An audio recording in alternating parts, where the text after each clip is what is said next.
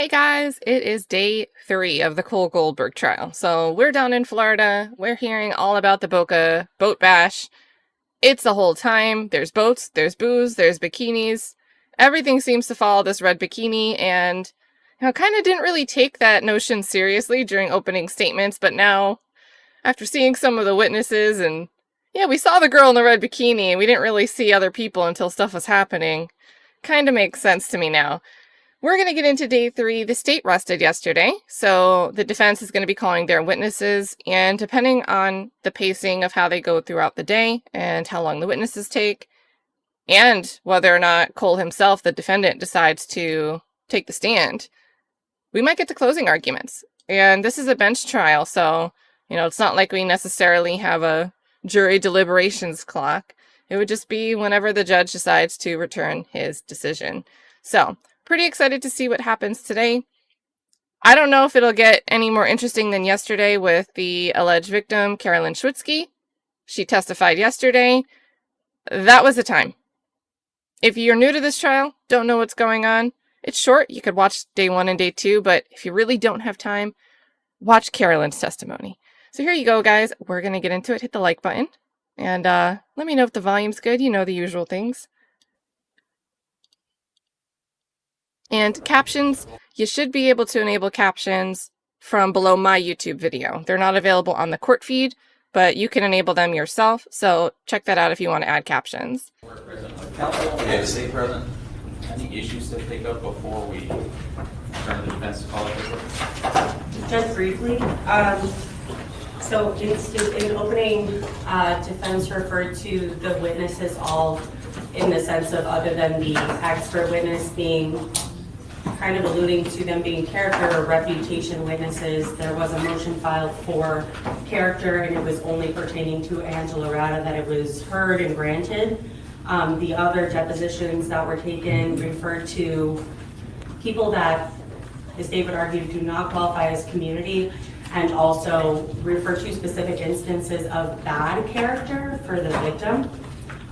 So the state, I understand that this is in front of the... Angela wants to talk about the confrontation. We heard about Carolyn, who pretended she didn't know Angela's name, to the point where the prosecution had to correct that because it's knowingly false.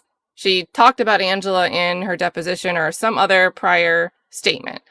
They had to correct that after a break. Well, then we find out during cross of Caroline that she goes into a restaurant, and this woman that she pretended not to know, she knew her enough to see her in a restaurant back in March, a month before this happened. And even though it's a public place and Angela's with 5 other friends, I think they said 6 people total, goes and confronts her. Starts a whole confrontation in this place. So, guess we don't want Angela coming to the stand to talk about that incident. But just kind of to move things I want to hear it.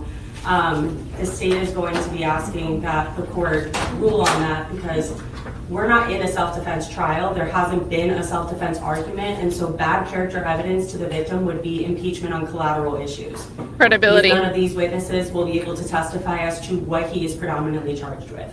I mean, isn't that an accurate statement of the law that if it's not a self-defense case, really, victim's character is not relevant? Yeah, I think the only issue on the victim's character was You're in by that point. It's okay. the only issue on the victim's character is the issue that she raised regarding not being a drinker. So I think to open the door to that. There's also the issue of the jealousy, which was also opened up, I believe. That the issue of the Rocco tacos. So I think it's fair that we'd be able to explore that. But I mean, I struggle to see how she's opening the door to impeachment as to a collateral character issue when character's only really admissible if it's a self-defense case to rebut the charge that the defendant acted first and not in self-defense. I think it's to rebut the accusation that no, Cole's the one that went into a jealous rage. We were in counsel at the onset of this case, and I believe there was a motion made by prior counsel, and that Judge Shepard ruled that because it was a violent crime, that there could be evidence as to peacefulness for that reason. We have cut 2 witnesses, Your Honor, so right now we only have 2 individuals that, actually we have 3 witnesses, Sebastian Espinosa, Anthony Mimmo, who's appearing by Zoom, and Angela Rada, who's also present. I plan on asking all of them about his reputation for being peaceful, but it's very brief, and 2 of them are fact witnesses. They were present on that day. And there's a body of law that says that just inherent in the charge of attempted second degree murder is a charge of that he's a character for violence, and that you are entitled to elicit testimony of character of peacefulness. I don't disagree with that, but I don't know how many of these witnesses are trying to talk about the victim's character. The victim's character is not relevant to anything other than the issue of self-defense, which is not your defense in this case. So, with that preliminary ruling, I'll have you call your first witness, and then I'll take the objections as they come. But All right.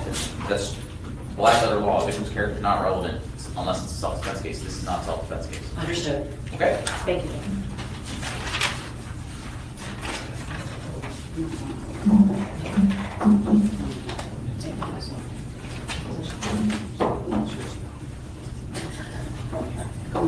All right, so with that being said, who's your first witness? Either Ms. Perlet or Mr. Schreiner? Sebastian Espinosa. Mr. Espinosa? Come on up, Mr. Espinosa.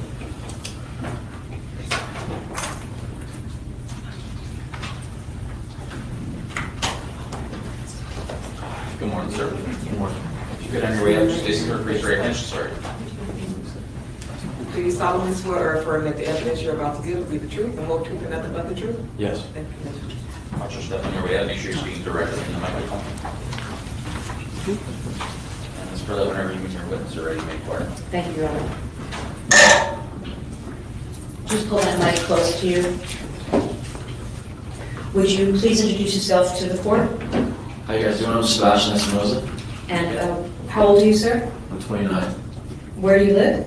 in Boca. And can you tell the judge how it is that you know Cole Goldberg? I've known him since college, and we got really close in the past 5 years. During the past 5 years, would you say that you're pretty good friends? Yes. And do you speak on a daily basis? Yeah, almost daily basis, I would say. I'm sorry? Yes, daily basis. Do you also socialize regularly? Yes. And when you socialize, what are the types of things that you generally do together?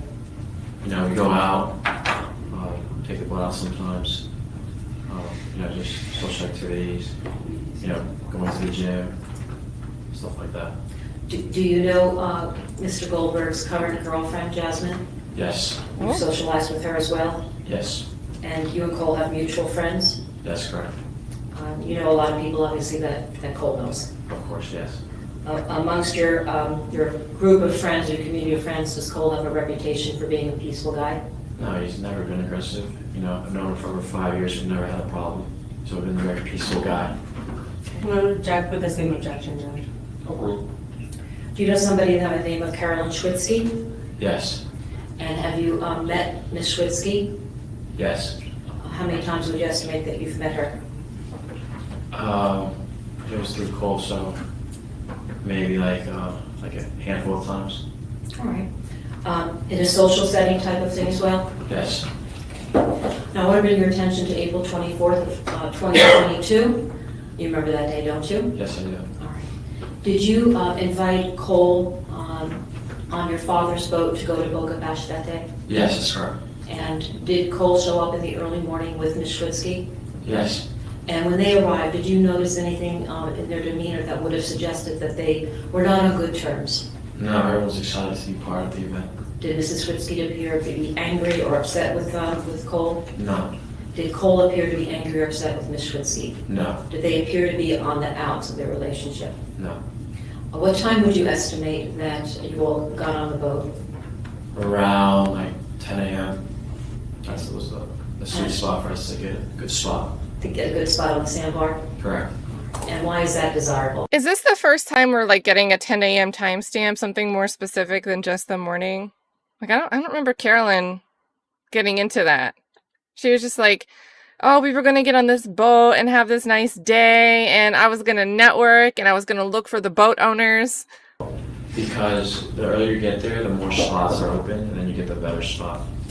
What time did you arrive? Near the big boat. Lake Boca? I think around 11, maybe a little before. And once you got there, what did you all start doing? Having fun, you know, music, everyone's having a good time. Did you observe Cole to be drinking alcohol pretty much upon arrival? Yeah, all of us were drinking alcohol. Did that include Ms. Schwitzky as well? Yes. Did your dad tie up his boat to another boat, if you recall? Been so long, I'm not sure. Is that fairly common practice for Yes. people to tie up? Normally you tie up, you tell everyone, each side is like a tailgate on the water. What's the purpose of tying up? Just, maybe you have some friends, you want to make the party a little bit bigger. Boat That'd be the jumping? point. Or Boat hopping? jumping, Oh, yes, okay. exactly. Did you, while you were there, while you first got there and tied up, started the party, did you observe anything unusual between Mrs. Schwitzky and Cole? No, like I said, everyone was having fun, dancing. Okay. And during the course of the day, did you continue to see Cole and Mrs. Schwitzky? Yes, Did you notice anything unusual about them? Did they seem to be on good terms? yeah, good terms, for sure. Did you notice whether they ever appeared to be upset with one another or anything like that? Anything concerning? No, not so. You weren't with them the entire day, were you? No, You were doing your thing, they were doing their thing, correct? that's correct. All right. Around 2 or 3 o'clock in the afternoon, did you again see Mrs. Schwitzky and Cole? Yes, that's towards the end of when I saw them. And what brought you all together towards the latter part of that afternoon? We're going to decide if they wanted to come back or stay. All right. Did your father actually decide to leave around 3 o'clock or so? Yes, that's the time. And it was determined that Cole and Ms. Schwitzky were to remain there, is that correct? That's correct. And at that point, did there seem to be any tension between Cole and Mrs. Schwitzky? No, they were all in agreement that they were going to stay back, and they were, all in agreement. And in terms of intoxication, were you able to make any determination whether they seemed overly intoxicated or just, how would you characterize it? No, they were fine because, they made a congruent decision that they were going to stay back together, so they were fine to make that decision. All right. And again, they were a happy couple, they seemed okay at that point? Yes, everything was fine. All right. I have no other questions, thank you, sir. Cross-examination.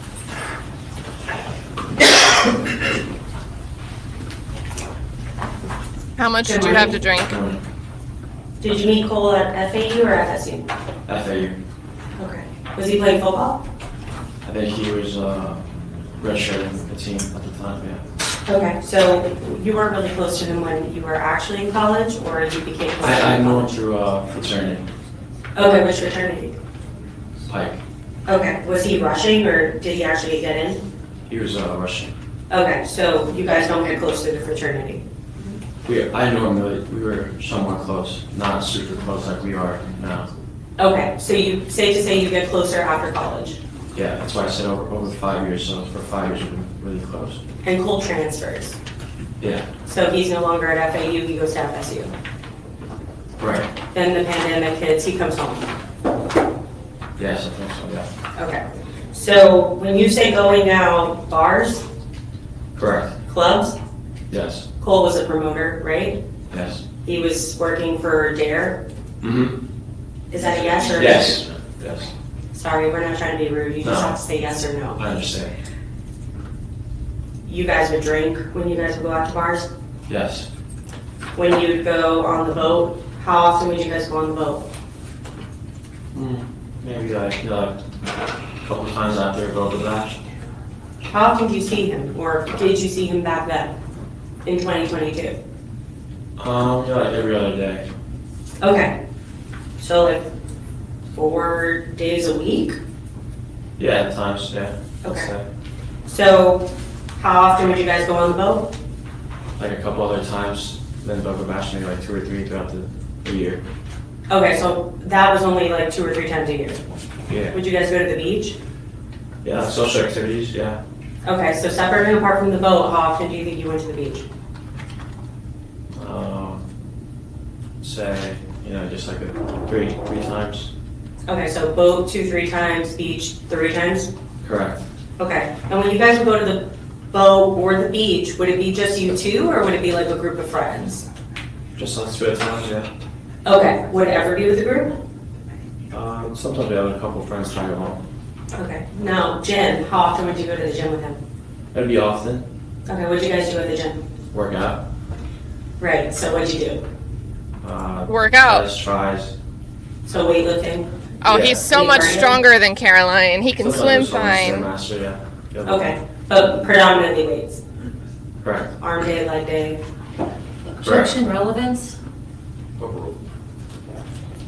Now, you agree that you told everyone to arrive at your house at 10? Yeah. Okay. You have about 8 people on your boat, maybe more? Maybe around there, yeah. You have like some 4 girls, Yeah. right? It's you, it's Fabrizio, My friend Matt. your friend Matt, Cole, Mm-hmm. your dad, Yes, you said it is. Yes. Sorry. Yes. Everybody does. your dad, and then Caroline Schwitzky. Correct. Okay. And so you tell people to arrive at 10, and then you think by the time you actually get everybody on the boat and you get out to the sandbar, it's 11. Right. Maybe a little bit before, but Okay. in between that 10-11 slot. And nobody was really downing shots on your boat. Everybody was drinking and taking their time, right? Right. It's a marathon restaurant. Right, long day, you're in the sun, nobody's sitting there trying to get wasted before you even get to the sandbar? Correct. Okay. And that applies to Cole and Caroline too. Yes. But it is a long day. By 3, you're ready to go home. Correct. You're not feeling great. Correct. You want to stop while you're ahead. Yes. Okay. And you want to leave. Yes. You tell Cole that you're leaving, Yes. and you two have a conversation because obviously you were his ride there. Yes. And Cole tells you that they're ready to stay. Yes. You think he sounds pretty normal. Correct. You don't think that you have to take him home at that point. No, and I knew it was a little bit earlier than usual to go back, so it was completely 100% understanding. Right, but you knew that this wasn't a situation where you're talking to your friend and you can see that he's got to go home. And so now you're going to have a conversation with him to be like, let's go home. I was aware of my feelings at that time, and I knew I had to get back to just be responsible, and then he wanted to stay back. Right, but we're not talking about you. We're talking about your observations of one of your best friends who you drink with pretty often. Okay. So your observation of your best friend who you go to bars with, Mhm. right? Yes. Who you drink with, right? Yes. Probably on the boat when you guys go out, you drink. Yes. When you go to the beach, you drink. Social. Okay. So you're looking at your friend, you're telling him, I'm going home. And you actually say you didn't think you had to bring him home with you because he didn't look that intoxicated to you. Right. Okay. And they wanted to boat hop and go around and still be part of the. So if you thought that he was super wasted, you would have left him and wouldn't have had a conversation with him like, hey man, let's all go home. He wasn't wasted. Okay, so you What? agree. You thought, okay, you're gonna go boat hop, that's cool. You look fine, have a good day. Objection I'm going wasn't home. answered. Sustained. Were you with them the whole day? The majority. Okay, so you went with them to the sponsor boat? What do you mean by sponsor boat? Apparently there were sponsor boats where vodka brands and liquor brands were giving out free drinks, seltzers. Did you ever go on any of those boats with him? No, but I'm sure that was there. Did you paddleboard or go to another boat with other friends with him? No, I never stayed in my boat. Okay, and Cole and Caroline, did they get off your boat and go other places? That's what they said, but like I said, I left, so I didn't really see anything that happened after that. Okay, but while you were on the boat there at Boca Bash, you're saying they never left? I don't really recall, Okay, because I was mainly on my boat. I was just worried about what was around me. and you don't know whether they were around you? Nothing, within like the boat. Okay, one moment, Jen.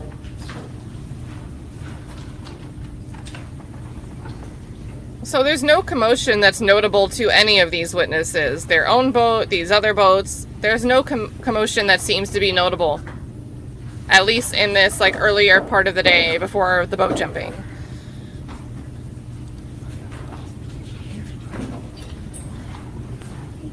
So, was Matt with you the whole day?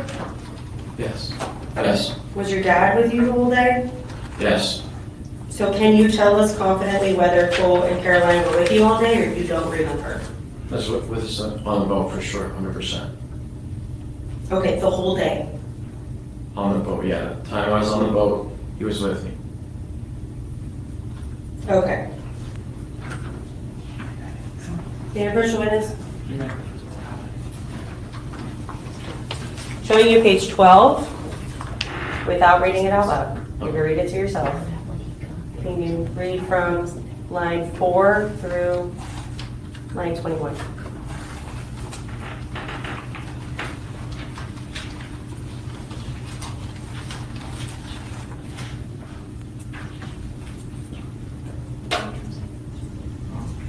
Page 12, Thank you. line 4 to 21.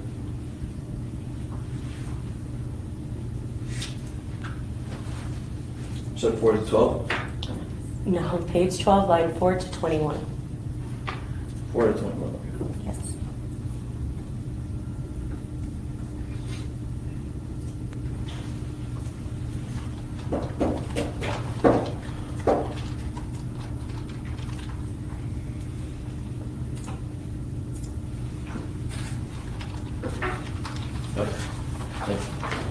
So do you remember saying that the two people that you remember you spent the whole day with were the captain of the boat and Matt?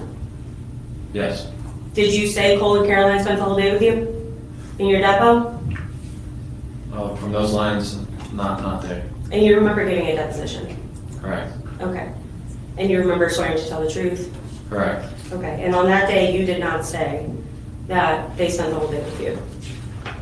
As in like me and Boca Bash being in there. That's what I was referring to. All right. But you can't give specific times, and you couldn't give specific times then as to when Cole left and came back throughout that day. It was a long period of time, so, maybe it's not exact, but it's relatively to the times that I mentioned. Okay.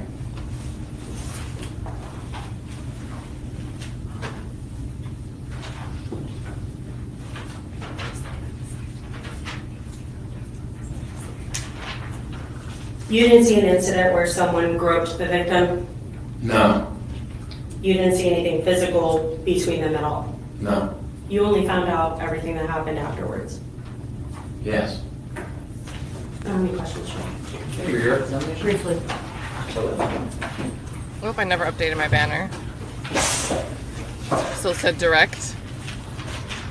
Especially, you weren't with Cole and Ms. Schwitzky the entire day, were you? Objection leading? On the boat, no, we were moving back and forth at times. There were boats that were tied up and they were hopping back and forth, were they not? As everybody was. Objection leading? Correct. Assistant. You were not with them every second of that day. Not Objection leading? It's leading, but it's not very Travis. Sorry, what's your answer? Yeah, not every second. Like I said, I was with them the entire day for Boca Bash, but they were doing their own thing and hopping back and forth. All right, around 2 o'clock or so in the afternoon, when you again came to see Ms. Schwitzky and Cole, you were pretty impaired at that point, were you not? You were wasted. Getting there, yeah, for sure. And that's why you left, right? Correct. And that's when you were having a conversation with Cole and Ms. Schwitzky, right? Yes. Thank you.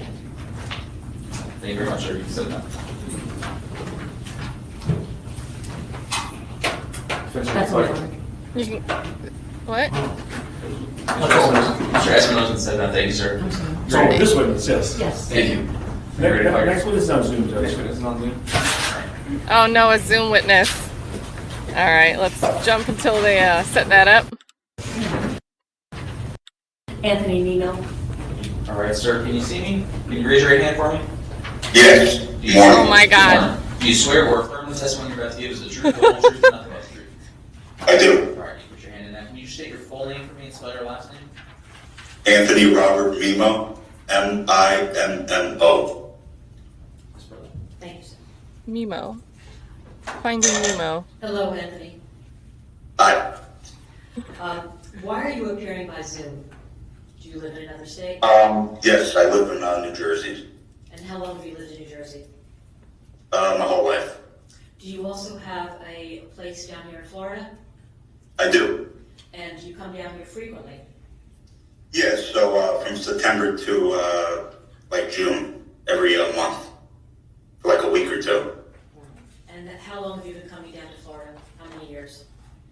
Probably like 10, 12, but I got a place officially in 2019. Okay. How old are you? I'm 24 years old. And do you work? Yes, I do. What do you do for a living? I run a commercial painting business with my family. And do you know somebody by the name of Cole Goldberg? I need them to move the mouse. How long have you She's known? like on his face. About 8, 9 years. And how was it that you met Cole? Through other friends of mine that I met down in Florida because my brother was in Pike Frat and he connected to people down there and I met him out through other friends. So you and Cole have a lot of mutual friends? Yes, we do. Would you characterize him as a good friend? Objection. Yes. He doesn't represent the community. He just asked if he was a good friend. He said yes. Overruled. And even though you live in New Jersey, do you still communicate with Cole telephonically or social media or texting on a daily basis? Yeah, all what you mentioned, almost every other day. Do you know somebody by the name of Angela Rada? Yes, I do. And is she also in that group or community of friends that you have with Cole? Yes. And who is Angela Rada? She's Cole's ex-girlfriend, and then she's also my other friend who lives in Florida, ex-girlfriend as well. Amongst your community of friends, does Cole have a reputation for being a peaceful guy? Objection. Yes, very peaceful, very nice guy. Overruled. Do you know somebody by the name of Carolyn Schwitzky? I do. And how many times have you met Ms. Schwitzky? About 15 times. And in what kind of setting have you met Ms. Schwitzky? I met her at a day club located in Hollywood, Florida. I believe she did something there with a bottle service. All right. Have you seen? I'm sorry. Go ahead. And I met her with Cole. That was the first time I met them together. Was it a day or night club? Day club, nightclub, Day but club. during the day, I think, yeah. All right. And did you meet Ms. Schwitzky in any other setting besides the ones you described? Just party settings, basically. Okay. Did you have an opportunity to see Ms. Schwitzky drinking alcohol? Objection. Yes, many times. Overruled. And is this somebody that would like to drink, in your opinion? Objection. Yes, she would get extremely intoxicated every time I seen her. Overruled. And would you say that- Well, there we go. This whole little thing that we had at the beginning with the state motioning to exclude character evidence of the victim on the basis that this is not a self-defense case where that can come in. Judge gave a preliminary ruling that's adverse to the defense that, no, I'm going to say you can't really ask these other witnesses about these drinking and jealousy issues, but start with your questions and we'll see how it goes. And now we have it on the record that she really liked to drink and would get intoxicated. And I don't think that's just like, oh, she's a drinker. I think it's critically important because that's the accusation against Cole, that Cole's supposed to be the one who is drinking and he works out and he's strong, and then he flew into this jealous rage while he was drinking and he was mad at his girlfriend because she's in a bikini. I think the drinking context is critically important. If it comes off as just the defendant's the only one who's drunk, or that maybe he's not even wasted or whatever. Nobody's really saying he was wasted. But everybody else in comparison, so far their testimony is like, I had a sip. We had one guy say he thinks he had, Carolyn said she thinks she had 3 to 5 drinks, but that she just babysat and didn't drink full drinks of those 3 to 5 drinks. So in comparison, so far the testimony from the state's witnesses would be portraying like Cole is the outlier. Cole is the one that's beyond the normal bell curve of people going to this and just doing normal things. And that could explain, hey, yeah, he did do something crazy. Now you're kind of flipping the script. You're flipping the script. And if somebody liked to drink and somebody liked to get intoxicated, and they may have had 3 to 5 drinks, I think that could intoxicate somebody who's skinny and out in the sun. But if she was underrepresenting what she drank, maybe her recall isn't so good. Maybe she's not credible because she's not being forthcoming. She said she doesn't really drink like that. So several reasons that it becomes a credibility issue for a key witness. So I think it's important to be able to get into. So I think it's right that he overruled the state's objection here. Every time you saw her, can you Just give on us gut. a little bit more information about that? How many times? And can you describe exactly what you observed when she was drinking? I'm going to object to I would say all 15 times I seen her. Almost And all she'd be 15 drinking, times. pretty heavily. The objection's overruled. Is this somebody that, in your opinion, was not a drinker, quote unquote? objection to an improper. Caroline? Sustained. No, she was a drinker. Not considering. Okay. I want to draw your attention now to April 24th of 22, Boca Bash. Do you remember that day? I do. And Cole and Caroline were there that day? Yes. Who did you go to Boca Bash with? So Dizzy, I think the distinction is observation, what you've like personal knowledge, what I'm observing while I'm there, versus a conclusion about somebody's penchant for doing something, their overall character. So, and I think seeing where the judge overruled and sustained the objections there is kind of helpful to compartmentalize.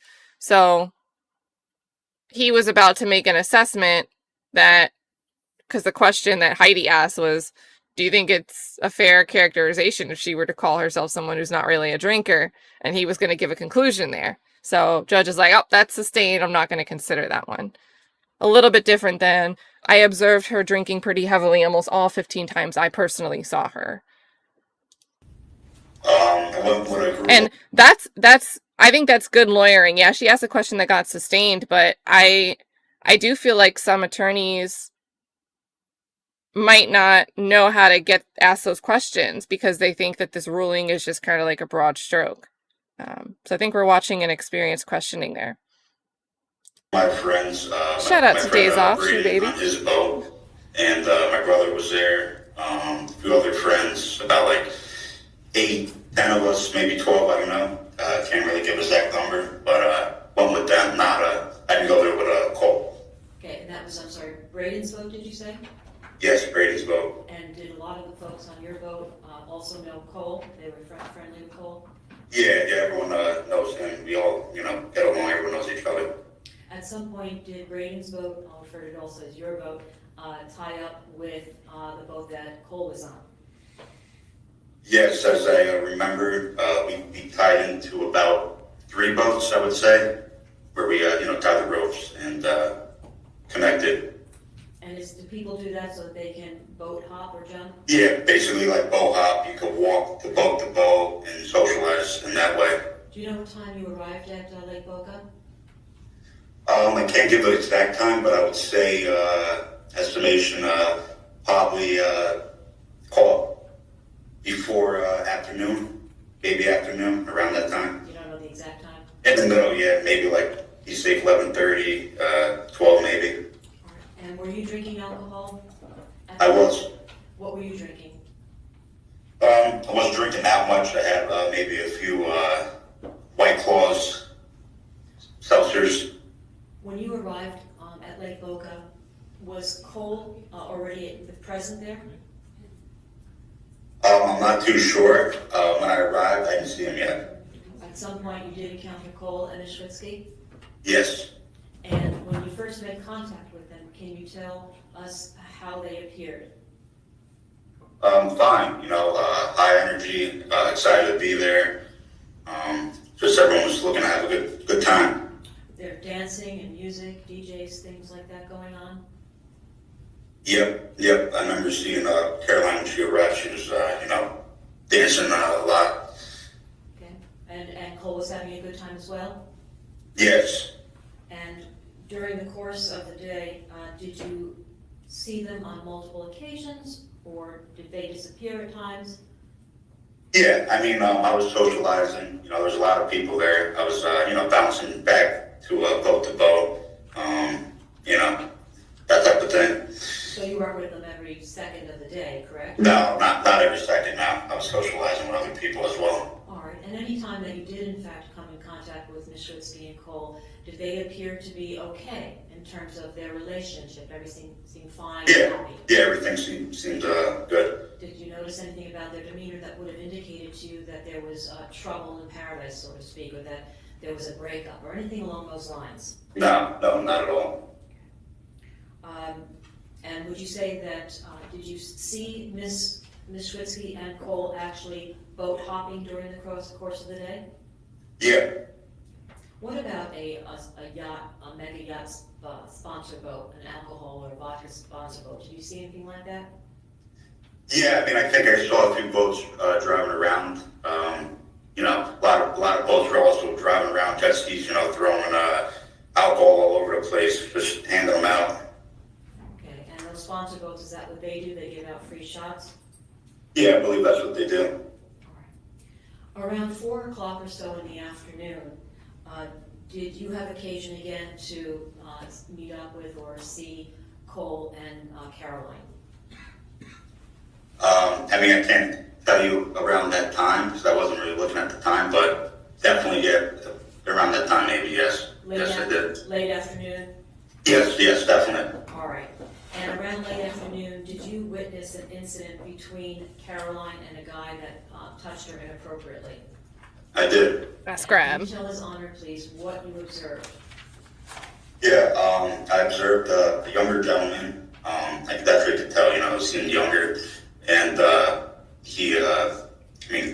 Caroline was, dancing, and then he got behind her and, slapped her in the ass. How close are you to this incident? About like 5 feet away. So this was on your boat or the Braden boat that this occurred on, or? I can't tell you whose boat it was on because I can't remember. I just know it was definitely on one of the boats. Do you know this individual that slapped Never her rowed a boat. behind? By face, not name or anything like that. And was this guy Angela's ex-boyfriend or Oh. boyfriend at the time? Nope, I know both of them. And that wasn't the individual? Nope. After the butt slap, what did you see happen to the guy who slapped her butt? A lot of people, yelled at the kid. Was there a big Eric, commotion? yeah, it was a big commotion. Caroline started yelling at him. She was very offended at the kid that did that. I didn't see Cole actually get angry, which was, weird to me, but Wait, so let me stop you there. You did or did not see Cole get angry? I didn't see him get angry And why do you say that was weird? Because he would fight. because me personally, I would have got, pretty pissed off if someone touched my woman in that way. Okay, you testified earlier that he has a reputation for being peaceful. Was this consistent with the way he normally behaved? Yeah, extremely peaceful. But he's not a jealous person, so. So it was weird that, because you would not have responded that way, but it was not weird because Cole had acted that way. Correct. After the butt slap and there was all this commotion, did you see butt slap. Cole throw this guy over the boat into a propeller? No. Did you see anybody throw this guy over the boat into a propeller? Nope, didn't see any of that. Did you see? And I think that this is, whether you think any of these witnesses are credible or not, the lack of anybody finding out, because according to Caroline's the testimony that we have that somebody's thrown off this boat and hits a boat propeller and he's all bloodied up. And then they're kicked off the boat, but then Caroline's not really kicked off the boat. She contradicts herself on that story. To me, it's wholly incredible that somebody gets thrown off a boat and is like all bloodied up because they hit this like sharp, it wasn't running, but it was still sharp enough according to Caroline, that he's all wrecked up. And no law enforcement ends up speaking to anyone about any of this. Nobody reports this. There's no record to someone like, hey, I just got trouble. I need medical treatment that day. like police, when they get to the shore to get possible treatment for others, they don't catch wind that, hey, someone got wrecked, someone pushed them off a boat into a propeller. So I just don't think that that happened. And whether you think this particular witness is credible or not, I think the circumstances of this claim, and we have no other information about this claim, on this part, I think he wins on the credibility battle between this point, Carolyn versus this guy. Did Cole do anything harmful to this guy at all? Nope. Was Carolyn angry at this guy? Yes. Prior to the butt slap, okay, before the incident occurred, did you see or make any observations about Carolyn's behavior, being angry at Cole, or Cole being angry at Carolyn? No. I mean, Caroline just seemed a little drunk. But you didn't appear to you that they had been over, that there had been some big breakup or anything like No, that? no. Everything seemed fine. Everyone was smiling, having a good time. Or shortly after the butt slap, or even before the butt slap, did you see Cole do anything violent to Ms. Schwitzky? Sexually inappropriate? No. Did you ever see him take his hands and dig into her bathing suit, under her bathing suit, or on top of her bathing suit, or molest her sexually? No, definitely not. I wouldn't do something like that. And you didn't hear anybody say anything like that, or you didn't hear Ms. Schwitzky screaming at the top of her lungs, did you? No. You didn't see anybody recording or taking out their cameras and start filming the butt incident, or filming anything any type of violent encounter between Ms. Schwitzky and No. Nothing like No. that? Did you see Cole throw Ms. Schwitzky into the water? No. Did you in fact see Ms. Schwitzky jump into the water after the commotion had settled down? Yes. After the butt slap, did you observe Cole actually trying to calm Ms. Schwitzky down? Yes. It's kind of like babysitting her and, telling her it's okay, don't sweat it type of thing. In terms of, not what he said, but his actions, can you describe for his honor what you saw? Was he comforting her? Did you make any observations? Yeah, no, he definitely was comforting her, telling her, don't worry about it.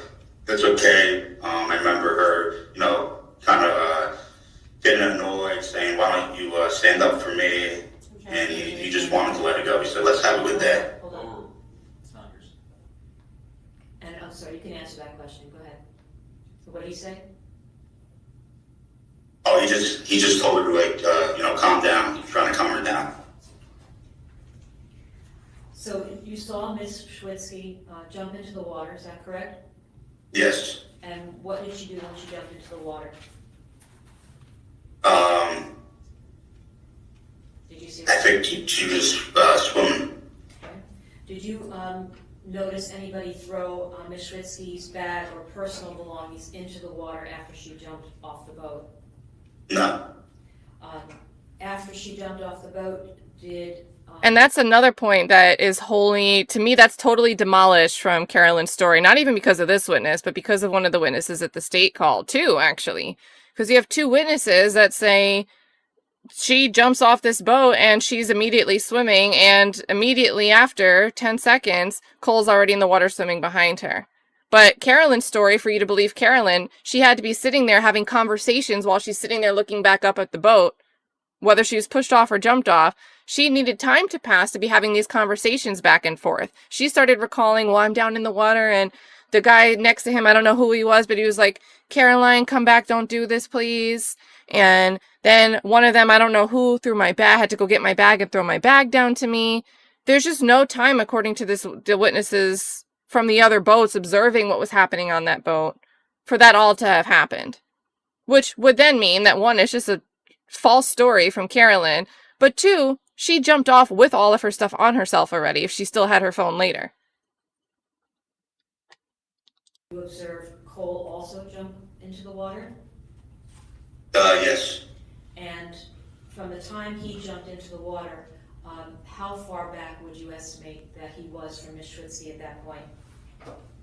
Pretty far, maybe like 15 feet. estimation. And did it appear that Cole was agitated or upset at that point when he jumped into the water? Did you make any No. observations? No. Before Cole and Ms. Schwitzky got off. See, the that boat- part I don't believe, because I would think that someone, they might not be angry, but you would think that they'd probably be stressed in some manner. Water. Did you hear the captain screaming at everyone that he was leaving? Yeah, Captain Doobie, I think that was his name or nickname. All right. And did you see the captain kick everyone off? Not everyone, but a lot of people off the boat. Not just Ms. Schwitzky and Cole, but other people as well. Yeah, it was kind of a big commotion because it happened to be a lot of people around that time. And I remember he started saying, "Oh, there's not enough life vests on this boat," and just telling everyone, get off the boat. And at the time that Captain Doobie's boat was taking off, what was the boat that you were on doing? We were getting ready to leave. Actually, we were. So it all happened quick. We were taking off actually on the boat when everyone started jumping off and getting out of leaving the boat. All right, so your boat was leaving. Captain Yeah. Doobie said he's Was that the feed that chopped like that? Getting out of leaving the boat. All right, so your boat was leaving. Oh. Captain Yeah. Doobie said he's leaving, kicking people off because there's not enough life jackets on his boat, correct? Correct. Yeah, that's what the captain said. He was shouting at people. When you observed Cole jump into the water, did you make any observations about his ability to swim? Yeah, because I was sitting in the back when we were taking off, and I remember looking back, and he looked a little, looked like he was flapping actually in the water, like a duck a little bit. Okay. And why couldn't you do anything to help him? Well, we already took off, and I figured there's a lot of, I didn't really, in the moment, I had a few drinks, I really didn't think anything of it, but I did have that thought in my head, like, wow, looks like he, having a hard time swimming. Like looking back, and I assumed there's many people still there that possibly could have helped if they wanted to. You and Ms. Schwitzky clearly know one another, is that correct? You Correct. And she knows you as Anthony? Yes. Just a moment, Your Honor.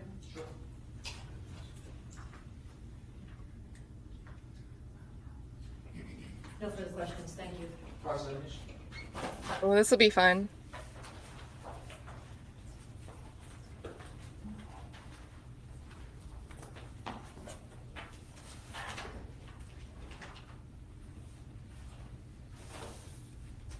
Good morning. More.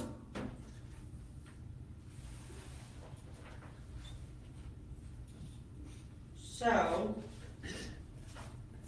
Cole actually got kicked off of Captain Doobie's boat, right? I believe so, yes. And that was because of the argument Oh. with the guy that groped Caroline. No. Why was it then? It's because of the life vest. And it wasn't just Cole, it was a few other people too that got kicked off a boat. Okay. So, you're saying today that Cole doesn't get into an argument with the groper, Caroline does. Yes. So Cole never argues with the groper. Never argued, he just told them to, cool it. Okay. You took a deposition in this case. Yes. I believe it was on Zoom. Yes. You were sworn in, Yes. told to tell the truth, Yep. and you testified to the best ability of your knowledge. Yes. Okay. Referring you to page 21 of your deposition.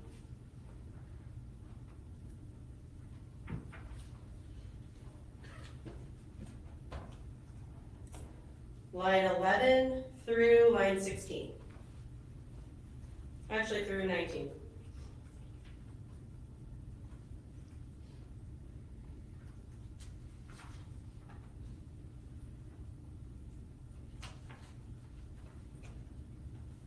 Yes. All right, so is that different from what you're saying today?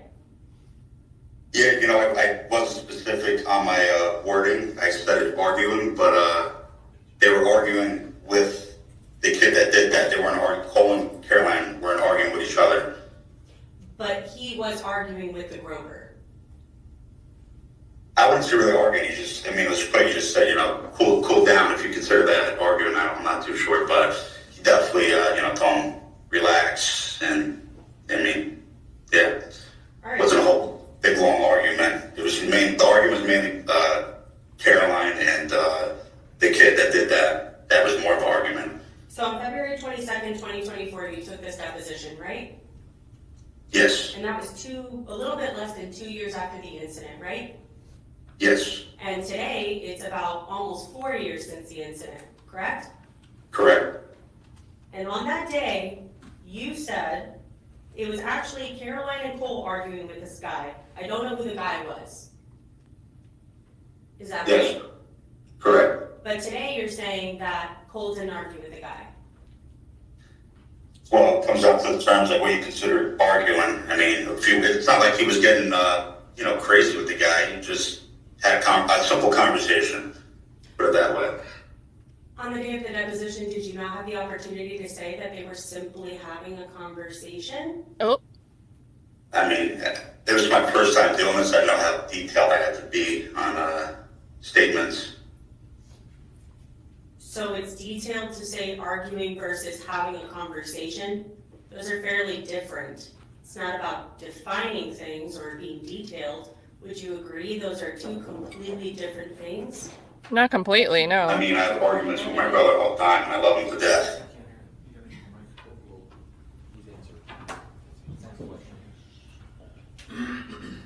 So then, you also say that Cole only gets kicked off the boat because of the life vests. Correct. All right. Does the fight happen and then the life vest situation happen right after? Yeah, 12 in that order. Safe to say the fight kind of breaks up the party. Let's see, broke up the party at all. It was just more, just a little bit of a commotion. All right. See, but this is another issue, and I already talked about it on this stream, but there's varying accounts of this too, where Carolyn herself says they both get kicked off the boat. But then we have witnesses say that they see Red Bikini swimming back to the boat, and the individual that they later learn is Cole is already on the boat. So that just seems like nobody knows what's going on. So today you said in direct examination that Cole was not upset because someone touched Caroline, and that's pretty consistent with Cole because he doesn't get upset by things like that. Is that what you testified to today? Right. Maybe upset, but definitely not angry, I should say. Okay, so now he was upset. I mean, I don't know, I can't read his mind, but it definitely didn't seem angry. You didn't have a problem reading his mind when you took your deposition. Objection, argumentative. Do you remember describing whether he was upset or not at your deposition? Possibly. All right, and do you need to refresh your recollection on what you observed? I can. Sure. What page is that? It's page 29, line 14 through 20.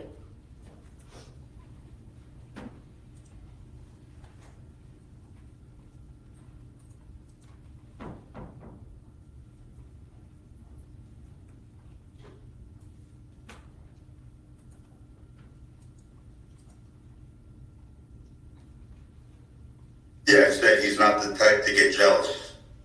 All right, but you also said, was Cole upset? Oh, obviously. I mean, I'm assuming basic human skills, you'd be upset if someone did that to your girlfriend, but maybe not angry. It's two different emotions. Okay, we're talking about upset. You said obviously. Most likely, yes. I would think maybe he's a little upset about that. That's what that's the answer. And this is your friend that you've known for 9 years. Correct. So when your boat is taking off, that's when they jump in the water, right? Yep, And that's the last thing you saw? that was the last thing I saw. Cole in the water, flapping a little bit, and Caroline about 15 feet ahead of him. And you had said that Caroline looked more intoxicated than Cole throughout the day, correct? Definitely, yes. Did you know how she was swimming? I couldn't really get a good look because there's a lot of people, so, and I wasn't really looking over in that way. What do you and Cole do when you're in town? We grab lunch, we work out at the Lifetime gym, have dinners, All right, meet up. so you guys go to Yeah. the gym. Yeah, we did a sauna and a steam room a few times. Okay, you don't actually like work out? You just use No, we do. We did like light lifting. Okay. I mean, you look like you've gone to the gym a few times. You only do light lifting? Objection, relevance. I mean, I do that. When I work out myself, I do heavy lifting, but with friends, just do, little sets. Because we're talking, socializing. Not a serious workout. Okay, what's the relevance of this workout routine? Judge, I'll move on. Thank you. When you met the defendant, he was a club promoter?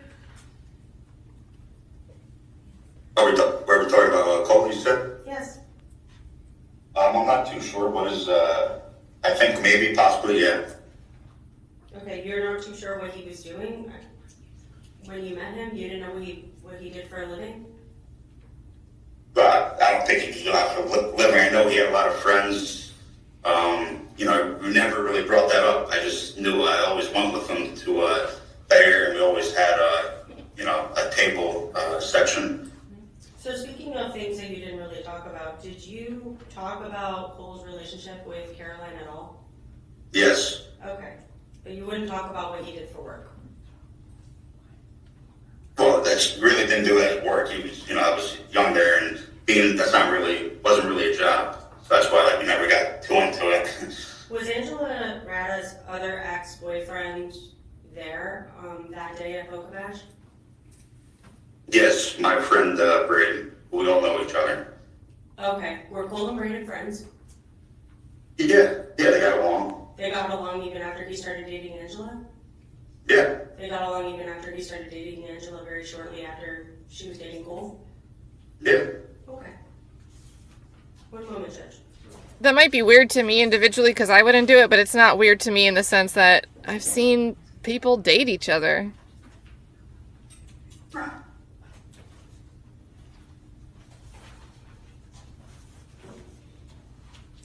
You didn't know anything had happened physically until the next day, correct?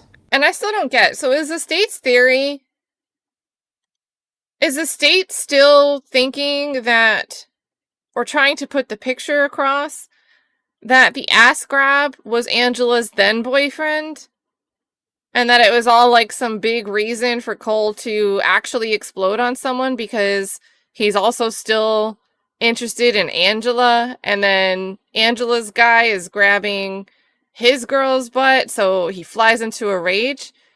Because if that's the case, if that's the theory from the state, then why didn't the state call this individual? Or is the state just floating speculative questions? And I can't really reconcile whether it's one or the other, but the state didn't call this person. So if they're going to argue that they hint at who it is, it's not like they're just unavailable for the state to go and interview and speak with and call and get their side of it. So this just seems like a mess. I don't know. Correct. You were notified about that. You weren't there. Yeah, I remember, a bunch of my friends down there sending it, and I thought it was fake. And you would agree that the argument that happened, them versus the groper, it was a pretty big commotion. I mean, I'm not sure what you would consider big, but definitely was a little bit of a commotion, yes, definitely. Well, actually, it's what you would describe as big, because you said that it was a big commotion in your deposition. So what would you describe? What would you describe to be a big commotion?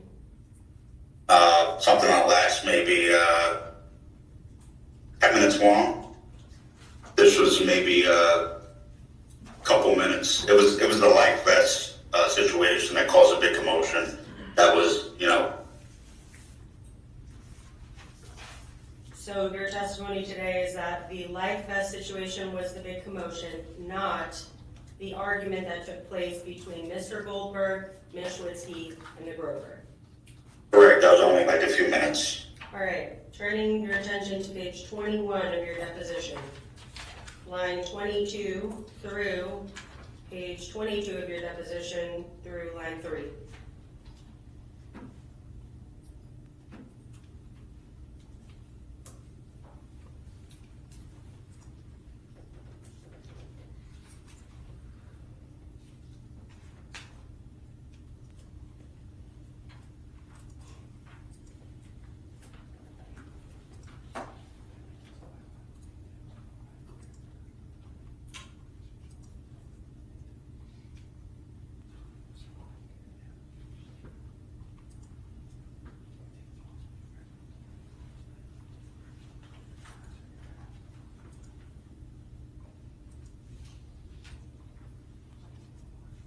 Yes. All right, so when you describe the big commotion, you're referring to the argument that happened between Colt Caroline and the broker, right? Let me read this 1 second. Sorry.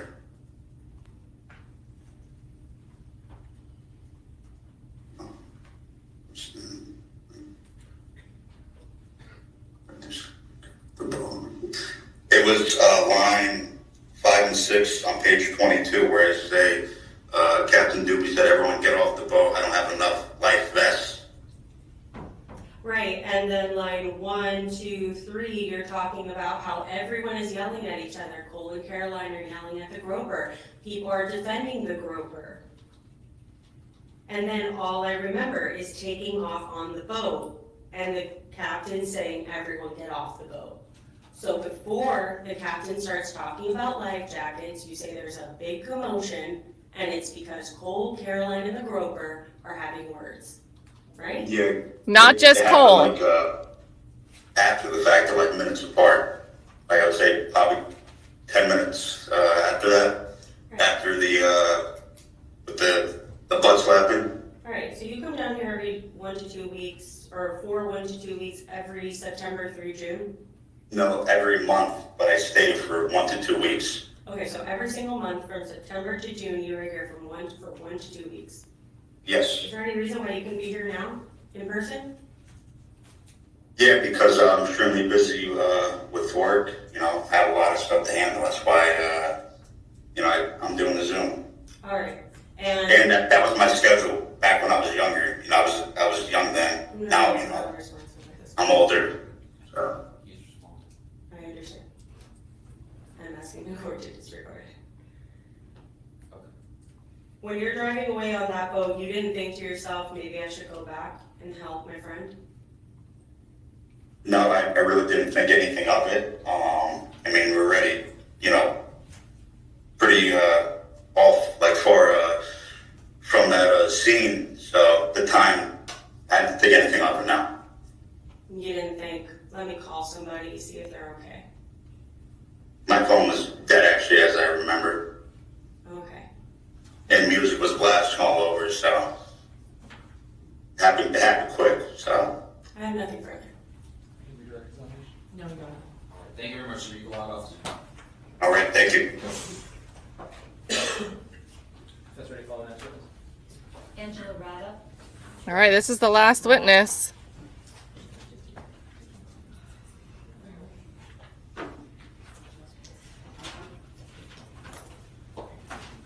Go, Angela.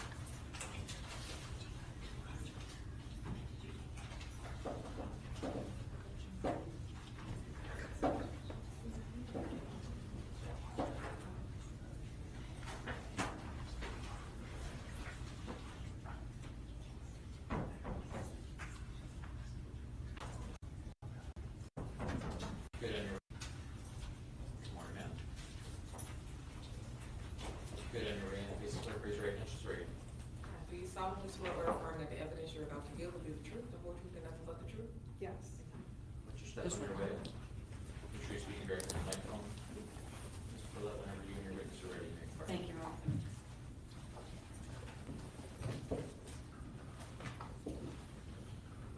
morning, Angela. Good morning. Would you please introduce yourself to his honor? I'm Angela Motta. How old are you, Angela? I'm 25. And where do you live? Boca Raton, Florida. And do you work? Yes. What do you do? I'm a project manager at a construction company. Do you also work for Cole's family? I did for many years. And what did you do for them? I was the administrative director, I guess. I did everything at the front desk. And how long did you work for them for? I was 15 until 2023, so I was 22. All right. Did you go to college? I did. Where did you go? Florida State University. And when did you graduate? 2024. When did you first meet Cole Goldberg? At Spanish River, my freshman year. High school? High school, Was that in 2015 approximately? yes. And did you and Cole become boyfriend and girlfriend? Yes, we did. We dated for 4 years. In a committed relationship for 4 years? Yes, committed relationship.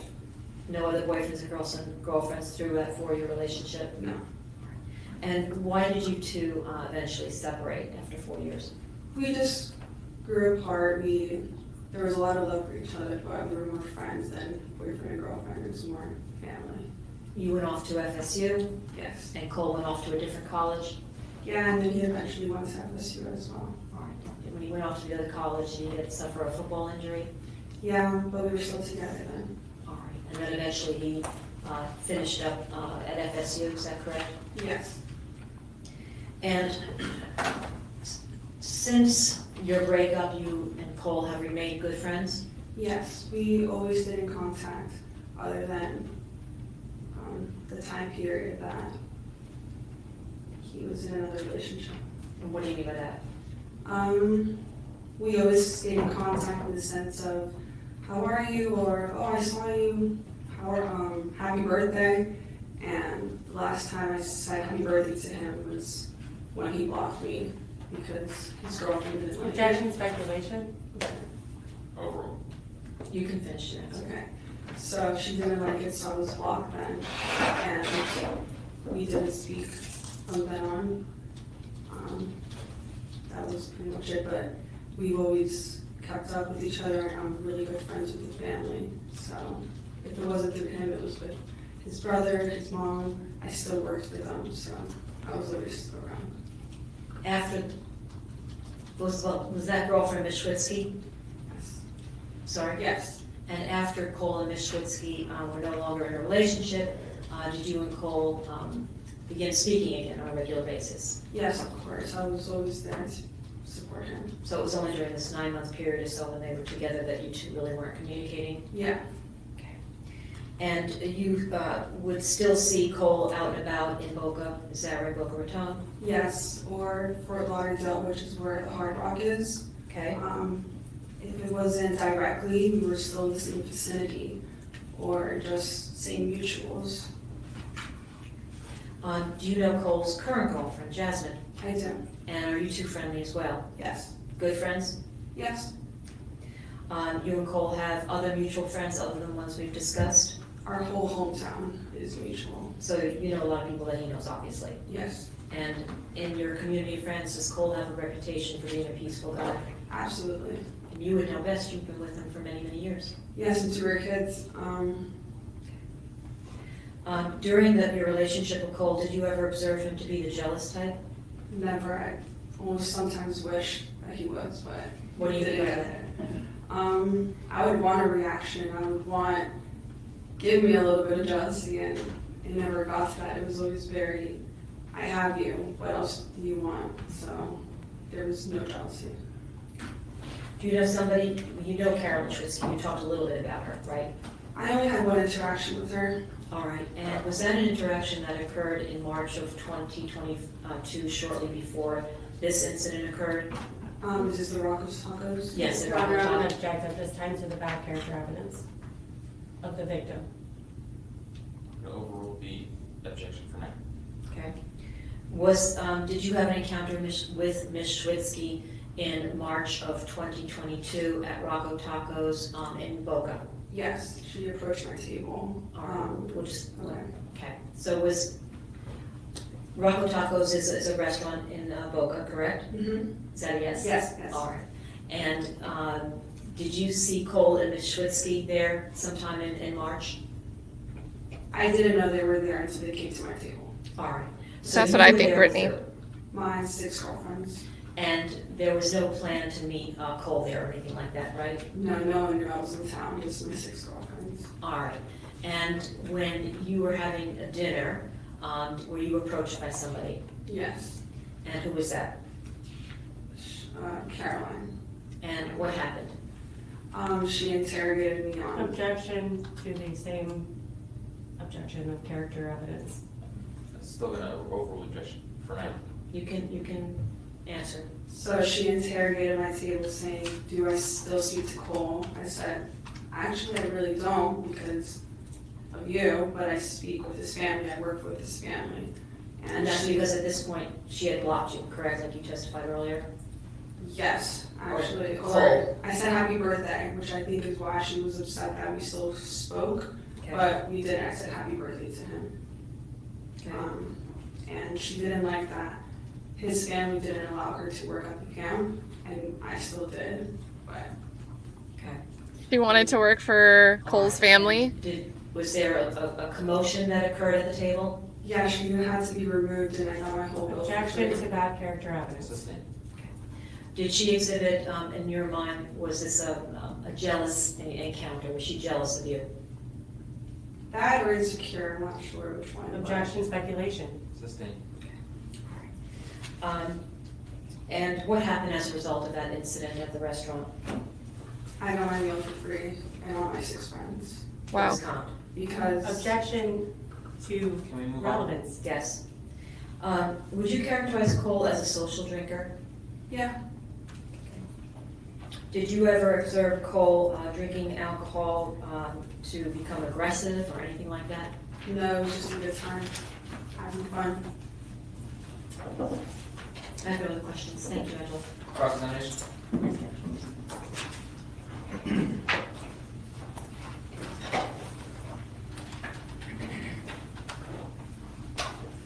Hi again, Ms. Rada. Hi. Last time I saw you, you were about to graduate from college, so congratulations. Thank you. All right, so you've known Cole for a long time. Yes, He played high school football. yes, He played D2 school football in college. yes, He played D1 school football in his other college. yes. You've kind of followed him, even if you haven't been super close. You've known him for a really long time, since you guys were kids. How young do you think you've known him since? I was 14, 15 until now I'm 25, so. And 14, 15, you guys started dating. You were a sophomore, he was a senior. No, I think we started dating 15, 16. Okay, so you met him. That's where I am, Dizzy. All right. It's a big deal. Now, you guys break up and you stay friends, right? Yes, And you weren't really sure if you wanted to stay friends or kind of get back together with you, right? what's the question? If you want to get back together with me? You weren't really sure if he wanted to just stay friends with you after you broke up or maybe get back together. And I was sure he always wanted to make things work out. So we, What I'm saying is, you weren't sure whether, when you guys stayed in touch after you broke up, whether Cole wanted to just stay friends with you and just keep that as the relationship, or kind of keep talking to you because maybe you guys would get back together. Objection, speculation. Sustain. Now, you were always around, is what you said in direct, yes, and this was even after the breakup. yes. How long after you broke up did you keep working for his family? We broke up in 2020 and I just kept working for them until 2023, so 3 years. Okay, and so that includes when you were at FSU? Yes. And so would you kind of do like a remote thing for them, or was it intermittent? It was seasonal, so whenever it was summer break or it was break. Okay, so basically anytime you were in Boca, you had a job with Cole's Yes. family for 3 years? Yes. Okay. And you only stopped that, I'm assuming, because you graduated college and or started your career? Yes. Okay. but you're still close to everybody in that family. Yes. Now, correct me if I'm wrong, but on direct examination, you indicated that when you had contact with Ms. Schwitzky at Rocco's Tacos, it was 2022? No. Okay. Or it was a month prior to the whole incident. Okay. That's all I remember. All right, so the whole incident happens in April, right? Yes. And then you are saying that right after his birthday, and you had sent him a text, you see him unplanned at Rocco's, correct? Yes. Right. Now, do you remember giving a deposition in this case? I do. Okay. And that was back on January 19th of 2024. Yes. And on that day, do you think you said something different? May I press on this, Judge? I'm going to refer you, maybe you read aloud so it makes more sense to you. I'm going to refer you to page 7, or it's page 13,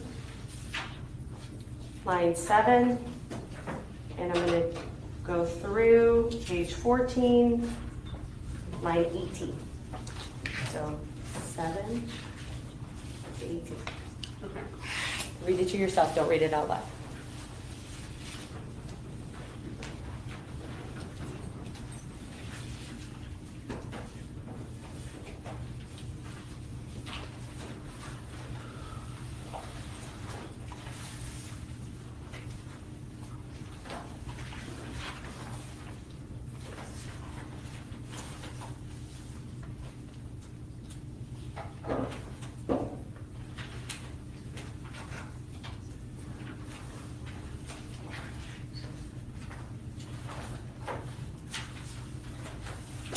I'm done. Okay, so do you remember saying something different back at your deposition? Yeah, the deposition says that it was in November 2021, but I was home. I came from Thanksgiving break in November 2021, and the incident in Rocco's was in April. Okay, so you're completely changing your testimony today from what you said in your depo, and you're saying that instead of it happening on November of 2021, it now happened in April of 2022. I guess, but it was just me saying that I was visiting home from college. I could have gotten that mixed up because I also come home from college in spring break. So All right. the incident still happened. So referring to page 14, line 15 through 17. I think it was 2021, so I broke up with him in 2020. March 2021, I said happy birthday. November 2021 was when she came to the table at Rocco's Tacos. I meant to say April 2022. Can you agree with me that's about 6 months difference? 5-6 months difference? Does that make a difference on that the incident happened? Ms. Rada, you were in a sworn deposition. What you say matters. So is your testimony today that you were wrong by 5 months? I was wrong by 5 months. Okay, so what you're saying today, Objection asked and answered. I have another question, but she's answered it. I'll move on. Can I have a moment, Judge? Sure.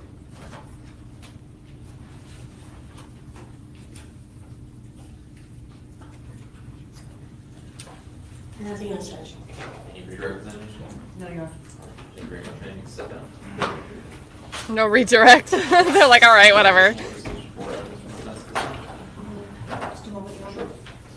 Closing arguments? Goldberg, Your Honor. Do you have any other Mr. Goldberg? Oh, All right. Oh, yes, we have the expert witness. I got you. Do you want- wait, what? Is he calling Cole? Do you think Mr. Goldberg can be done before lunchtime? He's testifying. Very early for lunch? Cole is testifying. Whenever the court wants, we'll put him on, stop whenever the court wants. Okay. Mr. Goldberg? Oh. Raise your right hand for me. Hell yeah. Let's go. Mr. swear or affirm testimony you're about to give is the truth, the whole truth, and nothing but the truth? I do. All right, you put your hand down. So remember, I told you before you were going to get a chance to think about whether or not you wanted to testify. That decision is going to be a personal one. And when they called you to testify, they asked you if you had time to think about it, if you made a decision whether or not to testify. You follow that?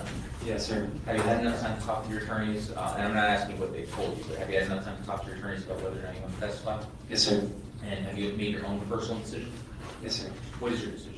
I will testify. Is anybody forcing, pressuring, threatening, or forcing you to testify? No, sir. Has anybody promised you anything to get you to testify? No, sir. As you sit here in court today, are you under the influence of any drugs? Oh, I thought they weren't sure yesterday. Any mental health conditions that would affect your ability to understand what we're doing in court and No, sir. what you're doing, the decision that you're making? No, sir. All right. And after having all that discussion, still your desire to testify? Yes, sir. State, do you have any? So then why did the state have to argue, like, I mean, maybe they just didn't want to repeat it yesterday, but yesterday I thought they weren't sure. They said that it was a whether or not Cole decides to testify, what the timing will be when they were talking about scheduling. So, Other inquiry you want to make, Mr. Goldberg? whatever, I'm excited. I should step on up to the So just have a bathroom break for 2 minutes. Sure. Why don't we take a 5-minute battle break and then we'll get some sort of assessment.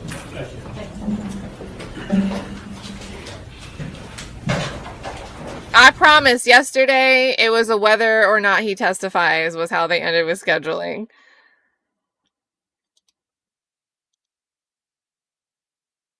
You guys are at me. Dang. Oh, okay, wait, this is a long break? Okay, so we can... Oh, no, it's short.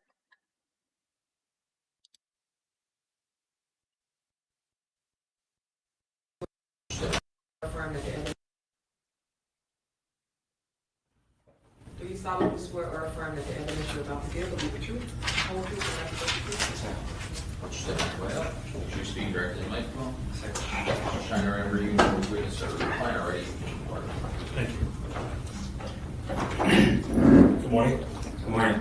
Please introduce yourself to the court. My name is Cole Goldberg. Spell your last name, please. Goldberg. Okay, where do you live, Mr. Goldberg? I live in Boca Raton, Florida.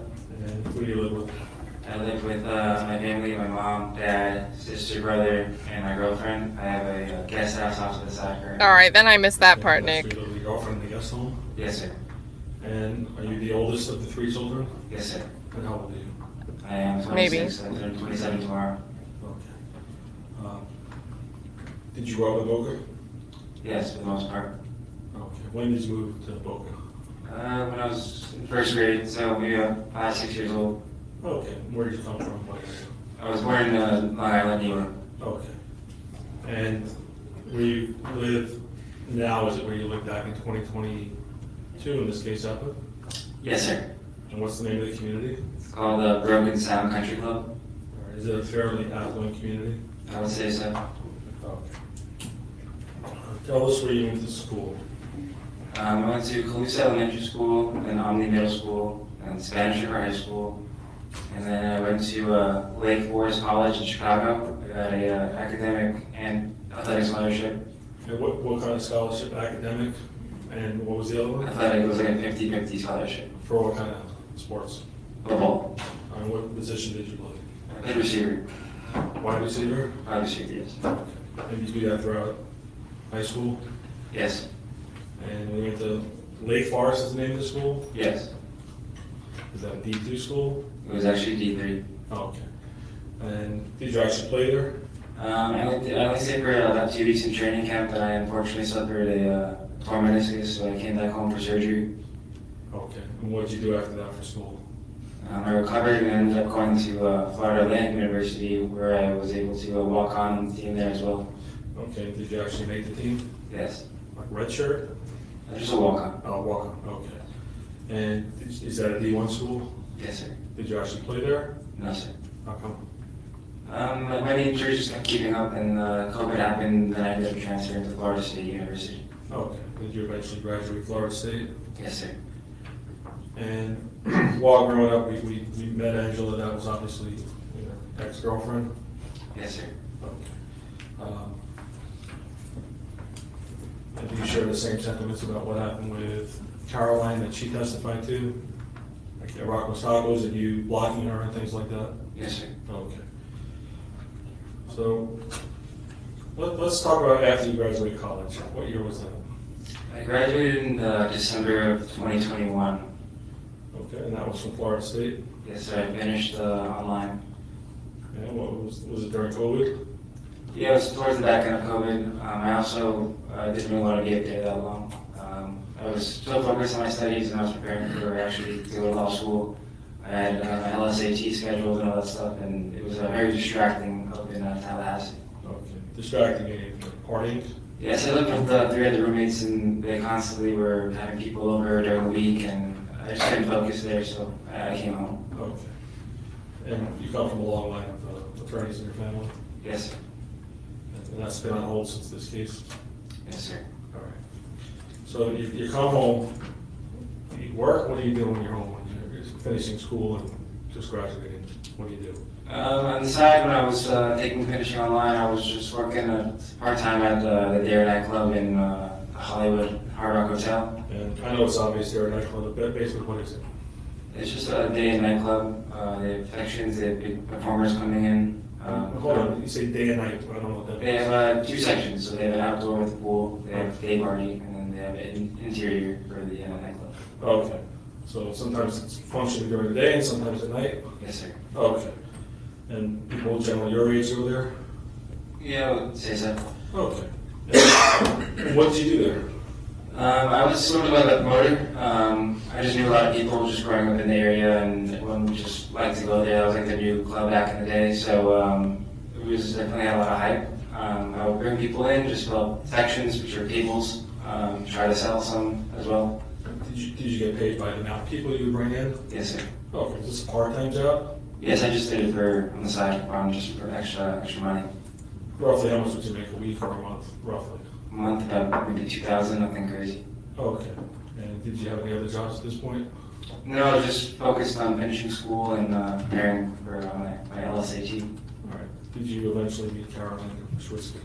Yes, sir. And how did you meet her? She was at one of the tables that I was working on at Dare nightclub. She was just sitting there when I came in. Okay. And did you eventually strike up a relationship or a friendship? Yeah, I introduced myself. I offered her a drink. I was being very polite. And I didn't realize it was her, or wondering who that was, because I was so high on the section to bring people to. And she was just there. Yeah, that's Okay. And is it fair to say you both became very close? Definitely, yes. Tell the court how close were you with her? And did you meet her children? I did, yes. And what were the ages roughly of the children during that time period? She had 3 kids. It was Chase, Jaden, and Chanel, so 2 boys and 1 girl. Chase was the oldest, I believe he was about 9 years old, and there's Jaden, which was 8, and Chanel, the girl, which was about 7. Okay. And did you eventually come to meet them Yes. pretty quick? Yes. Did you babysit them at times? Yes. Were they brought over to your family's home? Yes, they came over a couple times. They were in part of the kids program my mom has. She was teaching dance classes as well there. Who was teaching dance? At Schwitzky at times. All right. So your mom has a daycare? Yes. Okay. So you start going out with Miss Schwitzky, was this every day, once a week? How often would you? Well, she lived in Miramar, and it was kind of an hour away from me, give or take. So I would mostly see her on the weekends when we went to Dare together. She eventually got a job there as well, maybe once during the week, once or twice. But towards the relationship was more and more during the week as well. Did you ever try to deceive her how old you were? Sorry? Did you ever deceive her or lie to her how old you were? No. Did she tell you how old she was? At the time, I believe so, yes. Okay, so she's 10, 11 years older than you? 10 years old, yes. Okay, that didn't bother you? 10 years older and 10 gifted subs from Sheriff Chuck. Did you have a premonition they were going to talk about this 10? Sheriff Chuck with the party in the chat. Thank you so much, Chuck. Guys, make sure if you just got a green gifted membership, you say thank you. You can even go to the custom channel emojis and pick out the party Chuck. It's a special one. We celebrate members with this. We celebrate Chuck with this. I got to put 10. I got to count 1, 2, 3, 4, 5, 6, 7, 8, 9, 10. I think that's 10. There we go. So plenty of party Chucks in the chat. Big thank you. I didn't think anything of it. Were you looking for a long-term relationship or marriage or becoming a stepdad? No, not at all. So why did you continue a relationship with her? What happened? We were actually both in agreement that it was just sort of like a day by day or summer thing. I met her in July. And we were kind of best friends and kept just being with each other every time. So it lasted a lot longer than you anticipated? Correct, yes. Okay. Did Ms. Schwitzky also spend nights at your home She did. with your parents? Yes. In the guest house or? The guest house, yes. Oh, okay. Were kids there or they were being watched by somebody else? They came, they would never stay the night though. Okay.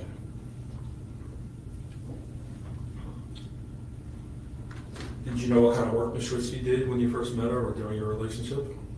Yes, she told me she was a talent agent and she was also a truck dispatcher at the time I met her. Just for a 9-to-5 job and just that makes some extra money. Did you ever get involved in her business? No, I didn't. All right. How about in terms of reality stuff? Did you know she did reality TV? Yes. Were you ever planning on doing reality with her? Or did she ever try to get you to participate in that? Yeah, we had a plan at one. We did. What were you going to do? She wanted to go on divorce court. And, No, she did that with her new husband. Correct. Who watched that yesterday? Who in the chat watched that episode? There's a playlist for this trial in the chat. The divorce court episode is in that playlist if you want to go watch it. I think it's like 20 minutes of it. But she's on there with her fiance at the time, Jonathan LeBron, and now husband. They're married now. But that was a fun watch. That was a very fun watch. The scenario that they put on was very similar to some of the elements in this case. So go check that out. It was, I think, a fun time. Hey, Kayleen, good to see you. So, during your relationship, Nick says I couldn't finish it. April 24th of 2022, was your relationship on the outs at that point? Like she testified to? No, we were perfectly fine. I mean, we had a very loving, caring relationship. We were basically best friends. I mean, we enjoyed every second together. Okay. So, when she testified yesterday, that she woke up in the morning and basically saying it was over, do you share the same sentiments as she does? No, not at all. She uses that pretty loosely at times, just if she doesn't get what she wants sometimes, but it was never really a serious thing. What was not really a serious thing? If she ever says, oh, we're done or whatever. Oh, she would say that during her relationship with you? At times if she doesn't, like if I say, oh, well, I want to go to Publix with your children for a second, or I can't afford it at times, and she'd say, oh, you're not a man, we're done. All right. Did you come to financially help her, so to speak? Yes, I dealt with rent at times, car repairments, many other things, gas, nails. As the time went on, the months went on, I took on more responsibilities that I couldn't really do. Where'd you get money from? I actually had to take it out of my student loan account. I wasn't making money at the time. Just from your nightclub? That's it, that's the only real income I was making. Okay, so you borrowed money or took money from your student loans? Correct. Okay. Did that bother you or you were okay with it? That didn't bother me, but I felt like I had no option. Okay. If you wanted to keep the relationship? Correct. All right. And you wanted to keep the relationship? Yes. Okay. So I know the court knows what Boca Bash is. We heard a lot about that. I won't get into that, but there came a time where you were going to Boca Bash? Yes. And have you been to Boca Bash before? I've been going maybe since I was 10 years old. Okay, so most of your life? Yes. Did your Hey, family Summon have a boat Bones. at one point? Yes. And most of your friends have boats, or a lot of them do? Yes. Are you familiar with Lake Boca? Yes. Tell the court what Lake Boca basically looks like, what it is. Lake Boca, it's like a perimeter. There's a hotel on the west side. What kind of hotel? It's called the Boca Raton right now. Okay. It's a big tower. Oh, okay. That used to be Boca Resort? Correct. Oh, okay. And they redid it? Yes. Okay. There's homes on the east side, the north side, and I believe there's another hotel on the south side. There's a channel on the west side where the boat traffic goes, and then if you go maybe southeast, that's where the inlet is, or the ocean. You get access to the ocean. Okay. And you've been there, how many times did you say, to that area? Well, every time I go on a boat, we go there. That's like the place to go. Okay. And Boca Bash is just a large, super large gathering of people? Yes, it's an annual event, the last Sunday of every April. Everyone just plans to go there and spend the whole day. It's a big boating event. All right. Were you aware the police had problems over there previous to this, April 2022? Problems? Like they were trying to shut it down, or were you aware of anything like that? Yes, of course. There's a lot of incidents. Unfortunately, people like to try to drink and drive afterwards. So there's a lot of police in the area, and a lot of accidents happen. Okay. And you were aware of that when you went there? Yes. All right. You haven't been back, have you? Since then, no.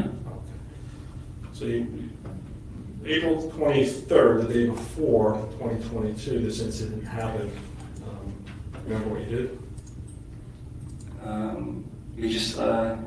Caroline spent the night with me. That's pretty much it. Okay. At your parents' home, and you're in the guest house with her? Correct, because we had to wake up pretty early, probably around 7:30 a.m. All right. And when you got up, was there any conflicts at all between you and Caroline? I didn't think there was a conflict, but there was a time where I had connections to boats and You what? connections to a boat. So people wanted to reserve boats last minute for Boca Bash because they're very strict with the amount of people on a boat per person per life jacket. What do you mean you had connections with boats? People are renting out boats. Oh, okay. Friends of yours? Yeah. All right. This wasn't like a business, it was just... No, it was just something I was helping a friend that called me. Oh, okay. So I was going to refer her to a boat that she should get on that morning. Did that cause a problem? Yeah, she kind of questioned me and was like, who's calling you? Why are you speaking to a girl? And I was like, I'm just a friend of mine. I'm just trying to help her get out to Boca Bash this morning.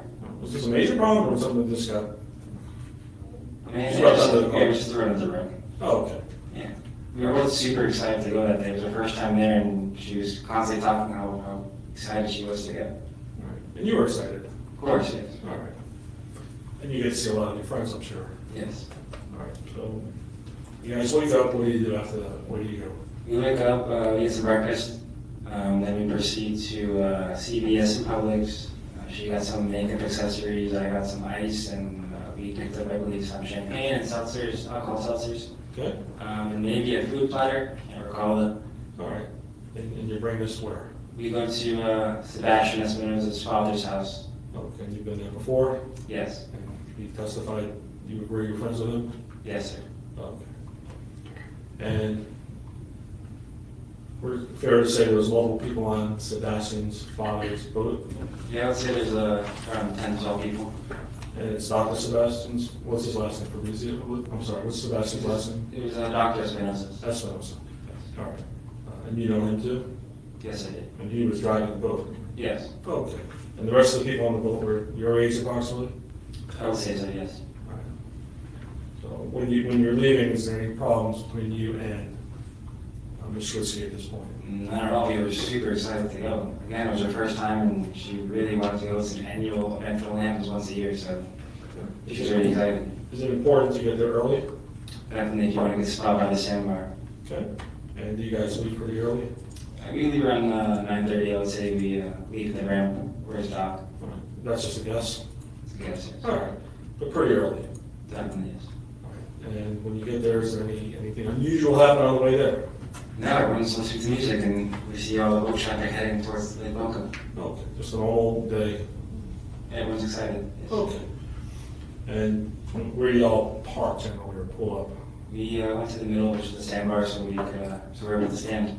When you, the tides must change, but when you first get there, how high is the sandbar? Like if you're on the sandbar, how high is the water?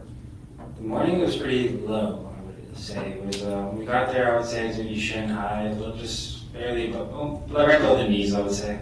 Okay, how about this gets later? Does it change? Yes. What's the difference? I mean, it's constantly going up and down, but it raises definitely towards the afternoon. Just give us an Above the knee approximation. now, definitely. Well, above the waist? Not in the sandbar, but if you go a little bit out, further out, maybe your head's under. Okay, but you can stand on the sandbar all day if you wanted to. Yes. Okay, you've been there over and over many times? Yes. All right. So you guys get there, you all start drinking when you first get there, or how does that work? Yeah, everyone has a drink, kind of like start the day drink, and just happy to be there. So. Did you start drinking actually before you arrived to the Sandbar area? On the way there, we definitely, everyone had I believe, a mimosa. Okay. Do you think by 10 o'clock you were feeling the effects a little bit of alcohol? Yes. Okay. So you drove to Mr. Espinosa's home. How were you going to get home that day? I was planning on Ubering or maybe spending the night at his house. You knew you weren't going to drive? No. Okay. So you drink and you weren't worried about causing any issues? Correct. At least for driving? Correct. Okay. So you all started drinking even before you get to the Sandbar? Yes, the boat's driving, we started drinking, yes. Okay. So by early morning, you're already feeling the effects? Yes. All right. And do you continue drinking throughout the day? Yes, I did. And what do you do? When you get there, what do you all do? We have another drink, we get off on the sandbar, we're just kind of socializing, the music's playing. His dad tied up to maybe 3 or 4 of his friends' boats. Okay. So I'm just- Did you know all these people? No, I'm meeting them for the first time, so I'm just introducing myself, I'm introducing Caroline to them. We're just having a good time. All right. Any issues before noon? No, not at all. Just everyone having fun? Everyone's having a great time, yes. Okay. You hopping boat to boat? Yes, So when they're tied up, you just climb over one boat? correct, yes. Okay. Any problems with that? No, All right. So let's go further in the day. So 1 o'clock, how many drinks do you think you had? I know you probably weren't counting, were you? no, but if I were to guess, maybe 1 an hour. Okay, at least 1 hour probably, Yes. right? Okay. Were you all doing shots as well? There was a couple shots involved, yes. Okay. Was Carolyn drinking like you? Yeah, she was definitely, we were going drink for drink pretty much. I've had experience there, so there was a point where I was back doing, of course, water, as the sun's beaming and there's lack of food and water, so it's important to drink water. And it was the first time there, I guess she realized to pace herself, and I was trying to give her some water, and she kind of was refusing. Okay. Well, she may have not drank the whole drink like she said, right? You wouldn't know, would you? I saw her finish completely, I mean, especially shots, you have to pretty much complete it in one shot. All right. So were you both getting pretty sloshed or intoxicated during the day? Yes. All right. Any arguments at all, or did you feel like you were still in love with this lady? No, we were having, I loved it, we were having a great time. We were both still excited, it was our first time there, she kept saying, it was our first time, I'm having a great time, I love it, I love it. All right. So would you characterize the whole day from the beginning as a crappy day? Not at all. So as time went on, what did y'all do? Did you start going away from the sandbar, or did you stay there and keep boat hopping? What'd you do? So we actually went away from the sandbar a little bit, we went more north, we were still in the sandbar, we're walking, it was like getting a little deeper because there was a Celsius boat. What's a Celsius boat? It's a energy drink. Okay. They were giving out free cases just for sponsorship. How many people are there would you estimate in the sandbar area? Energy It's drinks? pretty crowded, a couple hundred, How about boats? How many boats would you estimate? same amount, It's real crowded. yes. And the sandbar, how big is it, would you estimate? I'm not too sure, Football fields? maybe half a football field, 50 yards. Okay. Yeah. So how many people would you estimate are on the sandbar? A couple hundred, Are there also people floating in the water? yes. Are the jet skis there as well? Jet skis, paddle boards, kayaks, all types of boating. All right, so you talk about a Celsius energy drink boat. Tell us about that. So we walk over, I mean, at this point we're just socializing, we've been on around Sebastian's area for the majority of the morning, so we want to explore. So we go, we're talking to people, meeting people. I got a case of Celsius, and I actually bring it back for everyone to use, because they gave me at least actually 2 cases, so I gave it back to everyone that was in Sebastian's boat. They just hand them out for free? Yes. Okay. All right. Are there also planes flying with banners and things like that? Yes. All right, so it's a big celebration party. Yes. All right, so you bring back the energy drinks, and then what happens? I'm kind of handing it out, I have one myself. And then Caroline and I decide to boat hop even more. All right. You see a lot of your friends? Yes. Without telling me all their names, do you know most of the people that you socialize with? Yes. Did Carolyn know anybody that you knew of? At times, the majority not. That was the first time that she was meeting everybody. Okay. Anthony Mimmo, did she know him? Yes. You all went out together? Yes, plenty of times. How about the other, Mr. Espinosa, you know, she knew him? Yes. And there was a guy named Polino, or what was his name? Stephen? Yeah, he was on the boat with you originally? No. Oh, okay. All right. So you introduced her to some people that she did not know, right? Yes. Was everything going fine? Yes. No issues? No issues. And did there come a time where they became an issue? No. Never? No. All right. So there came a time they both, that brought you there left, remember that? Yes. Tell us about that. What do you remember about that? So we were boat hopping at that time, so we went to the south side where the bigger yachts parked because they have to be in deeper waters. Of course, they're bigger boats. So when we were boat hopping, we swam there. We were there maybe for an hour, Caroline and I. It was actually a sponsored vodka boat, so they were giving out tastes of their vodka. Do you remember the name of the boat? It was a Thule. Okay, do you know the name of the vodka? It was a Thule. Oh, no, okay. Yeah. All right. Not truly, but a Thule. A Thule, yes. So there's a DJ, we're checking it out, like, oh, maybe we'll come back later. Is a DJ on this boat? Yes, it's like a 3-deck boat, so they have a full DJ equipment on top. So it's super, like a super yacht? Pretty much, yes. Okay.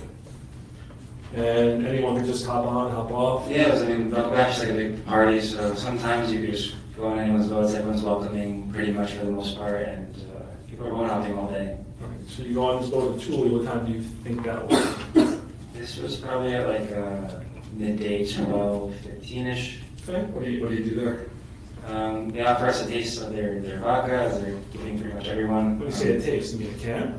No, they gave me like a red soda cup and a mixed drink, pretty much. Oh, okay. Yes. You're not denying you were drinking? No. Oh, okay. Pretty much everyone was drinking. Okay. This is not the first day you drank, obviously. No. So you're on the boat, you get a sample of their alcohol, then what do you do? We're just saying hi to people, socializing, and then we decide to swim back to Espinosa's boat. It was a 3-part swim. So I'm sitting here like, this is so low energy and I'm bored, and this is the defendant. How am I bored? And I'm like, at the same time, I can kind of picture how he would sit there when something dramatic's going on around him and just be chilling. So I don't know. But this is a bit hard for me to pay attention to. Maybe my caffeine needs to kick in. We were kind of tired at that point. We were hanging on to his anchors, asking him to use floaties and things like that. So. And this is around noon, 1 o'clock? 1 o'clock night. Where were your belongings? Espinosa's boat. And when I say belongings, what did you have? I had a backpack. What else? Anything in the backpack? I believe my cell phone was in my backpack as well. And did Caroline Schwitzky bring any belongings? She had her cell phone and possibly a bag that was also in my backpack. You lost me. She had a cell phone and what? Possibly a bag or some clothes that was also in my backpack. Oh, okay. So you had her clothes Correct. in your backpack. Correct. And where was her phone? It's somewhere in my backpack as well. Okay.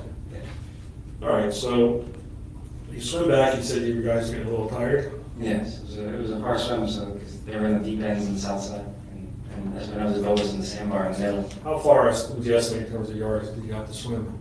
We swam about 50 yards. Took you guys a while.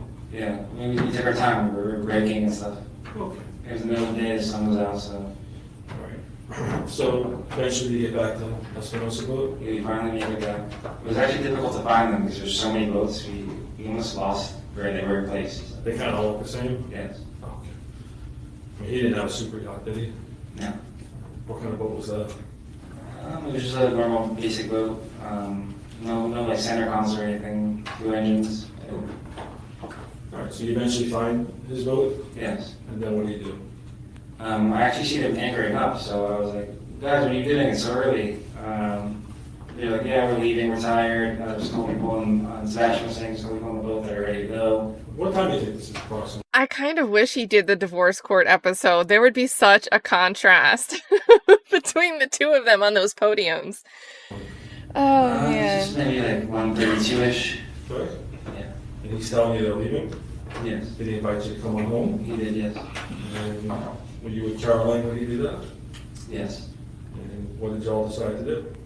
I was like, Caroline, what do you want to do? I mean, maybe you can leave right now, this is a ride. She's like, it's my first time here, this is a great time. I think we should stay. It's still early still. And that's what y'all did. Yes. So I asked Sebastian for my belongings, and we were just standing in the sandbar waiting for our next move. And what kind of backpack did you have? I had it was like a big black backpack. I forgot. I think it was like a Porsche design. Okay. So you're carrying your belongings, Caroline's clothes, and both your phones? Yes, I had everything in my backpack to make it easier on us. All right. And when you're on the sandbar, the water is not affecting anything in the backpack? Correct. All right, so they leave. What do you all do? You go to the sandbar, then what do you do? Yeah, we're on the sandbar, kind of just socializing around still. I'm trying to figure out where we're going to go next. I realized that I called some friends, or people I knew, and someone had they were docked more into like the Channel Deep area on the west side. So they mentioned they had a paddleboard that could pick us up. Okay. Did you have any food during this time period? I don't think so, no. How about water? Maybe one or two, but it was hard to come by. A lot of people drank it by then. Oh, okay. So you called a friend who was in deeper water on their boat? Yes, because they came later. All right. And you came with a paddleboard to get you? Yes. Tell us about that. What did y'all do? They came to pick us up. It was 2 individuals. They picked up Caroline and I on the paddleboard, so 4 people were sitting on the paddleboard, and they brought us over to where their boats are tied up. All right. And that was how far we just made from the sandbar area? So the sandbar was in the center, so we headed west, maybe 40, 50 yards. Okay. And when you get there, what do you do? We get on, it's Captain Doobie's boat. They were tied up with Braden's boat. And all the boats were along the line as well, but those were the 2 that I was going back and forth on. And Anthony Mimmo, what boat was he on? He was on the Braden's boat. Okay. And these 2 boats, can you describe them for us? What kind of boats they are? Captain Doobie's boat and Braden's boat? They're just normal sized boats. They have maybe 10 or 12 people also, similar to Finaz's boat. Okay. And there's no like sleeping quarters in these boats? No, Just open like fishing boats? pretty much yes. All right. And Captain Doobie, you know him? That was my first time meeting him. All right. So you go on his boat? Yes, And Caroline too, I assume? yes. And best estimate of time at this point, what are you thinking? What time? This is maybe about 2:33 around there. So is that an approximation? Yes. All right. What do you do there? Socializing and introducing Caroline to more people that I knew, meeting people myself, going back and forth between Braden's boat and Doobie's boat. And then, Did you go there to network at all? not to never, we're just having fun with music, we're Well, dancing. you weren't using this for any kind of business opportunities, were you? All right. So, did you see Anthony Mimmo also? Yes, Where was he? he was on Braden's boat. And did Caroline talk to him? Yes. So they weren't strangers, obviously. No. Okay. So you're meeting people, meeting old friends, new friends, and what else happened? Dancing, having fun, having a few more drinks. Good. And then we decided to go back to the big sponsored boat, the Boca boat. Yeah, totally good. Yes. Okay. How far is that, would you estimate, from where you all are? So it was on the same west side because they were both in deeper waters, but that big boat was like very south, the south side of Lake Boca. We were all in the north. So we had fun the first time, so we were planning on going back anyway, so I was like, can I use the paddleboard you brought me on with? And me and Caroline and I took the paddleboard to the SUV boat. Okay. How long would you estimate it took you to get there? And we took our time, so it was like maybe 5 minutes. Okay, not that far. No. All right. So you get back to that boat, the Thule boat, what do you do? So our paddleboard, I tied up, we could get off as we were approaching. I tied up, I guess, the boat. And then we're swimming towards the trampoline on the back. It says whatever time the boat wants me to break them, fine. Why don't you go for about 10 more minutes? Yes, sir. All right, so you tie your boat up to the Thule boat? The paddleboard. Paddleboard. To the utility boat, yes. Do you have an oar for the paddleboard? No, I was using my hands. Oh, okay. So how do you tie it up? There's a rope on it? Yes. Okay, and then what do y'all do? There's a trampoline in the back of it, maybe 3 to 5 yards hanging off of it, just tied up to the back of the boat. So And how big would you estimate the trampoline is? the trampoline is decent size, maybe 8 to 10 people. Okay. All right, and then what happens? We're swimming towards the trampoline because we thought it was a fun idea. And as we were approaching the trampoline, Carolyn asked me to go to the back of the boat for a drink because there was a cooler over there. As you remember from the first time we went. All right, and what do you do? So she's going on the trampoline, I go to the back of the boat. And she's on the trampoline at this point. I'm reaching to the cooler. I show her Caroline, I show her the can like this, and she motions over to toss it. So I under her and toss it. Were there other people also on the trampoline? Yes, How many people was estimated? there was definitely about 8 to 10 girls jumping around. Just females? Yes, Similar age to you?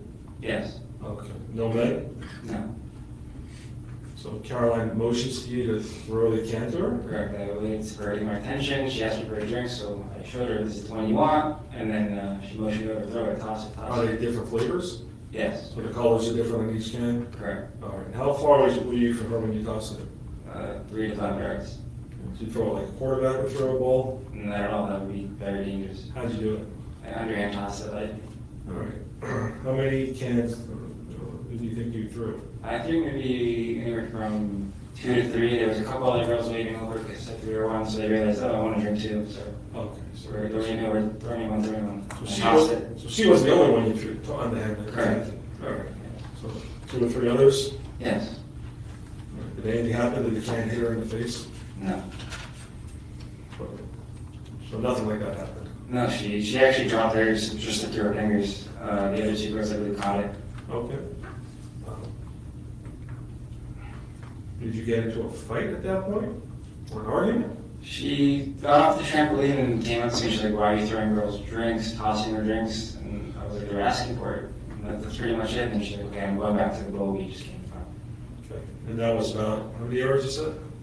That was about 40 to 50 yards. All right. And did you go back to the other boat as well? Yes, but I had the paddleboard, so she decided to swim. I said, okay, I'll meet you there. And I kind of lost sight of her because I was untying the paddleboard, so I got there a little later. I just took my time with the paddleboard to get back. Did she break up with you at the trampoline incident? Never, no. All right.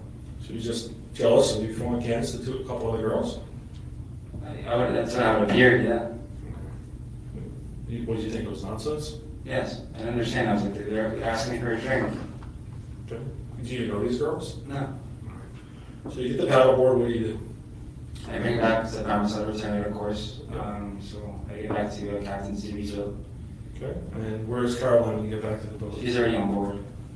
One of the witnesses testified that the police going to that boat, talking about life reserves or life raft. Did you see anything like that? I saw from prior years, and I saw a lot of... No, that day. Did you see that? Yes, I did. You saw a police boat go to that Captain Beach boat? Yes, they were flying the whole area. Do you know how Caroline actually got back to Captain Doobie's boat? She told me she was swimming, but I lost sight of her when I was untying the paddleboard. And I also came back, I believe, 5 minutes after. So she was already there when you got back? Yes, Or did she swam the whole way, you got a ride, you don't know? I'm not too sure. When you get back to Captain Doobie's boat, you obviously tie up the paddleboard again? Yes, And Caroline's on the boat. yes. Was there music playing? And this is a critical thing in dispute. Like this idea, the state's leaning on like, oh, he wouldn't have had the energy to, like, how could he have been struggling in the moment and use that as an excuse when this dunk underwater or strangulation, violent strangulation underwater occurs, whichever it is. How could tiredness and trying to grab onto Carolyn and or the floaty be an excuse if he's later fine swimming all the way to the shore? But that's in dispute. The defense is saying he didn't swim all the way to the shore. And he had other witnesses, 2 different states' witnesses, did recall seeing this other, what was the main friend's boat, pull up closer to where the 6-person Hernandez boat and the big rich person boat with the 4 people on it was. So you don't need to have a lot of energy to swim all the way to the shore if you don't swim all the way to the shore. Everyone partying, having fun? Yes. Then what happens? She's on the boat. I go up to her and just giving her a hug, and I see that she's like walking back and forth, and I comfort her. When she says she's walking back and forth, what do you mean? She's walking back and forth, just like dancing around and moving back and forth, just boat hopping and meeting people. And Okay. yeah, So nothing wrong at this point? no, You had no sign that she was breaking up with you? No, not at all. Nothing like that? No. All right. And we hear about this butt slapping incident. Tell us about that. So How much later did that happen? I would say about 10 to 15 minutes after we got back. Okay, tell us about that, please. So we were going back and forth, just dancing, having more drinks, hopping over to the next boat, Brady's boat. Again, talking, going back and forth with people, front of the boat, back of the boat. And out of nowhere, this individual just comes and just completely smacks her in the behind. Nothing Carolyn did. This is unprovoked, obviously. Correct, yes. Okay. It was a shock to everyone. Just like, wow. Did you know who this person was? I did not know. Was this an ex-girlfriend's boyfriend or anything like that? No, I had no clue. It was my first time seeing him. Did he look younger than you? He did. He appeared very young and sloppy. What do you mean by sloppy? He looked to be very drunk and tipsy and swaying. You were pretty intoxicated at this point, right? I was, Was yes. this kid way more intoxicated? I would say so. Was he like falling down kind of drunk? Yes. Okay. So were you with Caroline when this young man slapped her butt? Yes, I was right there. Did you see a comment or no? No. Okay. But obviously you saw what happened. Yes. And what do you do? You didn't So care. it happens and Carolyn just screaming at it. That's not how you meet somebody for the first time. Very disrespectful. I was just, Was she furious? she's very mad at it. And what do you do? I kind of just like to keep the situation, understand what happened, because it was kind of like out of nowhere. And I kind of just get in between, they're like face to face, Caroline, this individual, Right? and she's yelling at him. I kind of get between and just kind of like separate from like this, like, right enough, like, stop. Did you throw him into the water? Never. Did you throw this guy into a boat propeller? Never. Nothing like that happened? Did you beat him up? No. You hit him? No. How come? I didn't want to be aggressive. I saw he was drunk and he was young, and it was just a stupid thing he did. Okay. I didn't see the point. Was Caroline upset with you that you didn't do anything to him? She was. She said you should be defending me more. And you didn't think it was necessary to do No, that? there's no reason to. Did this cause a big commotion on the boat? Yes, it was kind of like the sense that this kid was very drunk and it was just time to wrap up. It was late in the afternoon at this point. Other people witnessed this as far as you can tell? Yes. Were other people also yelling at this young man? Yes. Besides Caroline? Yes. And did you try to calm her down? Yes. Were you able to? I was able to, yes. Did it take a while? I did, yes. How long do you think it took? Maybe about 10 minutes. All right. And because you didn't use physical violence against this young man, did Caroline break up with you at this point? He never broke up with me. That never happened? No. Okay. But she was not happy with you because you were not violent with him? Correct.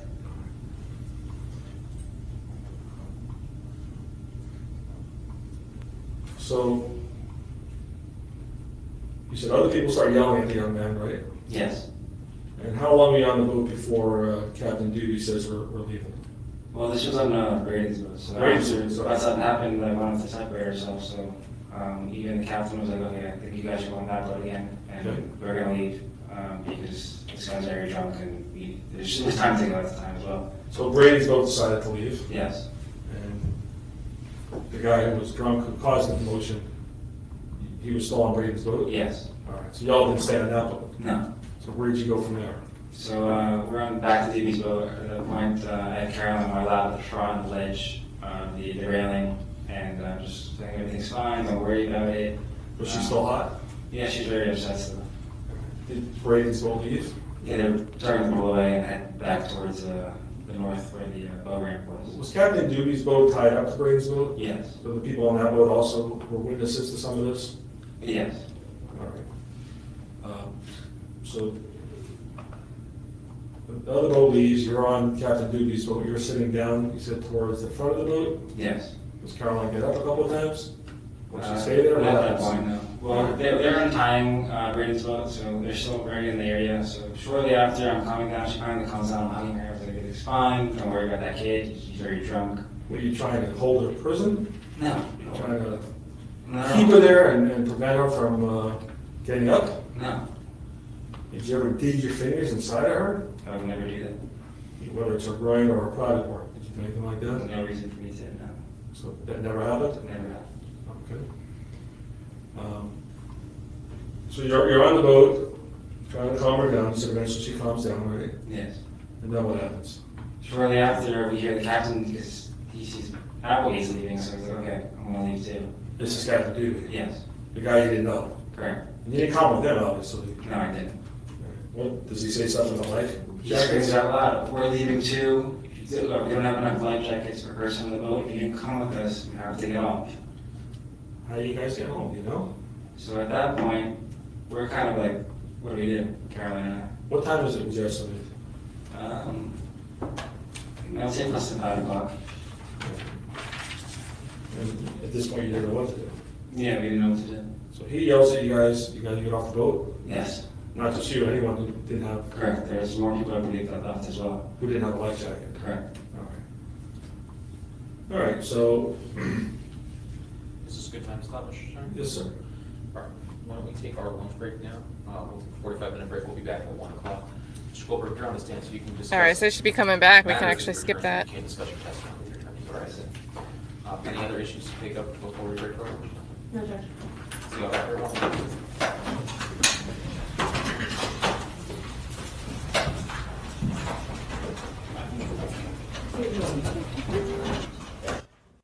Make sure they don't do anything during the lunch. That's a relic. Me always scanning to make sure nothing happens during the lunch break is a relic of the YSL trial. An artifact, if you will. Alright, so they're not actually back yet. Alright, so they're still on their lunch break. I'll keep this running.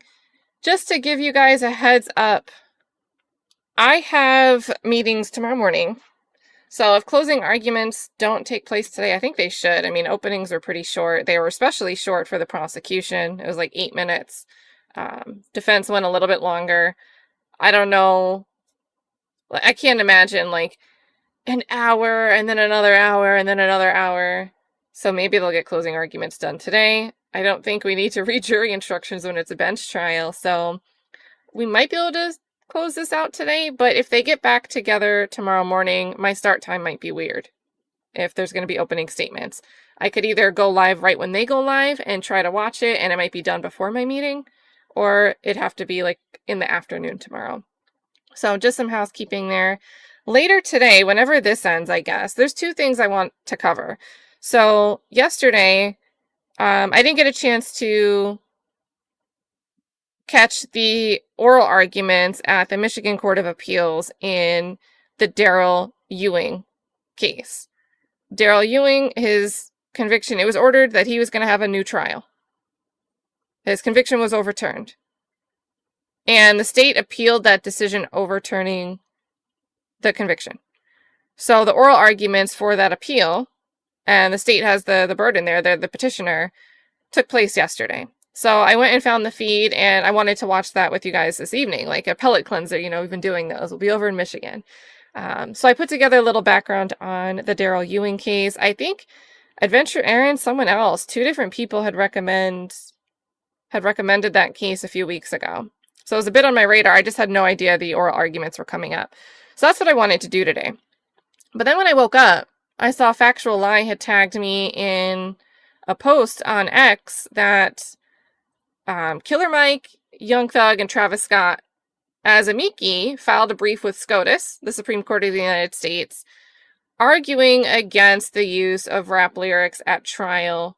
The case specifically, guy was convicted, right? And facing capital punishment. So there was a guilt phase and then a penalty phase. Guilt is where does the evidence, state has to prove beyond a reasonable doubt you actually did the thing. And then once you're convicted, when there's the death penalty on the table as a consideration, the jury continues. And there's another like sentencing trial that takes place in front of the jury. And both sides say, hey, this is aggravating. We don't think that he could recover, be rehabilitated. We think he's going to be dangerous forever for these reasons. The crimes he committed were so heinous. All of these different things can be used to argue to a jury that you should say, yes, all of the criteria to sentence this person to death have been met. And then on the flip side, the defense would argue against those factors and offer some mitigating factors. Well, during the sentencing phase, the prosecution team, this is the state of Texas, they introduced, they're like, he's using gangster rap lyrics, and these lyrics show that he's still going to be a danger in the future. And they used rap lyrics during the sentencing phase, but not during the guilt phase of trial, to advocate for the death penalty. And the jury went ahead and said, yep, we think all the factors are met that he should be sentenced to death. So they gave that recommendation. So a bunch of music artists, advocacy groups, and music scholars filed an amici brief, a Friends of the Court brief to SCOTUS, urging them to weigh in on this issue of whether or not rap lyrics can be used in such a manner. So I shared the brief over on X if you want to get into reading it now. That's what I was saying. I was a little bit bored with Cole's testimony because I want to read this, but we're gonna do this after this stream is over. So in case you're interested in that, just wanted to put that on your radar. I think it'll be a fun one to read, and seems like we might have some action back in court. So we got to skip their lunch, right? No, maybe not. Thought I heard noise.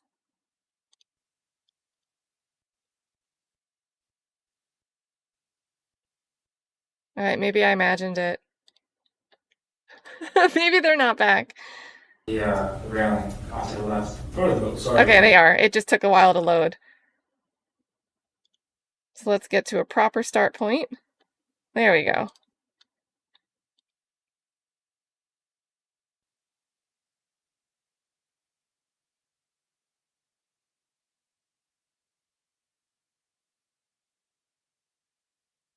Yep, and Adventure Aaron so eloquently said it was purely a future dangerousness argument, totally unethical and frankly unconstitutional. And I could tell just by the little outline. I'm assuming, I love like briefs with Supreme Courts. You can get a summary of the arguments just by looking at the table of contents. And here, let's see, the state used Broadnax's, I don't know how to actually say his name, but that's the defendant, that's who was convicted. So I'm not trying to say his name wrong. They used his artistic expression to stoke racial and anti-rap bias. Now remember, they don't use these lyrics in the guilt phase, so it's not relevant. They didn't think it was relevant to the crimes committed. But during the sentencing, they're saying because these rap lyrics and they get into race, they're using lyrics as a way to associate something with race and also make an association to, like, statistically a penchant for things reoccurring. You're more likely to continue to be a danger in the future. And you're not supposed to argue just meta-level likelihoods that an individual person is inclined to continue to be a danger. And Texas has very specific case law. Like, Texas Supreme Courts have very specific case law on this issue, let alone whatever's out there, like SCOTUS-wise. So pretty excited to read some of the case law on this one. It's 35 pages, so we'll read this whole brief and we'll keep following it. Anyway, back to court. Back to court. Goldberg, so Shire, I'll turn back to you. Thanks. You're in the back of the boat, Caroline. Captain Doobie's boat. So Applegate's boat was leaving at this point, right? Yes. And you're calming her down. What happens next? We were actually in the front of the boat on the railing off to the left. Front of the boat, sorry. Yes. Facing which direction? The boat was facing east. Okay. What do you do? What happens? So as Braden Applegate's boat was pulling away, the captain yells out, "We're gonna go too. We don't have enough life jackets for everyone on the board, so if you come with us, you have to get off." So this is kind of simultaneous. One boat's pulling off, the captain's also about to pull off on your boat. Correct. And catch you and other people off. Correct. Okay. What do you do? At that point, I have Caroline on my lap. We're on the rail, sitting on the rail, Right. and she starts getting very irrational. We're like, "What's going on?" She's like, "What do we do? I'm gonna jump in the water. We need to find a way home." She starts kind of panicking. Why don't you let her jump in the water? It was not the smartest thing to do. It was her first time there. She's been drinking out of the sun all day. She didn't know where she was going. She was jump in the water, but there's boats driving by and very dangerous. All right. So did you let her up at first? No, I kind of was like, "What are you doing? Like, sit back down. It's not smart." Okay. Did she start getting a little loud and aggressive with you? Yes, and I Thank you. let her go. Thank you for becoming a member, Anthony. You've been green before. I know it. I feel like you've been green. Welcome back, I think. Thank you. Okay. During that time, did you physically try to hurt her or do anything to her? Never. All right. But she eventually like start hitting your hands to let her go? That never happened. Okay, but she physically is trying to get away? Yes, if I really told her I could have, I let her go. I didn't want to be aggressive. All right, we heard you into the gym and stuff like that with your buddies. You do stuff like that, right? Yes, You're a lot stronger than she is, right? yes. How much did you weigh during this time period? I was about 200 pounds. Okay. All right, so you let her up, right? Yes. You trying to convince her don't jump in, or what do you do? I was convinced her, don't jump in for a while, for a couple seconds. Right. And she eventually decides to jump in. Do you push her in? Never, Would you do anything like that? never. Okay. When she jumps in, does she have her belongings with her? I believe she had her cell phone. Where was your backpack? It was on the boat still. Captain Doobie's boat? Yes, When she jumps in, Caroline, you thought that was a bad decision? very bad. And other boats were leaving too at the same time? Yes. And what do you do? So I go up to Captain Doobie. I'm like, please, can you just make an exception for us? We don't have a ride home. At the same time, I'm saying bye to people I knew. I didn't know what was going on. Okay. I guess given that the Captain Doobie mentioned he found 2 more life jackets actually. How long does this take to happen? Seconds? Yeah, this is within a few, like 30 seconds. Okay. So he finds 2 life jackets and what happens? So you have 30 seconds to go get her. Okay, what do you do? So I immediately jump right off and start swimming as fast as I can. Why? I mean, why would you do that? I feel like that was the only way home for the day. Even though it was dangerous? Yes, Were you feeling intoxicated? yes, very, How about tired? very tired, yes. And did you jump in the water maliciously to do anything to do anything to Miss Schwitzky at all? No, I just, my only goal was to tell her we found 2 more life jackets, we're going home. And at the same time, what she was doing was not safe. She was, her first time there, swimming in the middle of the channel, strangers' boat, she didn't know what she was doing. Okay. Well, she swam earlier in the day. What's the difference between earlier and now? The timing of it and just the intent that she had, trying to find a way home, swimming that direction, just didn't make any sense. It was not safe. Okay. So you decided to jump in the water together? Yes. Did you have any other options to get home at that point? No, not that I could think of, no. How do you swim? Are you a good swimmer, bad swimmer, medium? How would you I characterize? swim occasionally, Decent swimmer? yes. Okay. Not like on a swim team or anything? No, I How don't about, practice. how about Caroline? How does she swim? Yes, occasionally too, just whenever we went to the pool. Well, during this time in the coastal before this happened, or Lake Boca, were you guys swimming okay? We were actually struggling pretty much all day. Because of why? Just with alcohol and just the sun, the lack of water and food. Okay. And what time would you estimate? Dang, there's no food at these? It's just I'm probably out. around a little after 5 o'clock Alright. So you jump in, your intent was what? to tell her that we were right home. Could you call out to her or anything like that? I was yelling initially when I was on the boat before I jumped in. She couldn't hear me. She was pretty far away. Alright. So you jump in, do you have anything with you? Nothing. Where's your belongings? Still on Still in the boat. And what do you remember happening?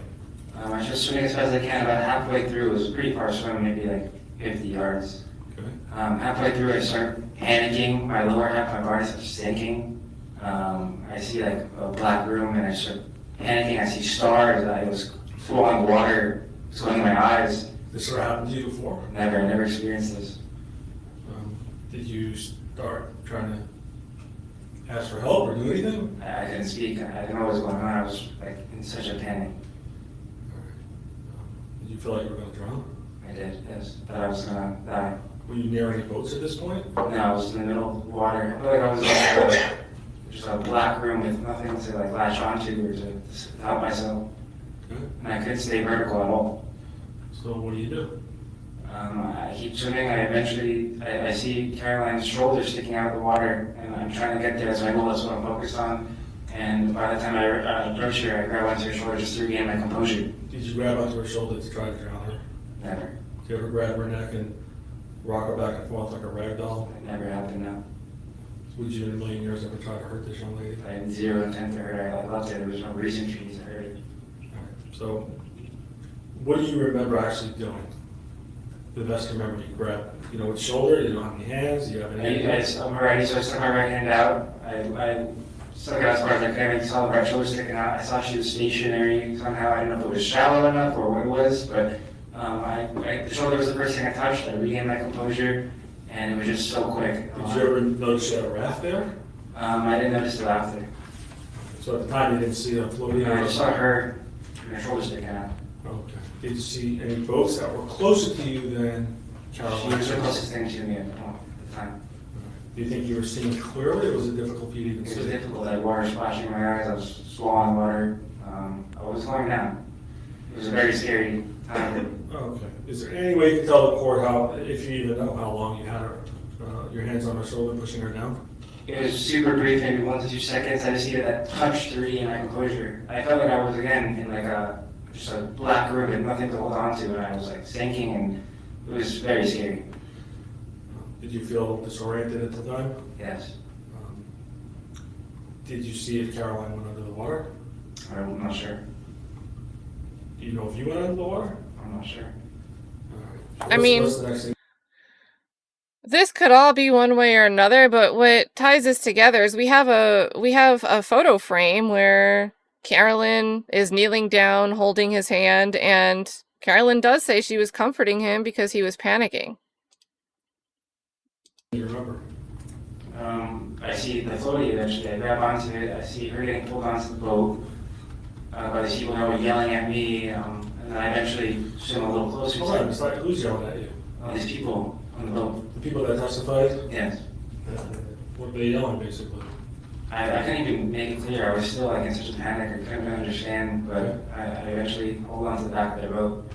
And I'm trying to say that's my girlfriend, and I could swim, that's my girlfriend. They're just screaming, and eventually I get a hook in my face. All right. So the first time you got a hook in your face was when you were holding on the back of Mr. Tarabchek's boat? Yes, when I was trying to explain that's my girlfriend, they wouldn't listen to me. I couldn't get a word out. They just kept yelling over me. Did you know what they were even yelling about? I had no clue. Did you realize what they thought happened? Or you didn't even know that? I didn't even know what was going on. I was so confused. I was just like, I can't swim, that's my girlfriend. Didn't make sense to Hey, you. Angela. Yeah, I was in shock. The Angela. Did it even register to you what they were accusing you of, or not No. even? When I got the boat hook, I got threatened at that point, and I didn't even want to talk to them anymore. I thought they were actually going to strike me. You thought they were gonna what? Strike me with it. Okay. So you're holding on to the back of the boat. Do you have any idea how long you're holding on to, or is it hard to say? It's hard to say. All right, enough for you to be yelled at, have a boat hook put on you, near you, and Yes, you try to plead your case and they won't listen to you? correct. All right. Did you have more of a composure at that point, realizing you were where you were? Yes, I was able to regain my composure a bit. I was holding on to the boat. All right. Were you out of this dark box that you described? Yes. All right. So there's no way you're getting on this boat? No. All right. And did you try to talk to Caroline at all? Not at that moment. It happened pretty quickly. Oh. I was just scared of the hook being in my face, so All right. So what'd you do? I turned around, I turned my right shoulder, and I see the boat I jumped off of. They actually obviously were leaving, so they were waiting on Caroline and I to get back. So they actually luckily drifted closer to me. So I turned back and I started swimming back to them, and they left me up on their boat. How did you swim back? Did you have a hard time? No, I was just treading water. I took my time at that point. So you weren't swimming full speed like you were trying to get Caroline? Correct, and it was much closer. Okay. So you get back to Captain Doobie's boat? Yes, That's where your belongings are? correct, And that's the guy said 30 seconds, come on back? correct. All right, what do you do then?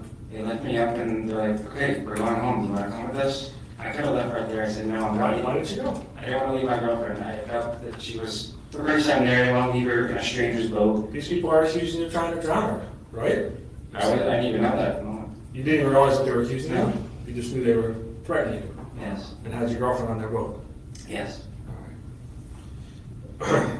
So you decided not to leave Captain Yeah, Doobie? I told them I can't leave her here. So they decided to drop me off to the sandbar so I could stand. And about how far is the sandbar?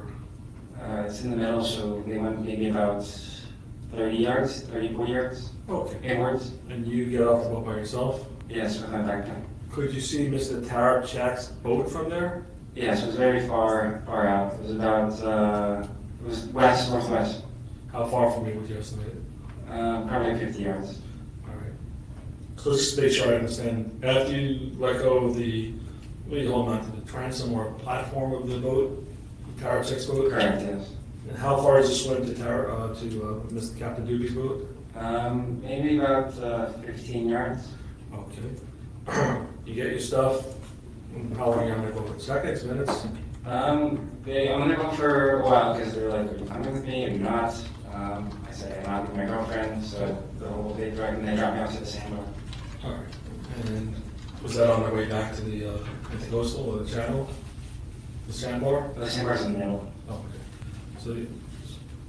So you get in the sandbar, are you standing? I'm standing, yes. How long are you there for, just me? I'm there for maybe 10 minutes. All right, do you regain your composure even more? Yes. Obviously still feeling, huh? Yes, I did that. All right, you're obviously still feeling the effects of drinking all day? Yes, I definitely felt the effects of alcohol, but I had all my awareness and all my faculties. What do you think at this point? You have no idea what's going on? I'm just focused on going back to my girlfriend, Caroline. She's on a stranger's boat again, and I didn't understand what was going on. So at this point, do you believe while you're on the sandbar that this lady broke up with you? No, not at all. All right, and did you have any intention at that point to break up with her? No. Were you still having an enjoyable relationship? Yes. Okay. So you get your composure, whatever, 10 minutes, whatever it is, what do you do? I decided to swim back to, I finally spot Alex Karaczek's boat where Caroline was on, and I decided to swim with my backpack back to that boat. Let me ask you this, if you know, there's been some testimony that somebody threw Caroline's backpack or bag, whatever it was, with a phone inside of it while she jumped in the water. Did you ever see that?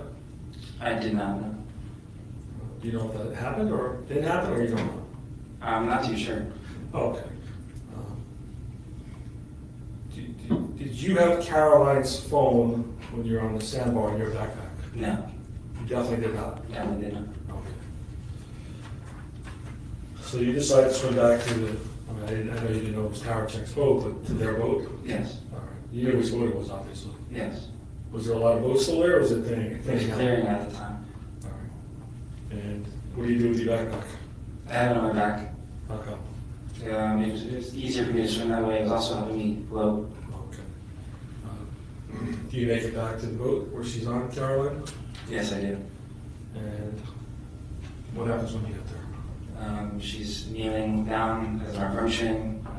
Just like we saw in the picture? Correct. She's holding my hand, saying it's okay. It was a misunderstanding. We're gonna go home. Are you confused still? I was confused. I was like, yeah, I'm home. People thought. I was just very confused. I was like, okay, I'm excited to go home now. Let's figure this out. Were you crying?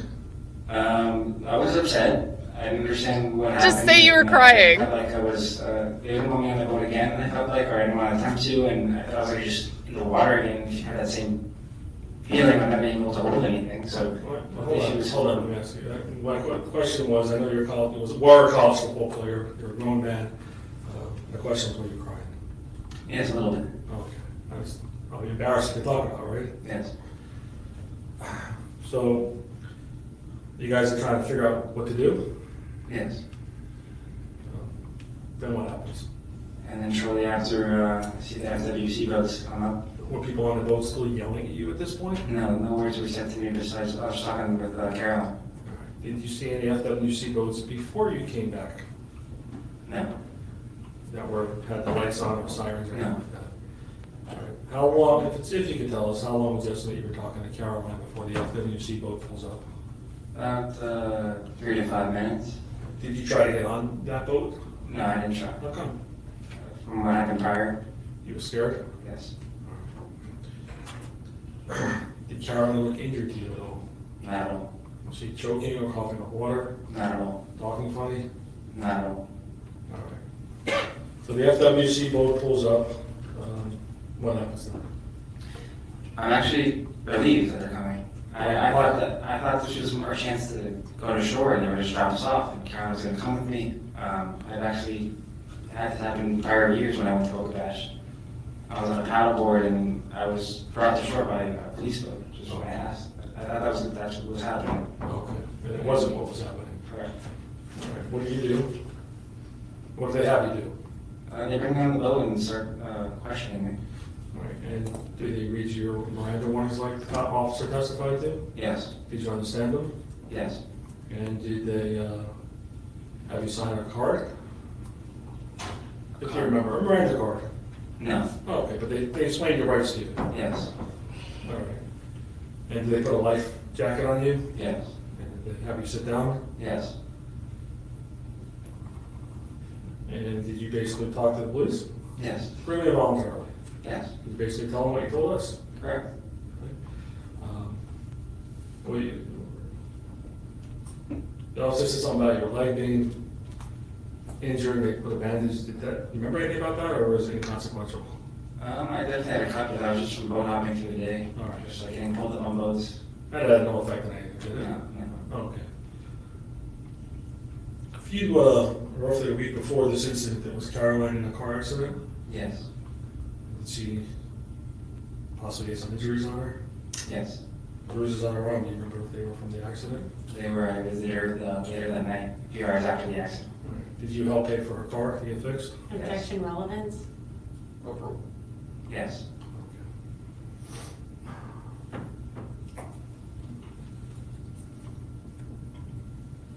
And it's obvious you pled not guilty, and that's, you maintain you didn't do anything on purpose, right? Correct. And you still maintain that today? Yes, I did. Have a moment, Your Honor. Sure.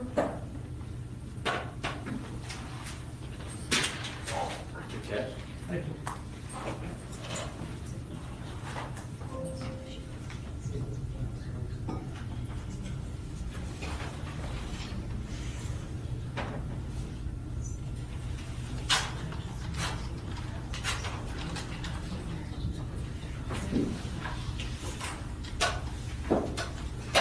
Did you give any interviews or go on YouTube or any TMZ shows for this case?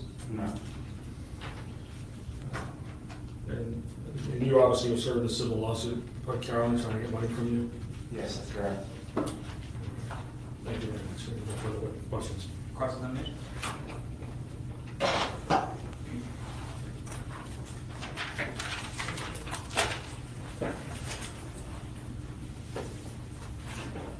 Good afternoon. Good afternoon. All right. You were basically raised in Boca, Yes, ma'am. and you live in a country club. Yes, ma'am. Are there pools there? Yes, ma'am. Pool at your house? Yes, ma'am. Been to Boca Bash before? Yes, ma'am. So, rough to say you were 23, and lawyers are not known for their math, but that puts us at 13 years probably that you've been to Boca Bash at that point. As long as I was 10 years old. Right, so you were 10 going to Boca Bash, you're 23 on the 24th of 2022. Puts me at 13 years. You Yes. can feel free to correct me, but I think I'm right there. So 13 years. I didn't go out every single year though. Okay. So would you say, have you gone about 10 times or less than that? Sounds about right. Okay, so we can settle 10 years probably. I won't hold you to the specific, but around 10 years you have been at Boca Bash. Yes. Okay, because you speak very familiarly about the kind of directions of Boca Bash and Lake Boca. So is that because you're very familiar with Lake Boca? Yes. Okay. You also grew up in Boca Raton, Florida, so you're next to the water, right? Yes, I'm about 10 minutes from the beach. Pretty close. And you had a boat at some point, Yes. your friends had boats, Yes. you went to the beach frequently. No, not really. Okay, but you used to go handful of times a year? Yes. And then obviously the years you went to Boca Bash, that's beach adjacent? Yes, ma'am. Okay. And Lake Boca, is that like the place to go if you're gonna go boating in Boca where you used to go? Yes, ma'am. So safe to say, if you were on a boat and kind of boating around, unless you were doing something specific, you were going to Lake Boca? Yes, ma'am. All right. So, you graduated from FSU in December of 2021. Yes, ma'am. So by April of 2022, had you already taken the LSAT? I took one exam, yes. Okay, so you were already admitted into law school by the time that April rolls around? No. Okay, so was your plan to attend law school in the fall of 2022, or was it to kind of start in the spring of 2023, or the fall of 2023? It was the fall of 2022. I wanted to start in, I believe, August. Okay, so August of 2022, you want to start in April of 2022, you want to start in August, but you haven't formally gotten accepted into a school yet. That's correct, yes. Okay, have you applied? No, Okay. So you weren't intending to take like a gap year, you were trying to go kind of continuous? yes, ma'am. Okay. You meet Caroline at Dare. Yes, ma'am. You're doing that for fun, just kind of being a club promoter, waiting to start law school. Yes, ma'am. All right. And you date for almost a year, 9 months. right? But you tell Pulaski a year. So was it easy to just round up sometimes? Yes, Okay. And you knew when you started dating her, maybe not that night at Dare, but pretty shortly thereafter, that she had kids. yes, ma'am. You knew she was older than you. Yes, ma'am. You knew that, or you came to know that in her relationship, she expected certain things from her partner. Later on, yes. Okay, so in her view, she expected financial support. That was towards the end of the relationship. Okay, and that wasn't a deal breaker for you. I mean, it was difficult, but no. Okay, because I mean, if it was a deal breaker, then you might not have been together in April, right? Yes, ma'am. Okay. So you really had no intentions of breaking up with her.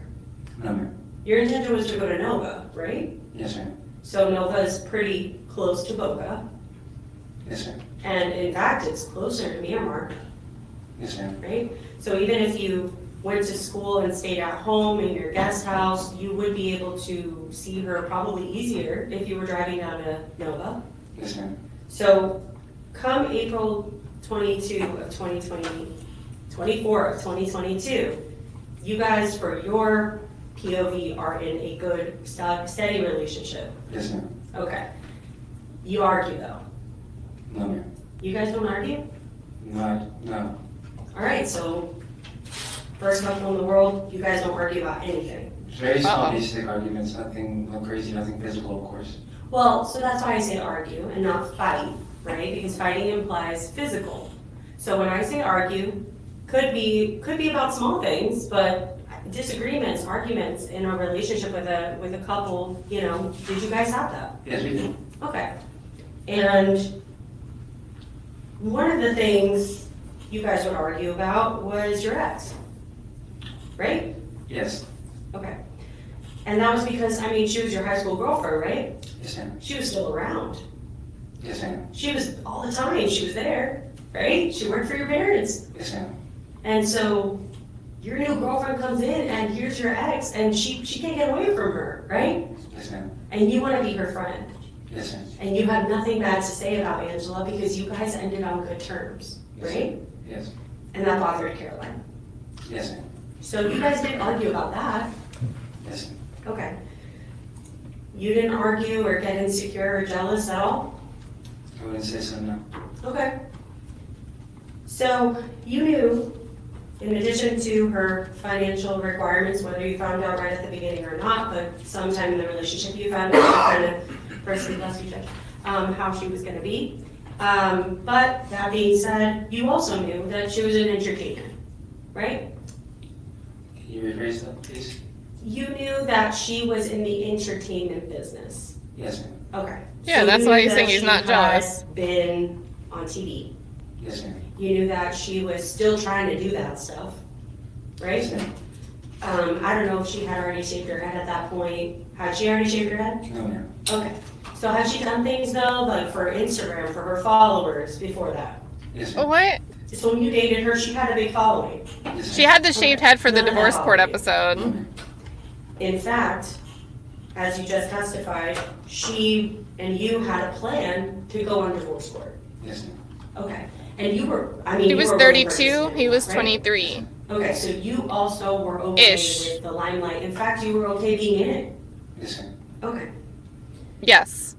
Yes. So you would never describe your relationship with Ms. Schwitzky as toxic. No, I wouldn't. This is what I just shared the link in the chat, but if you guys want to watch the divorce court episode, search for what's in the title here. You may be seated. Oh. Search for, it's in the playlist in the description. There's a trial playlist for this case in the description, and this video is in there if you want a quick way to find it. But you can also just search for Carolyn Schwitzky and Jonathan LeBron. They were engaged at the time this video was published. This was October 22nd, 2024. They're married now. But that's what she's talking about, is this short haircut. Like, did she shave her head yet at this point? So this is Carolyn, at least how she was wearing her hair without a wig at this point. I think it looks good on her. But on direct, you did say that she sometimes would say that you guys were over and you actually weren't. Is that right? Yes, ma'am. Okay. So that was a frequent thing that she would do.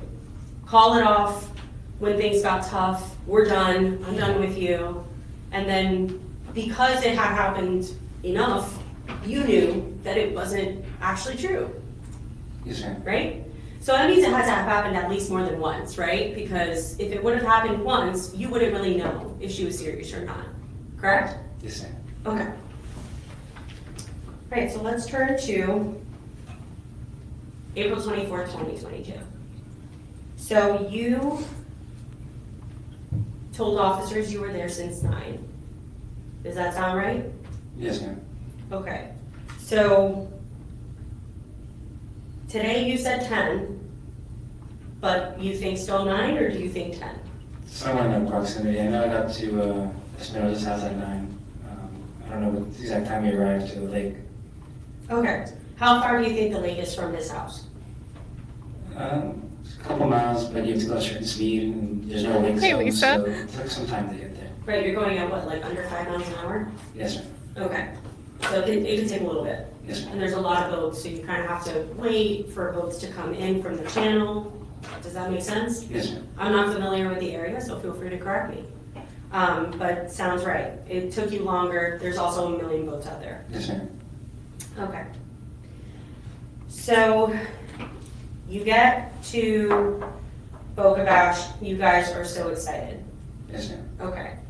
Now, you say no issues before noon, right? Yes, ma'am. Okay. I have to ask, did you have an Apple Watch on? No, ma'am. Okay, so how on earth did you know what time things were with did you have your phone out of your book bag? I did, and I was also playing music, so I had my phone frequently. Okay, so you were connecting to like people's Bluetooth? Correct, yes. Okay, so you kind of glance down, change a song, take a request, and you glance and notice the time. Yes, ma'am. So throughout the day, you're kind of intermittently checking your phone, and you're able to clock the time. Yes, ma'am. Okay. Now, you say there's no issues, except there was a slight little hiccup that morning, right? Where she got a little jealous about the girl with the boat. Because not only did Angela Raddick kind of make her a little upset sometimes, but also sometimes speaking to younger women would kind of upset her, like younger than you or your age. Yes, ma'am. Okay, so that was another kind of issue you guys would have sometimes. You're talking to the younger girl, because you're a promoter at Dare, right? Yes. So like when people text you, like, hey, can you let me in tonight? Yes, ma'am. Okay, did she like that? No, ma'am. Okay, so that was another kind of point of contention that you guys had in your relationship. When I did club promotion, you guys, it was rough. Like, I would start dating somebody, and mind you, I'm the girl. So I'm dating these guys. I would start dating somebody. I worked a lot of jobs. And with the club promotion, I wasn't out drinking and partying. I was running the event. Sometimes I wasn't even in the building where the event was being had. I mean, we had multiple events on, like Friday nights. It wouldn't be unusual for us to have more than one event in a different physical location at a given time. Sometimes I wasn't actually in the building for any of them. If we needed to save some money and have someone run the door, the cash box, I'd be there in person. Younger DJs, like the first time we had a certain crew, I'd make sure I was there, or just bigger venues where we need better staff support. I would be there. And oh my God, like the insecurity that would come with it. I ended relationships because of it. People couldn't handle, and I'm glad they ended it, right? If that's something that you can't handle, like don't continue to try to stay in a relationship that you're going to continue to have issues with and not try to work through it. And we were better off as just friends, but it happened like more than once where people just couldn't handle the idea that you could be out there at a club where everybody's going to be and I'm not there with you. And it was a major, major problem. So, like, I don't really see how this is helpful if you want Carolyn to not look like the jealous one that wanted to make sure her boyfriend would fight for her. Like, I find myself relating a lot more to what his role would be if he was getting messages like, hey, I forgot to buy tickets for this event. Can I still get in? Like, I got those messages all the time. And it's frustrating that that's supposed to be held against me if people are trying to reach out to come to an event that I'm associated with. It really shouldn't be a testament to anything on me. I'm not talking to anybody. It obviously hits a note for me. Anyway, I'm going to cut my rant short. Thank you, Christy, here for the 5 gifted memberships. Thank you so much for your generosity. I'm also going to lean on you as a crutch to stop my own rant. But it is a serious thing. It's a big jealousy issue when you're working in that scene. And I just don't exactly see how it helps. So remember, this is the prosecution on cross-examination here of the defendant. Fiancé? I mean, at times she realized that she was involved with working me as well, so she understood if it was business related and just something like that, and that would be fine, but there's certain things. Sometimes it would set her off. Yes. She had a quick temper. I would say so, yes. She's Latina. She kind of could fly off the handle a little bit sometimes. Yes, ma'am. All right. So you say a couple shots are involved. How many shots do you think you had throughout the day? I would say about 3, Okay. How many mixed drinks? maybe 2. And how many beers? No beers, I would just stick to seltzers. Okay, so hard seltzers. More like White Claws, yes. Okay, I say hard seltzers because we're not talking about like a soda water that has flavor, right? So we're talking about like a White Claw, a High Noon, things like that, right? Yes, ma'am. Okay, so how many of those did you have? I would say about 5. Okay, so in total you had, was it 3, 5? Sounds right, yes. Okay, and you started drinking at around 9 a.m. Yes, ma'am. You said at some point you drank 1 to 2 bottles of water, but you also said prior to that water, you had been telling Caroline to pace herself and you've been telling her to drink water. So did you have 1 to 2 bottles of water the whole day? Or did you have 1 to 2 bottles of water later in the day and earlier in the day you had more water? That was the only water I had all day. Okay, so only water you had all day, 1 to 2 bottles. Yes, ma'am. Okay. And then you had a Celsius, right? Yes, ma'am. Okay, but that's just an energy drink. Yes, ma'am. Okay. You're going drink for drink with Caroline. Yes, ma'am. Do you think that was smart on her part? No, that's why I was telling her to mix in some water. Okay. And would you agree that's because you don't think it's smart because she was weighing probably 130 Yes, ma'am. and you were at 200? Yes, ma'am. All right, so neither of us, I think, are scientists, but do you think somebody of her stature and weight could retain and process as much alcohol as you, knowing that you knew her and you knew how she drank and how she could hold her liquor? No, ma'am. Okay. And obviously we agree, right, that everybody can hold their liquor in a different way, right? You could be a heavyweight champ, but you actually don't weigh that much, and you could also be a lightweight and be 300 pounds. Yes, ma'am. Okay. But as far as Ms. Schwitzky was concerned, how would you categorize her? She was on the skinnier side. Was she somebody that had a hard time holding her liquor? No, Okay. She never got sloppy? not too much. I mean, at times, at times at clubs when we were there, she would get. It depends how much she drank, though. Okay. So how many drinks do you think it took for her to start getting bad? It all depends on the scene and the situation. Okay. So on her best day, when did you see her the most drunk? With the least amount of drinks? I'm not really sure. Okay. So she's going drink for drink with you, you're seeing her finish shots, right? She's so happy, right? She's happy, yes. No issues. No. And you're able at some point in the day to go to a boat, get 2 cases of Celsius and bring them back to the boat, no problem swimming. They were actually on the sandbar. Okay, so you didn't have to swim to do that. Correct. You were just able to walk in water to Yes. get those things. Yes, ma'am. Okay. So when you really start swimming is when you're going, correct me if I'm wrong, but from the Espinosa's boat to the Atuli vodka boat? Yes, ma'am. All right, and you're swimming back to the Espinosa's boat and you're holding anchors, Yes, ma'am. you're holding floaties, Yes, ma'am. you're holding jet skis. Yes, ma'am. How far was the Atuli vodka boat from the Espinosa's boat? I was about 50 yards, I would say, maybe a little more. Okay, and that was, no part of that was in the sandbar? Correct. Okay. And you have your backpack with your phone and that's in Sebastian's boat? Yes, ma'am. And her stuff is basically in your bag? Yes, ma'am. Her phone's in your bag? I believe so, yes, ma'am. Her phone's not being used to connect to Bluetooth speakers? No, ma'am. So she's not looking at the time like you are? Correct, yes.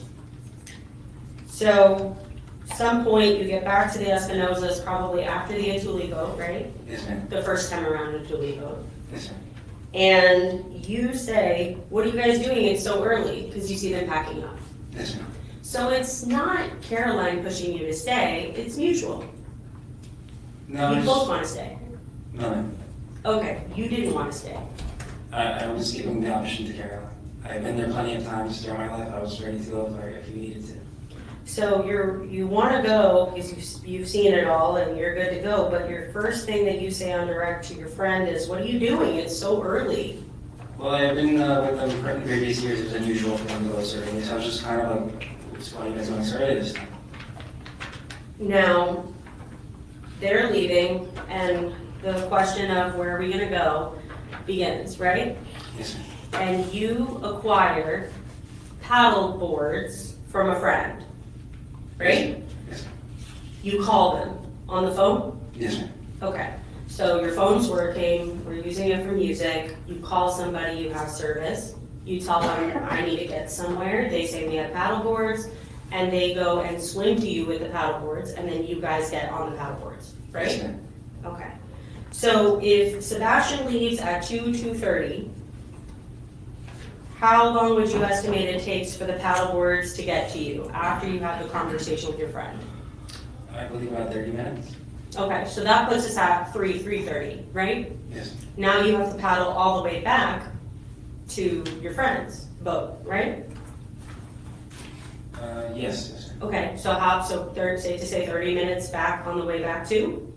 No, ma'am. Okay, so how fast do you get to the friend's boat? We got there in about maybe 5 minutes. Okay, so we're at 3:05 to 3:35 for when you are out of the paddle boards and onto, at this point, the tied-up boats, right? Yes, ma'am. And that's the boats that have Anthony on one boat with Braden? Yes, ma'am. Okay, with Braden driving that boat? Or it's Father. Braden's boat? His father is. Okay, and Captain Doobie and random people that you know, some people, I guess? Yes, ma'am. All right. Now, at that point, how far is Doobie and Brandon's boat from where you were originally? So I was in the center, and it was they were on the west side by the channel, the deeper side. So the sandbar's here, and then you're like in the area of the middle, Yeah, correct. and then my west is this way, your west is that way. So they're out that way, like from the center. I just go straight west of it. Okay. So you say it takes about 5 minutes to get there from the center, Yes, ma'am. and you get there and you start boat hopping. Yes, ma'am. And you guys are drinking and hanging out and having a good time. Yes, ma'am. Okay. And then at that point, you had said that that was 2:30 to 3 is when you met Doobie for the first time and you got on that boat. But really, what we're talking about is probably like 3:05, 3:35 by the time you get to that boat, right? Possibly somewhere around that time frame, yes, sir. Okay. So you then are kind of hanging out, you want to go back to the vodka boat, right? We both did, yes. Okay, how far is the vodka boat from the tied-up boats? So they're on the same side west, you just head just straight south, and you get there, I would say it's about another 50, 60 yards south. 50, 60 yards takes you how long to paddleboard? Because you guys take the paddleboard that time, right? Yes, sir. Okay, so how far then? I would say it's about, just 5 minutes as well. Okay. Now, then we talk about the trampoline, right? Yes, sir. So you guys get there, there's a big trampoline.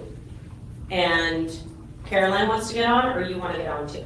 We both are planning on getting on. Okay, so there's like 8 girls bouncing around, Caroline jumps on too. Yes, sir. Okay. And she asks you to go get her a drink. Yes, sir. So you underhand toss a drink to her, Yes, sir. she drops it. Yes, sir. You then jump and throw 2 to 3 more to the 2 to 3 girls that are also gesturing to you. I tossed them, yes. And those are underhand as well. Correct. So you never hit Caroline. No. Why do you think she said that? Objection, Judge. Speculation, it's already been, it's just, it's speculation. Did she hit her head? Never. Did she fall? Never. So, nonetheless, she gets upset. Yes, sir. Probably minutes after you threw her the can. Yes, sir. She walks up to you and says, "Why are you throwing girls' drinks?" Yes, sir. And you leave Yes, sir. because she doesn't want to be there anymore. It's over. We're done with that boat. We don't want to have fun there anymore, right? Yes, sir. Okay, so you don't really drink anything there because you guys got there and within minutes you're already having a problem with it up. Yes, sir. Okay, and you would agree she's not happy with you at that point, right? Essentially, maybe, yeah. I mean, she doesn't even want to get on the paddleboard with you, right? She just wanted to swim. Okay, so she didn't want to swim to just like get away from you because she's annoyed? No, ma'am. Okay.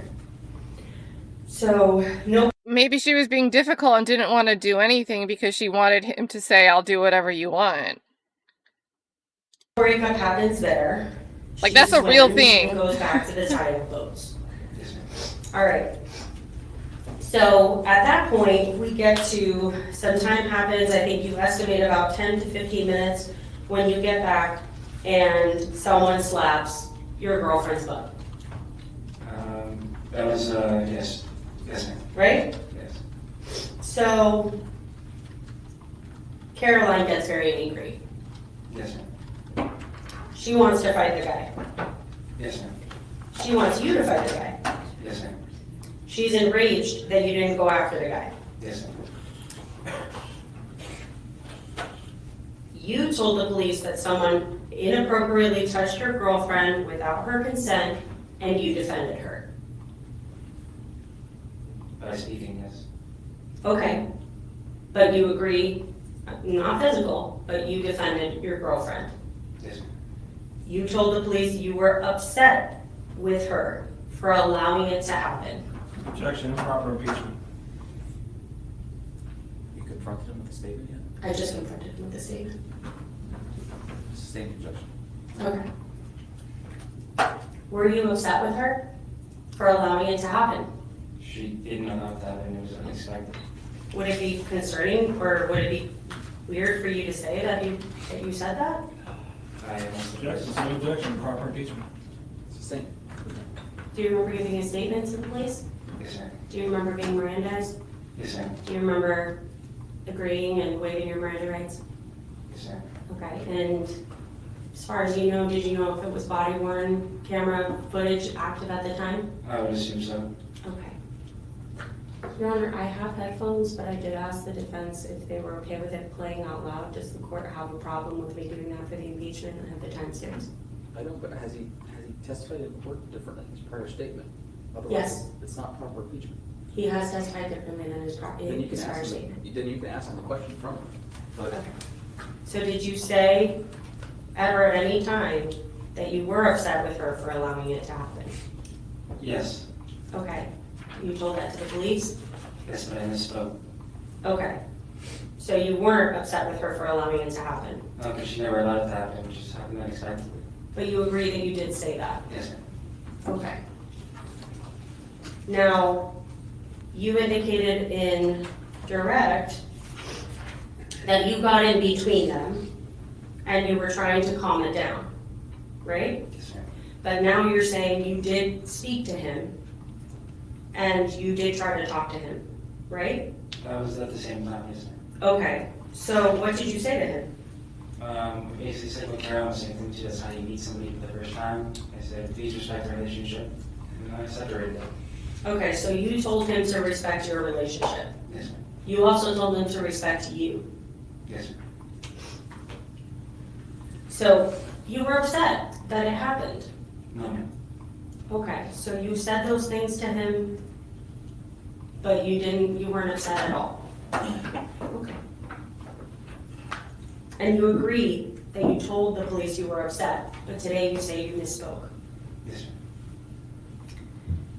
So, right after that, you get kicked off of duty's boat, No, right? Okay. So you don't get kicked off of duty's boat because of the argument, No, ma'am. but you agree that it was a big commotion. The incident with the slapping. No, ma'am. No? You said that on direct. It was a big commotion. It was time to You wrap did. up. Other people were yelling at the guy. This was on Braden's police boat, not duties. Okay, Oh. but that's where the butt slapping happened, right? Yes, ma'am. Okay, so you agree it was a big commotion. Yes, ma'am. You agree that right after that, they all said it's time to wrap up. Yes, ma'am. And you agree that there were other people yelling at the man who had done this to your girlfriend. Yes, ma'am. So it wasn't just your girlfriend flying off the handle. Other people saw this and they were upset. Yes, ma'am. And you're tied up to one boat or more? At the time, I believe one. And when you're tied up to that one boat, are you guys completely alone in the ocean or in the Lake Boca, or are there boats nearby? There's boats nearby, but not super close. Okay, so how far would you estimate the boats are? Every boat's at least 20 plus yards. 20 plus yards. So you have no idea what those boats saw? No, ma'am. You have no idea what those boats heard? No, ma'am. So you have the disagreement about the seltzers, right? Disagreement? She's upset with you, that you threw seltzers at other girls. Yes, ma'am. Okay. You have, according to you, she got upset with you for not confronting the guy. Yes, ma'am. Okay, so that's another disagreement, right? Yes, ma'am. And she's walking away from you and you're pursuing her. Yes, ma'am. So she's walking around and you're trying to follow after her Yes, ma'am. because she's mad Yes, ma'am. and she wants to get away from you. No, ma'am. Okay, so then why is she walking away from you? She's very still heated about the situation about her getting slapped. Okay, so your testimony is that she was walking away from you, but she didn't want to be away from you. Because she was upset about the situation, but she wasn't mad at you. That's how it goes. Okay. And you heard other witnesses. I've been in this situation. It's something that can happen. And I get that it might not be the explanation for what was actually happening in that moment. But I hate the notion that there's no possible way that somebody with their actions walking away could mean that they don't actually want to leave that person, but they just want that person to chase them. Testify to her following and you chasing her, right? Yes, ma'am. So you grab her from behind and she wants you to let go. No, ma'am. Okay, so there was never a time where you grabbed her and held her and she wanted you to let go.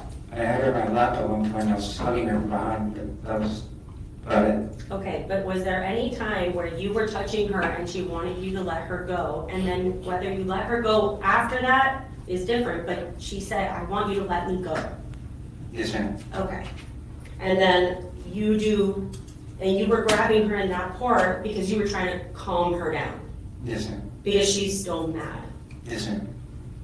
So right after that, she is in the water. Yes, ma'am. And you're asking her to get back on the boat. No, ma'am. You don't think she needs to get back on that boat? I did. Okay. So you don't tell her, Caroline, please get back on this boat. No, I don't. Okay. Even though you know it's dangerous. Yes, ma'am. Even though you know that you're right next to the channel. Yes, ma'am. Even though, you know, your attorney has been talking about boats and jet skis flying everywhere. She could get hit by a boat. You don't tell her to get back on the boat. That's that Captain Doobie has on, you know, that you're standing on. Objection, ask and answer. Sustained. So, does she have her phone at this point, or does somebody give her her phone? Someone gave me her phone. Okay, was it you? No. And at that point, she starts swimming. Yes, ma'am. You don't warn her that it's dangerous. No, ma'am. You don't warn her that she could get hurt. No, ma'am. You don't tell her, I've been here for over 10 years at this event specifically, and this is not the way, you can't swim to the shore. You're not gonna make it. You're gonna die. I told her all this before she jumped in on the boat. She was being irrational and decided to jump in. When she was in the water, I didn't say anything. Okay. She's So already She swimming. jumps in the water, she starts swimming, and you don't call anybody to try to help her. No, ma'am. You don't call out to other boats to flag her over. No, ma'am. You have a conversation with the captain. Yes, ma'am. You say goodbye to your friends. Yes, ma'am. Your girlfriend is swimming in the ocean or the water that is very deep and very dangerous, and you told her not to go, and you're saying goodbye to your friends and speaking to the captain and not asking for help from anyone, right? Yes, ma'am. You don't call 911, right? Yes, ma'am. You don't call out to any of your friends that you think might still be at Boca Bash, right? Yes, ma'am. You don't ask Captain Doobie, hey, can you give me one of those life jackets right now? Since you told me I have 30 seconds, I can go get her with the life jacket, get her the life jacket, because she is intoxicated and can't swim, right? Yes, ma'am. You don't do any of that, and you just jump in, right? Yes, ma'am. You swim towards the direction she's going, right? Yes, ma'am. And you swim fast, right? Yes, ma'am. Because you're a good swimmer. What's the definition of good? What's the definition of good? I mean, you don't have to be a professional, but you're pretty good. Yeah, I've had experiences. Okay. And you've never had something happen like this before, right? Where you just completely could not swim. Yes, ma'am. And you've been out in water that is deep before. Yes, ma'am. And you've been out in water that has currents before. Yes, ma'am. And you have been injured as an athlete before, right? Yes, ma'am. You got injured and had to have surgery on your knee, correct? Yes, ma'am. And then when you tried to walk on to the FAU team, you never played, correct? Yes, ma'am. And that's because you knew your body and you knew that you couldn't do it anymore with that injury. Is that right? No, ma'am, that's part of it. Okay. Was that a part of it though? Yes, ma'am. Okay. So you jump in knowing it's dangerous, Yes, right? ma'am. You don't tell anybody on the boat, hey, can you watch what I'm doing? Because this is not, I shouldn't be doing this, but I'm going to get my girlfriend because we gotta go. We gotta go with you guys and you gave me 30 seconds, right? Can you repeat that, please? You don't ask anybody, hey, keep eyes on me because I don't know if I can make it, neither can she, right? Yes, ma'am. You don't tell them, hey, is there any way that you can just drive me up closer to her so that I can catch her? You don't do that, right? Yes, ma'am. You don't, like Sebastian. Maybe because what she wanted was for him to jump in after her. And if we switched the roles and it was some guy playing dramatics, this prosecutor would be arguing that this is a pattern.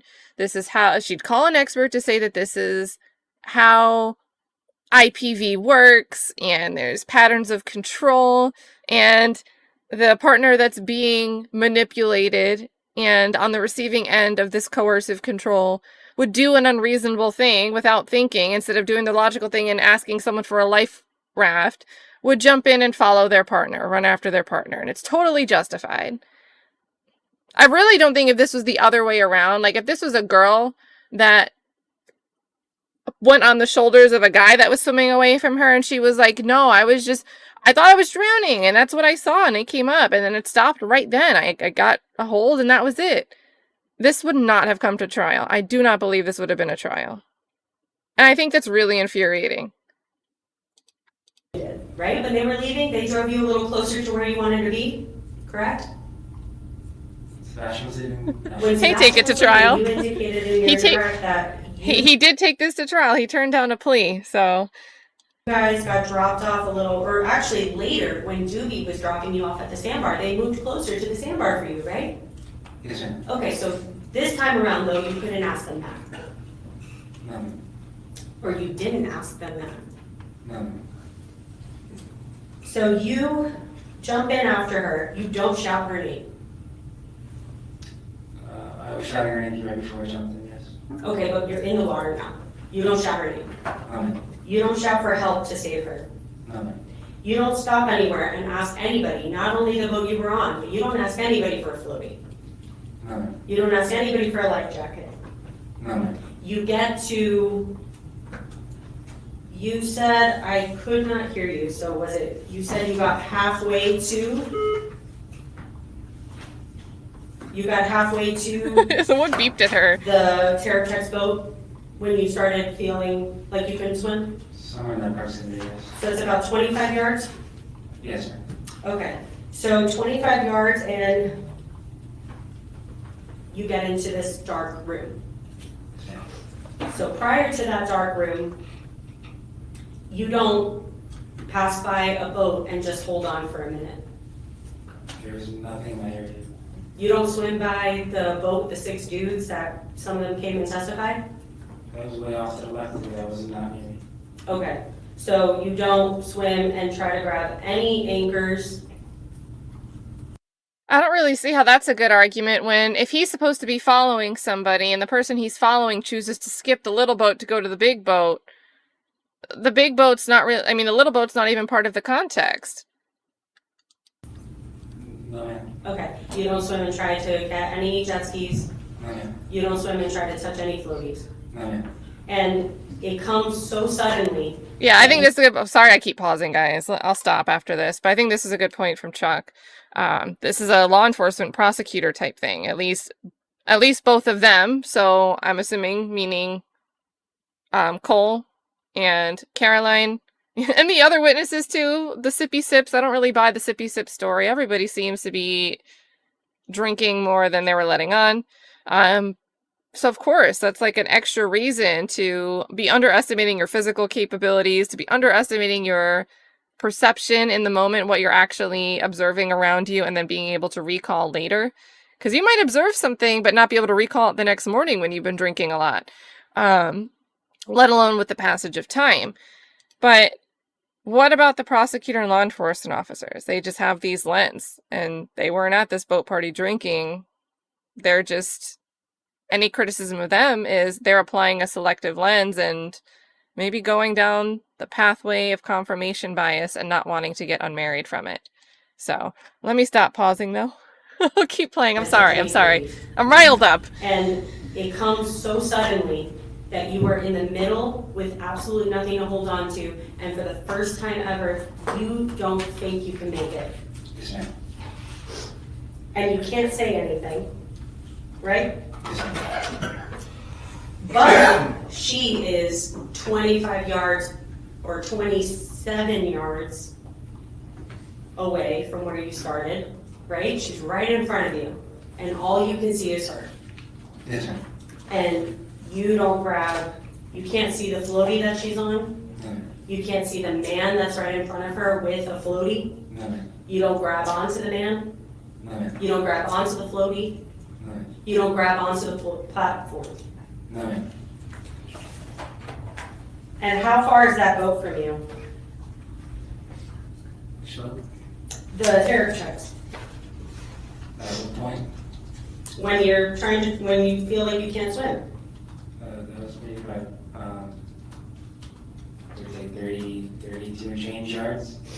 So it's 32 and change yards away. Yes, ma'am. Okay, so there's no way that you're gonna ever be able to hold on to their platform. No, ma'am. Okay. And At that point, you grab her hand, or you grab her shoulder with one hand. Yes, ma'am. Okay. And you have no idea if she goes under, No, ma'am. and you have no idea if you go under. No, ma'am. Now, at the time, you actually said you weighed 195 pounds. So 195 or 200? It was in that area. Okay. Now, you also went to the gym. We've already talked about the disparity or difference in your weight between you and Caroline, right? Yes, ma'am. She was shorter than you? Yes, no? Yes, ma'am. Okay. And she was smaller than you? Yes, ma'am. And so despite all of that, you grab her. Yes, ma'am. Somebody grabs her from under the water. That's what I heard. Okay, well, what do you know? I don't know. I was completely panicked and blacked out. Okay, so you don't disagree with the possibility that somebody did pull her That's not out. speculation. You don't disagree with the possibility that someone had to pull her out from under the water. It could be possible that someone was there and did that, yes. Okay, you cannot directly contradict that. You can't say, no, that did not happen, because you don't know. Yes, ma'am. Okay. So, someone threatens you with a boat hook. Yes, ma'am. They tell you to stay away from her. Right? Stay within the boat. The only thing you say is, that's my girlfriend. I also say that, so. You say you couldn't swim. Yes, ma'am. So, you heard everybody get up on that stand in that boat, right? Yes, ma'am. 4 couples. You don't know them. No. Caroline doesn't know them. No, ma'am. It's not like some secret thing. They were secret friends, and this actually was a boat that she knew, and she was swimming there. These people are random. But she swam past the little boat to go to the big boat, with her intention of the day to meet boat owners. She didn't want to meet the boat owner of the little fishing dinghy. She wanted to meet the boat owner of the big boat. And he caped for her. It doesn't matter to me if he's married. And they are, in fact, like complete strangers. Her words. She wanted to meet the boat owners. And they all say, you said that's my girl. Right? Yes, ma'am. You didn't say I was drowning. No, ma'am. You didn't say, please help me. No, ma'am. You didn't say, I don't care if you let me on this boat, please just call somebody so that I can get help. No, ma'am. You don't ask for FWC to come. No, ma'am. The man says, I don't care who you are, you can't drown her. And you don't respond. Right? Because I would be shocked if someone accused me of that. I'm sorry, I didn't No, know. ma'am. Thank you. You are then, you indicated, or you stated in your direct, you then touched and held on to his boat, Yes, ma'am. despite the fact that he had a boat hook in your face. That was before. And you then swim back to Doobie's boat. Yes, ma'am. And now you say that they moved. Yes, ma'am. So they were 50 yards away originally, give or take, and now they are where? They're about 15 yards behind our right shoulder. Okay, so they moved quite a bit Yes, ma'am. in the span of seconds? Yes, ma'am. Okay. Were they following you? Yes, they're waiting for Caroline and I to come back. They're already anchored up. Okay, so anchored up, I'm sorry, I don't have a boat. So anchored up means you take your anchor out from the water? Yes, ma'am. Okay, so it was possible for them to follow you guys. Yes, ma'am. So it would have been possible for him to go and pick up Caroline with you on the boat. Yes, ma'am. You swim all the way back and you get your boat back. Yes, ma'am. And even after you see she's safe, you swim back to the boat that just threatened you with a weapon. Yes, ma'am. You don't call the police for assault. No, ma'am. You don't call the paramedics to check you. No, ma'am. You said you took on a lot of water, right? Yes, ma'am. Your voice wasn't raspy, right? Yes, ma'am. It was or it wasn't? No, ma'am. Okay. And you had a lot of water getting in your eyes, your vision's fine? It was blurry at the time. Okay, but you don't ask or even try to get any medical attention for what just happened to you. No, ma'am. You then swim back to that boat. You don't try to explain what happened. Well, I'm not gonna ask the guy with the boat hook to help me. To the people on this boat who have accused you of drowning her. No, ma'am. And you know that. They weren't in the area of me. They weren't in the area. Weren't you on their boat? I was off to the side and I was on the Caroline, but I don't think it was the front, or they just didn't want to. He wasn't on the boat. That we were discussing. You didn't think it was important to go and explain to these people who just saw what they believe was something really serious? You didn't think, like, Caroline, can you please go get them? I need to explain myself. No, I didn't want another boat hook situation. You don't want other boat hook situations, but you're holding on to the boat that threatened you with a boat hook, right? But I'm with Caroline. You were with Caroline before, right? Yes, ma'am. Okay. So, FWC arrives. You're relieved. That's what you just said, right? Yes, ma'am. You're relieved because you actually think that this is going to be the way that you get off this boat Yes, ma'am. and out of this water, and you're going to get home. Yes, ma'am. You still have enough battery. You're going to be able to call an Uber when you get on land, right? Yes, ma'am. Okay.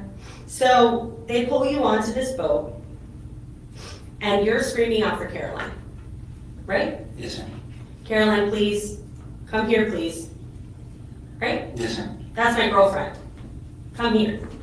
Yes, ma'am. My friends left me. You say that. Yes, ma'am. You then say you were drinking too much, right? Yes, ma'am. And they ask you what happened, right? Yes, ma'am. Because later, when you've been sitting there for a little bit, you find out they have no idea what just went on, right? When they drove up to this boat, Yes, ma'am. they drove up and the officer that's talking to you actually thought you had been hit with a propeller, right? I'm not sure. So when you are sitting there, they ask you what happened. Because of bloody You knees. point your girlfriend out and you say, I was with her all day, right? Yes, ma'am. You smile because you're proud of her, right? Yes, ma'am. You think she's beautiful. Yes, ma'am. She's your girlfriend. Yes, ma'am. And as far as you're concerned, you did not break up that day. No, ma'am. They ask you why you weren't allowed on that boat. Because when they get there, you're hanging off the side of the boat, right? Could you repeat that? The police asked you why you weren't inside this boat that they pull up to. It's Check's boat, right? I don't recall. Okay. Would it refresh your recollection to listen to that portion of the body work? Yes, ma'am. Okay. One moment.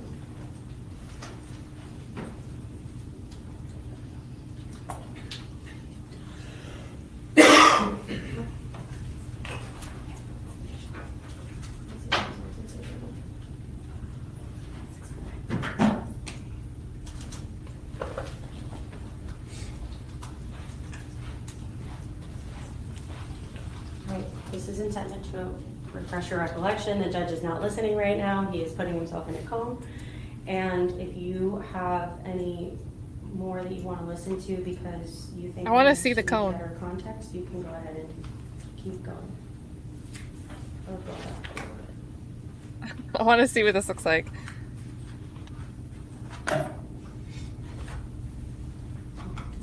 Trying to get on there and they didn't let me on the boat. They didn't let you on the boat. You know what? They didn't want another guy on there. What? They didn't want another guy on there. They didn't want another guy on there. Does that refresh your recollection? Yes, ma'am. All right, so they ask you, why were you on that boat? Right? Yes, ma'am. And you answer. Correct? Yes, ma'am. And you say, they didn't want another guy on there. That was my assumption at the time. Okay, but that was your assumption. Yes, ma'am. Despite the fact that you had already been threatened with the boat hook, right? Yes, ma'am. And after you had said, "That's my girl," the response had been, "I don't care who she is, you can't kill her. You can't do that to her." You tell the police that you're assuming, or you don't say you're assuming, you say they don't want another guy out there. Is that correct? Yes, ma'am. So you already knew everything that had already occurred, and that was your answer. Yes, ma'am. And you keep giving that answer for a little bit, right? Yes, ma'am. You keep telling the officers that that's what the reason was. That's why you're hanging on the side of the platform. Because you're just being a pest to them. You want to get on this boat, they don't want you on there. You're another guy, they don't want to ruin the vibe. And so you're just hanging off the side of the boat, right? Yes, ma'am. And it isn't until somebody asks you, "Did you put your hands on her?" that you, for the first time ever, to anyone out loud, say, "I was having trouble swimming." Right? Yes, ma'am. You swim back to the boat and you were crying, right? Yes, ma'am. With your girlfriend. Yes, ma'am. You're crying because you almost drowned? Yes, ma'am. Are you crying because you're scared of what's gonna happen now? No, ma'am. You're not seeing your future flash before your eyes? No, ma'am. Your aspirations of being a lawyer? No, ma'am.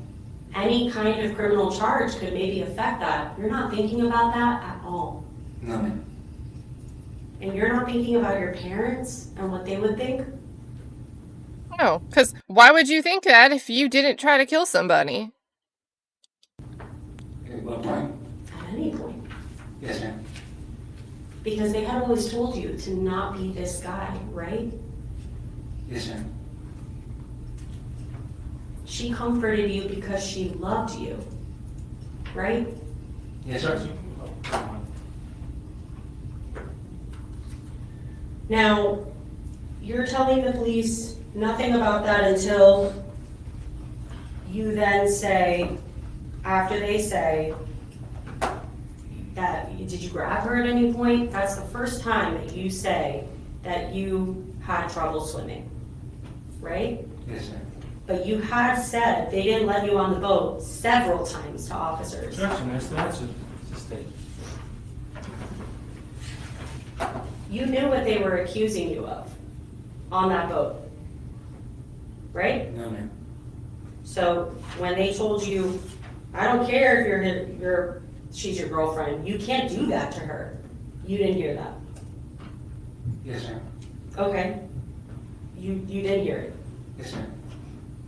So you just thought, "All right, Caroline's gonna chill on this boat, nothing's wrong, they're just mad at me for no reason. I'm gonna swim away, get my book bag, and I'm gonna chill for a little bit, and then I'm gonna swim back and I'm gonna be crying, and nobody's mad at me."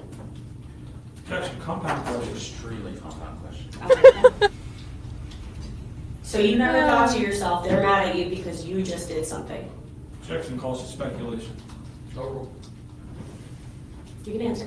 Repeat it, repeat it. You never thought to yourself, they're mad at me because of something I did. I believe they took it out of context or. Right, but you received it can the look wrong way. back. You can look back right now, and hindsight's 20/20, right? Would you agree with me? It's easier to look back on something and maybe find revelation in things that had happened? Objection of relevance. I'm getting there. Can we get there faster? The relevance of what he thinks now. Get there that they thought faster. there isn't any. It was based on the Perhaps answer. his I will. relevance as to what he thought at the time they thought is more relevant. Okay. So, I don't want to know what you think now. I want you to know what you thought then. You didn't think that they were mad at you at all. No, ma'am. You had no problem with these people, No, ma'am. but they tried to drive you with a stick, right? Yes, ma'am. And so at this point, you just think these people want you dead for no reason? Yes, ma'am. These people that don't know you, right? Yes, ma'am. And you People didn't can be wanna like call that. the police about that? No, ma'am. And then you're on a police boat, and they're asking you, "What happened today?" The most general way, and you don't say, "I don't know, I thought it was pretty crazy, somebody just threatened me with a boat hook." You don't say that. No, ma'am. You say, they just didn't want me on the boat. You don't mention that you were just assaulted. Actually, asked the answer. Has been asked and answered. Stay. You said today that she never went under the water. Have you ever said anything different? It's actually mischaracterizing the testimony. Why don't you just rephrase your question? When you testified on direct examination, you indicated that you put one hand on her shoulder, and you said you did not know whether she went under the water or not. Yes, sir. Okay. So, did you ever say anything different? No. Okay. Would it refresh your recollection if you had said something different to an officer and it was recorded? Yes, sir. Okay.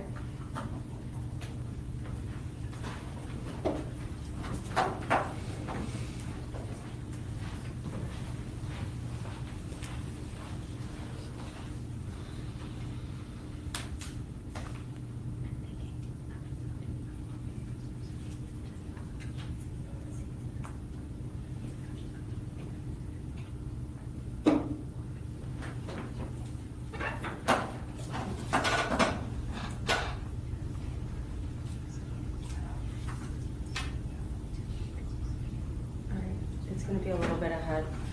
And I'm referencing the body worn camera of Officer Pulaski, and it is minute Wait, is he in the cone? 9:55 that I'm beginning. Did they help her onto the boat when they realized you were trying to choke her? What is it? And they tried to put some like stabbing thing towards me. It's like, get out of here, you're trying to choke her.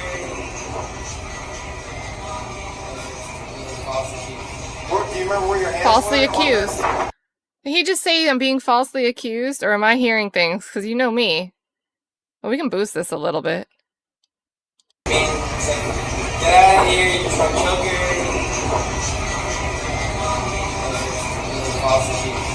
Do you remember? Right there. Did he say falsely accused? They're saying they're saying I'm doing this and choking. I'm being falsely accused. Like stabbing thing towards me. It's like, get out of here, you're trying to choke her.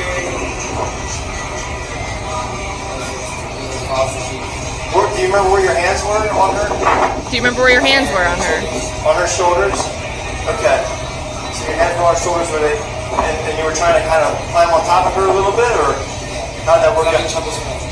You're having trouble swimming. Okay. Okay, so you're having trouble swimming and you're trying to get on top of her. Now, do you see there's a dock on the side of the boat there? There's a lot of room where you could have grabbed onto to keep yourself up. Before you were, There's no objection. This is What's that? before you were. Not even a question. Well, you can refresh recollection then. So I don't know if we're refreshing his recollection with respect to the last question or I'm teaching him. I'm trying to give him more latitude, and there are timestamps. I'm going to overrule the proper refreshing his memory. Yes. Beforehand, right. So what I'm saying, you couldn't swim, but there's a big area, big deck right there on the side of the boat that you could have grabbed onto rather than her, right? Or no? Yes? Before, yeah. Yes. Okay.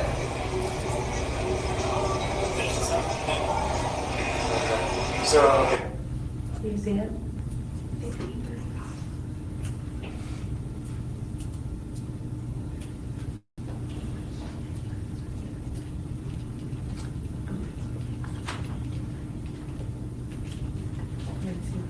Fifteen 22, because I can't get any closer. So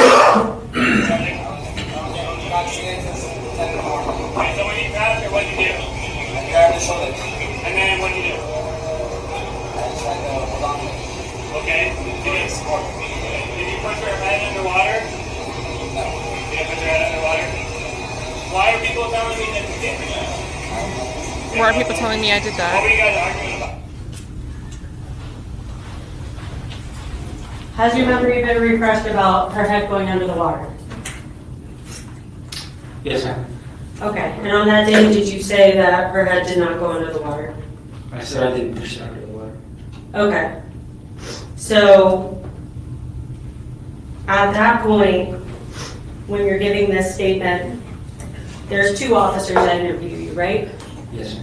And there's an officer who's just talking to you, like first contact, just keeps talking to you, right? Yes, ma'am. And then there's another officer, and you saw him testify too, Officer Hudson. He comes in later, right? Yes, ma'am. And he starts asking you questions kind of after it sounds like he's spoken to other people, right? Yes, ma'am. Because he's referring to other people's statements and kind of cross-referencing it with what you're saying, right? Yes, ma'am.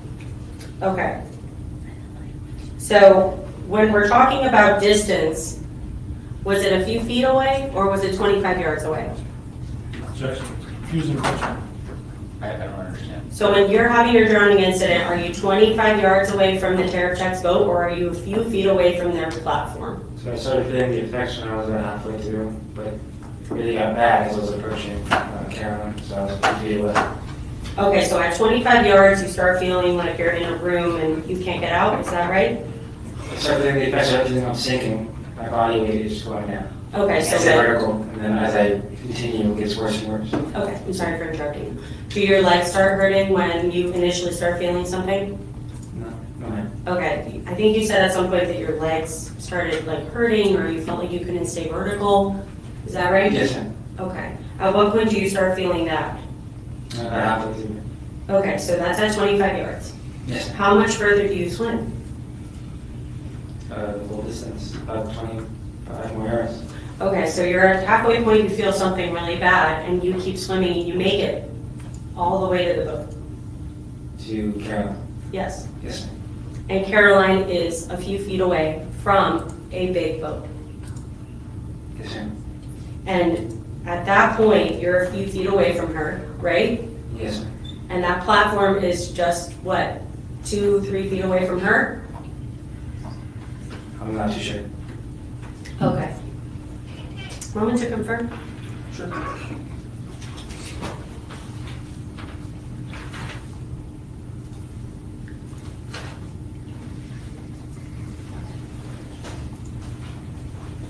And then confirm. Your representation? Yes, sir. Tell the court what you told the police about your ability to swim that day. I said I'm not an expert and it's difficult. Well, tell the court what you told the police as to what happened and why you grabbed onto Caroline's shoulder. Because I couldn't swim. Did you tell it multiple times? Many times, yes. Okay. Were you wearing a watch that day as well? Yes, sir. Prosecutor asked you about issues that you and Caroline had. The issue was about Angela. Was that Caroline's issue or your issue? There you That's go. Carolyn's issue. You didn't have an issue with anything like that, right? Did you? No, sir. All right. The issue with younger girls, that was phrased by the prosecutor. Were those your issues or her issues? Caroline's. Carolyn's issues.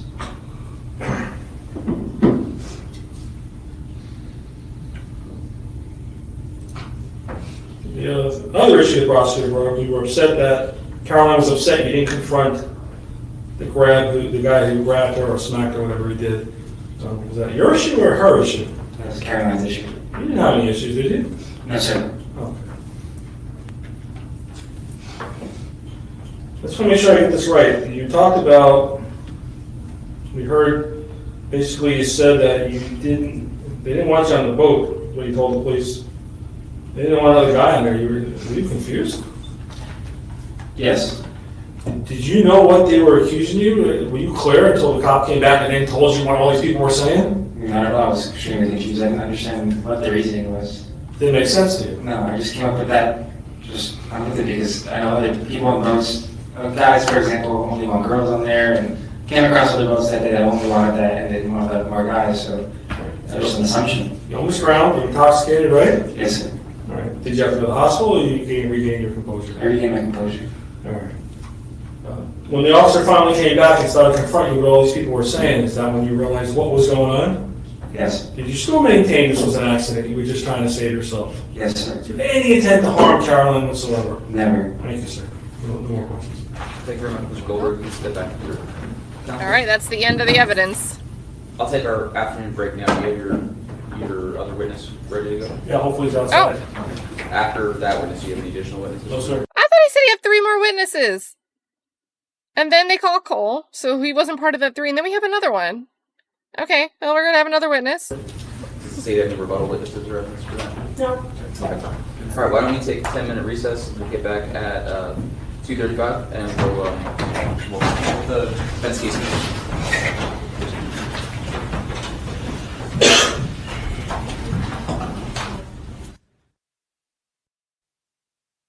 All right, and they're not actually back yet, but they should be back because it is 3 minutes past 2:35. So, yeah, I don't know. Is this next witness going to be like the swim expert, the drowning guy that's going to talk about the ladder? I just want Captain Doobie. Trakisha said, yeah, Marc Shiner got up there pissed. Let's see. Adventure Erin says the one thing she could impeach him on was a statement he made while audibly drunk after eliciting testimony that he had like 5 drinks and very little water. Gwennon says he's been saying the same thing since the incident. Yeah, and I mean, it's one of those things where... And for what it's worth, it's a bench trial. I don't think they need to drag things out too much. It's probably effective enough for... on redirect for Marc Shiner to ask the questions about, well, what did you tell police that day about why you grabbed onto her shoulders? Well, that I couldn't swim. I told him that many times. You know, maybe with the jury, you'd want to actually try to see if you could play that, if there was a way you could open the door to playing that, and state wouldn't object and saying it's like self-serving hearsay or something. Who knows? But maybe you don't need to go through all that when it's a bench trial. Okay. Why don't you call your answer? Defense calls Dr. Leatherman. A doctor? Leatherman. Dr. Leatherman. Interesting name. Dr. Leatherman. Do you solemnly swear or affirm that the evidence you are about to give will be the truth, the whole truth, and nothing but the truth? Yes. Watch yourself on your way up. Make sure you're speaking directly. Mr. Shiner, whenever you and your witness are ready, you may work.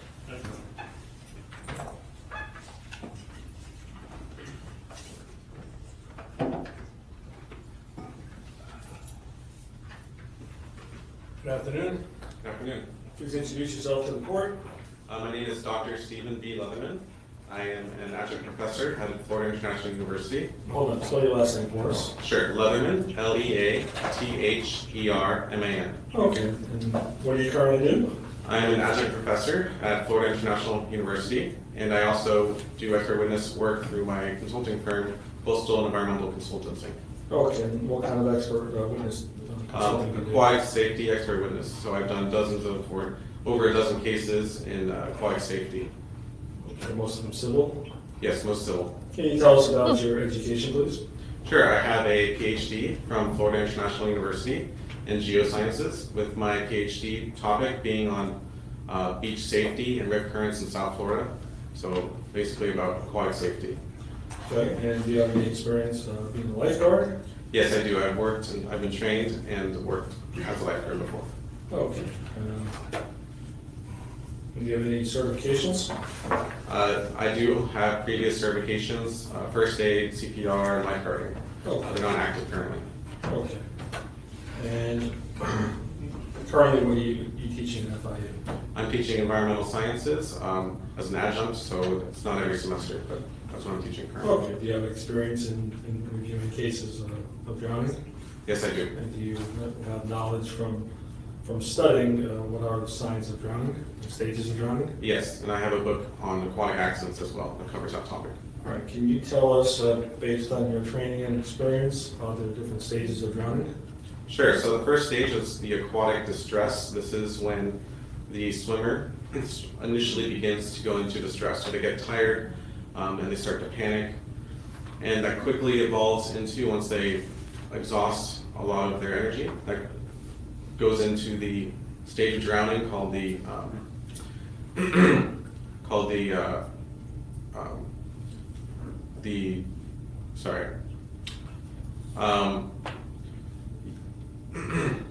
so that after the aquatic distress, Then you have the first stage of drowning. Well, let me slow you down. So when someone's in aquatic distress, can you always see that? You can't always see aquatic distress. Typically, the aquatic distress leads into the first stage, which is the instinctive drowning response.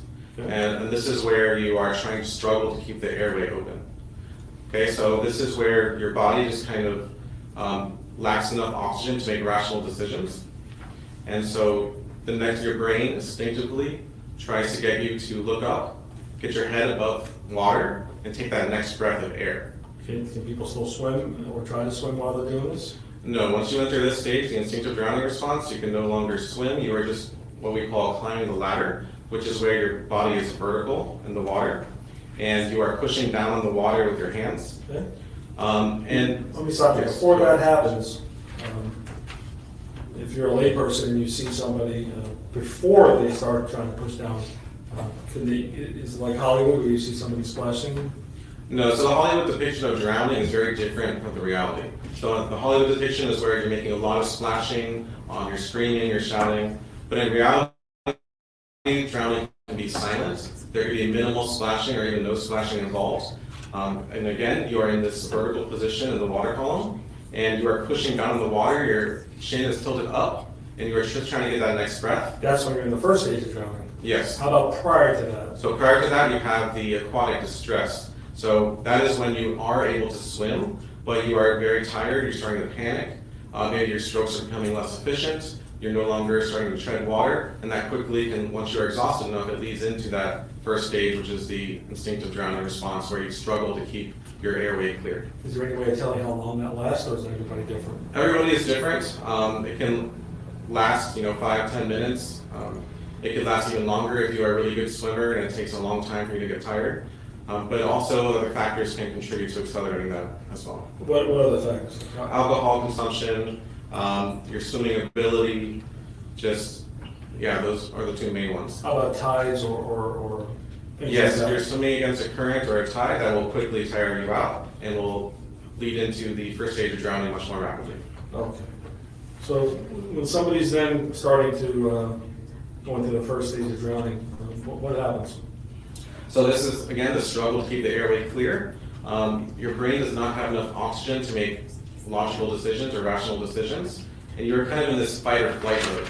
So in this stage, you are looking up, you're trying to get your next breath of air, you are vertical in the water, you're pushing down on the water. You're not necessarily splashing a lot, you could be splashing a little bit, but most of the movement is occurring under the water. So why do you know why people push down on the water at that point? Yes, that's just an instinctive response to get that next breath of air.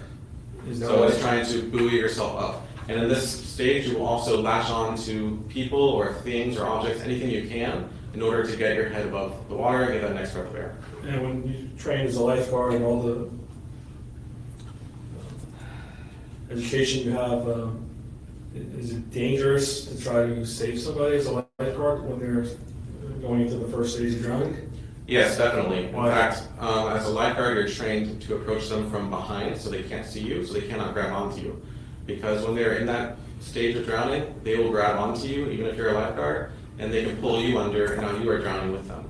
And so as a lifeguard, you're trained to go behind them and always keep your rescue tube, which is the flotation device that they use, in front of you, between yourself and the drowning person.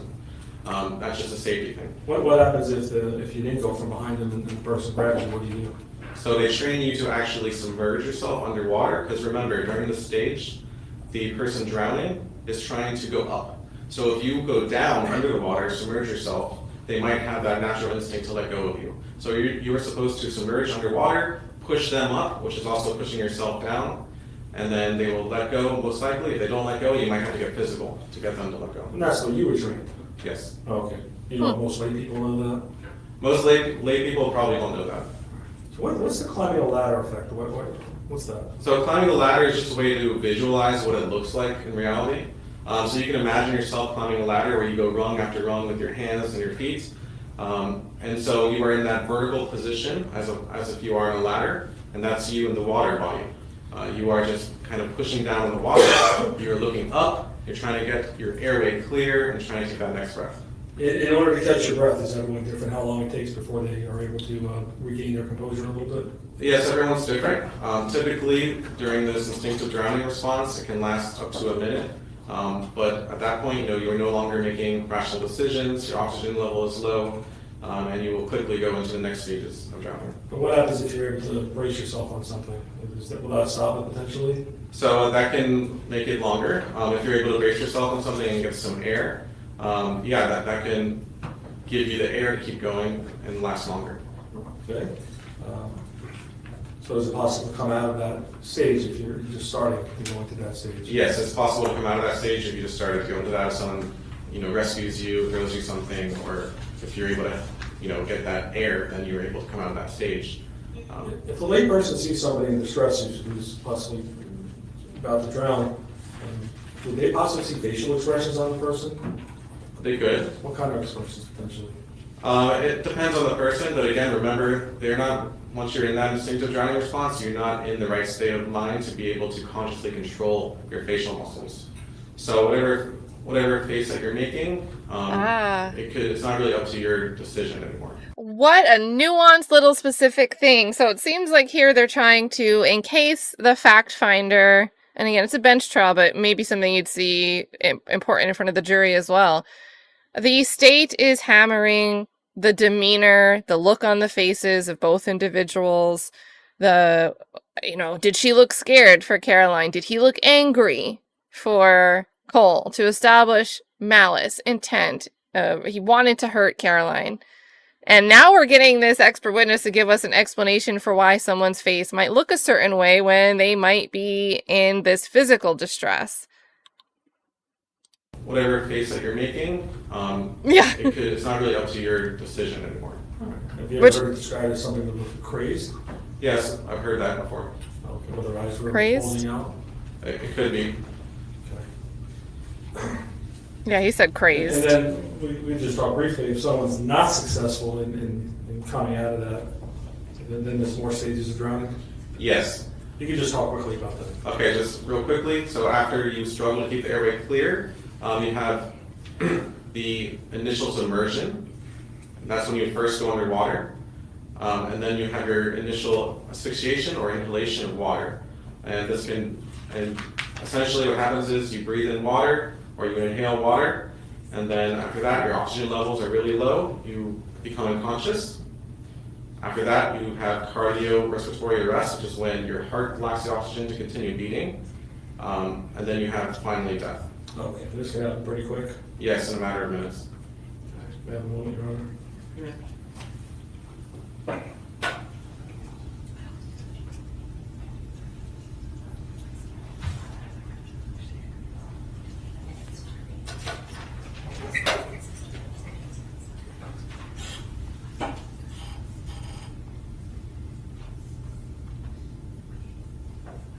People who are in the first stage of potentially drowning, do they have an adrenaline rush? To keep swimming. That instinctive drowning response, Right. you could have an adrenaline rush at that stage, but again, you are operating with limited amount of oxygen, so you're kind of anaerobically using your energy at that point. Do people who are in that stage who survive, do they often have a recollection of what happened? Typically, they do not, because they might remember before that Anaerobic. happened, but once you're in that stage, that lack of oxygen causes you to not remember. There you go. what happened. Sometimes they can, but usually not. Everyone's different. Everyone's different. I think that was really important. What happens if you're unable to grab onto somebody or something while you're in that first stage? It will most likely lead to the rest of the stages and end up, if you're not saved or rescued, it's very difficult for you to save yourself at that point.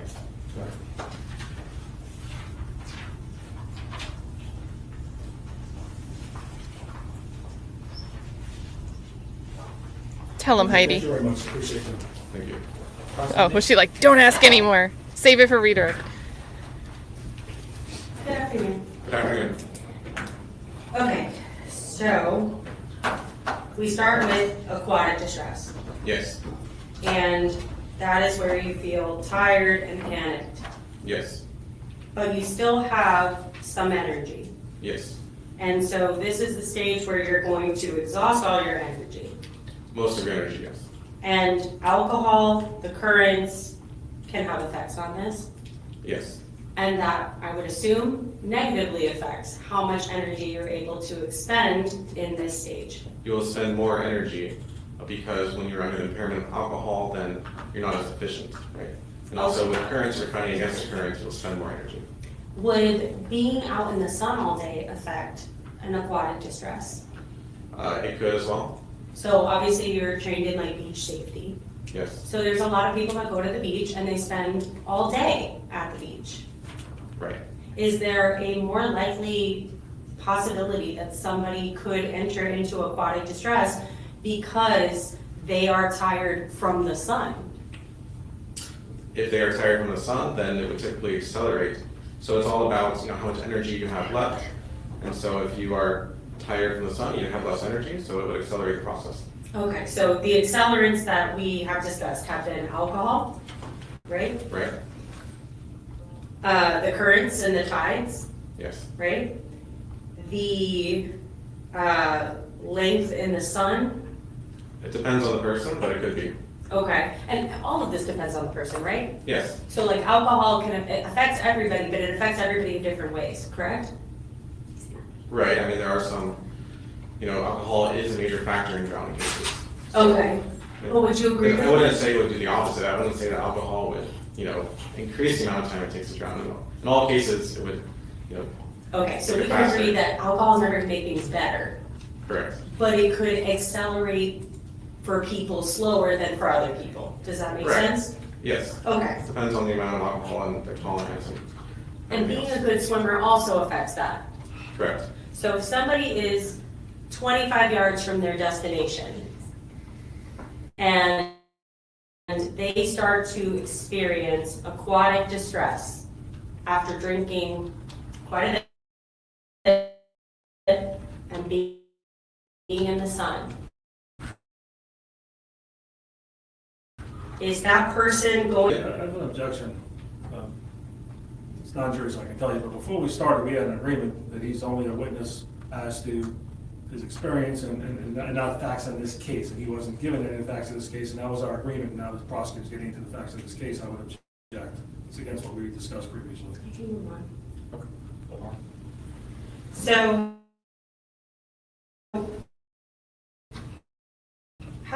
It varies, but in a matter of minutes. It could last longer depending if they're a really good swimmer.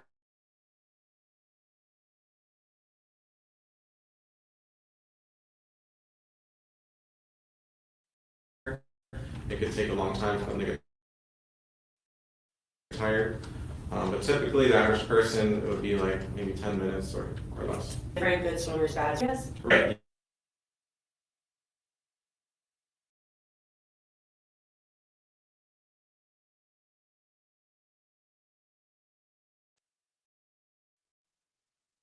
Okay, that was weird. Sorry, StreamYard gave me an error.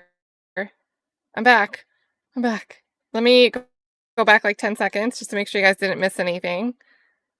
That was annoying. I always get scared when that happens. I think I'm gonna lose you guys. Understanding everybody is different, good swimmers, bad swimmers, accelerants or de-accelerants, I guess. Right, yes, everyone's different. You can't really put a drug number on it. And you throw in the factors and it can make it less, or you throw in factors and it can make it more than 10 minutes. Yes. Is that safe to say? Correct. Okay. So then we move into instinctive drowning response. And at this point, you cannot swim. You're just maintaining your position, you're climbing the ladder, you're just trying to keep your head above water at that point. And how long does this stage last? Typically around a minute or less. Okay, so at this point, TV, movies say lots of splashing. That's not necessarily the case, right? And so they are really just trying to latch onto things. Yes. Can a person in this stage identify people and places and things? No, they are beyond rational thought at that point. They see a surface and they will latch on instinctively. Okay, and that's really the fear, right, of a lifeguard. Correct. Because a lifeguard is going out there to save you, and a logical person, 9 times out of 10, is gonna realize this person's trying to help me, so if they could think, they probably wouldn't grab them, right? Right. So the training is give them the lifesaver, or put it out in front of them, because the first thing they see, they will latch onto. Correct. In what position do you hold the lifesaver when you're approaching somebody that's having or is in what you believe is instinctive drowning? If you can approach them from behind, then you could put the life saver between you and the victim, and you could scoop underneath their arms with the rescue tube between you and the victim. Okay, so we're not talking about like a little buoy, kind of like a circle one like No, this. not a big buoy. Typically, lifeguards will have a tube Okay, rotation with. and is that because it's easier to maneuver onto a person? Yes, and we have different trainings with how to use it for rescues. Okay, so that's the best case scenario, that you're coming from behind them and you can kind of loop it around them. Correct. And then all of a sudden, now they don't have this problem. Yes, you still have to pull them back to shore and administer any aid. Okay, and we'll get back to that. So what if you are approaching them forward? And how would you position your life-saving device? You can extend it out to them. And remember, you always have to reach or throw, but don't go. That's kind of the saying. So you never want to go out without it. You want to reach or throw any object that you have. And in terms of this rescue flotation device, you can extend it out to them for them to grab onto. Okay, but you're not holding it really, best case scenario. Right. Okay. So then, at this part, when you're actually, let's say you don't do it the right way, and they latch on to you. Right. Your task at that point, if you are educated in safety, is to submerge your body under the water. Correct. And then they will let go. Not always, but most likely it is their instinct to let go because they want to surface for the next breath of air. Okay, so instinctively they're supposed to let go. Right. But every person's different. Right. And I think at that point you testified that it may have to get physical. Yes. Okay. Is there a common place where people that are having this stage of instinctive drowning response hold on to other people when they grab onto them?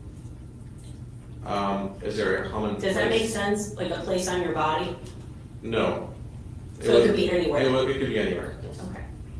All right, so we've been talking about this Ed Holly case that isn't being streamed, but EJF was giving us updates. Now we've been watching Ben Nandy's coverage. The jury again has deadlocked. They said last week, they're like, hey, we're deadlocked. It was like, what, 5 for guilty and 7 for not guilty. And they were told to keep deliberating. They had to sub out an alternate. They've been continuing to deliberate, and now they just sent in another note saying that they're deadlocked again. So Ben notes here that the judge hasn't read an Allen charge. We'll see if they do, and we'll get an update on that. This is like kind of like a cold case with a really low match DNA profile that's not really a direct match. It's really weak. And then there's a jailhouse snitch. It's a whole mess. It's the second trial. First jury hung. They couldn't agree. I wish we could watch that. But there's an update there. We've been following that kind of collectively as a chat at this point.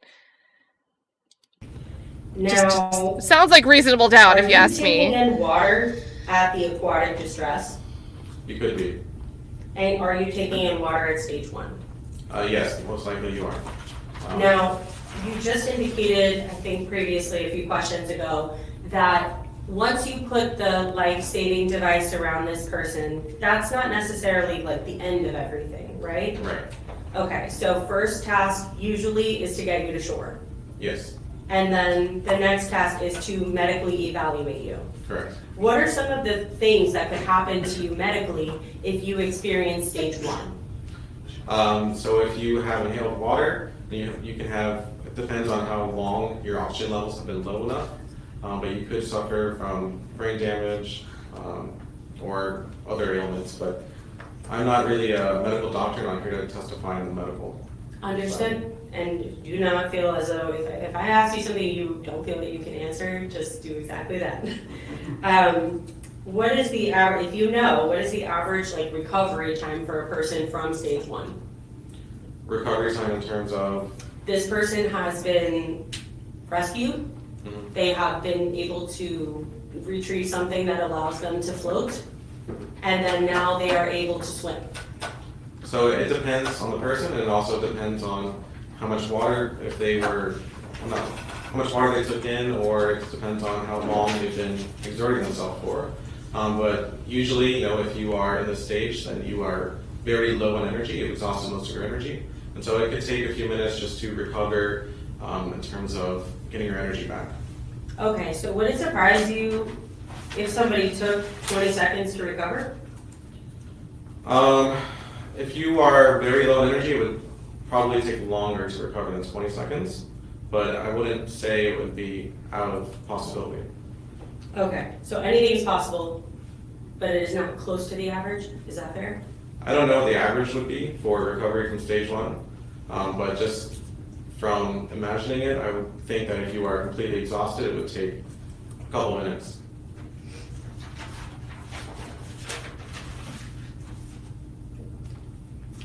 When you are in the, aquatic distress phase, are you able to speak?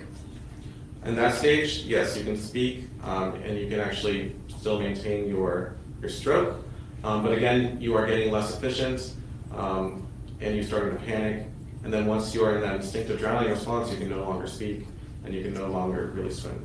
Okay, so that 10-minute period of aquatic distress is the last time you're going to be able to speak at all if you progress further after stage 1. Right, it also depends on a lot of conditions, right? It doesn't have to be 10 minutes, it could be 10 seconds. So it varies a lot depending on the person. Okay. And you're here testifying today. Were you asking for a retainer for your testimony? I had a deposition a few months ago, and I had a retainer before that. Okay, so I actually took your deposition. Was it a $5,000 retainer prior to your deposition? Yes. And it's $400 an hour? Yes. And what about now, testifying today? This is still working through my retainer. Okay, so you're still at the $400 an hour rate? Yes.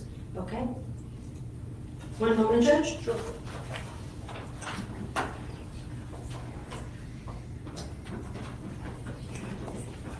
I have nothing further.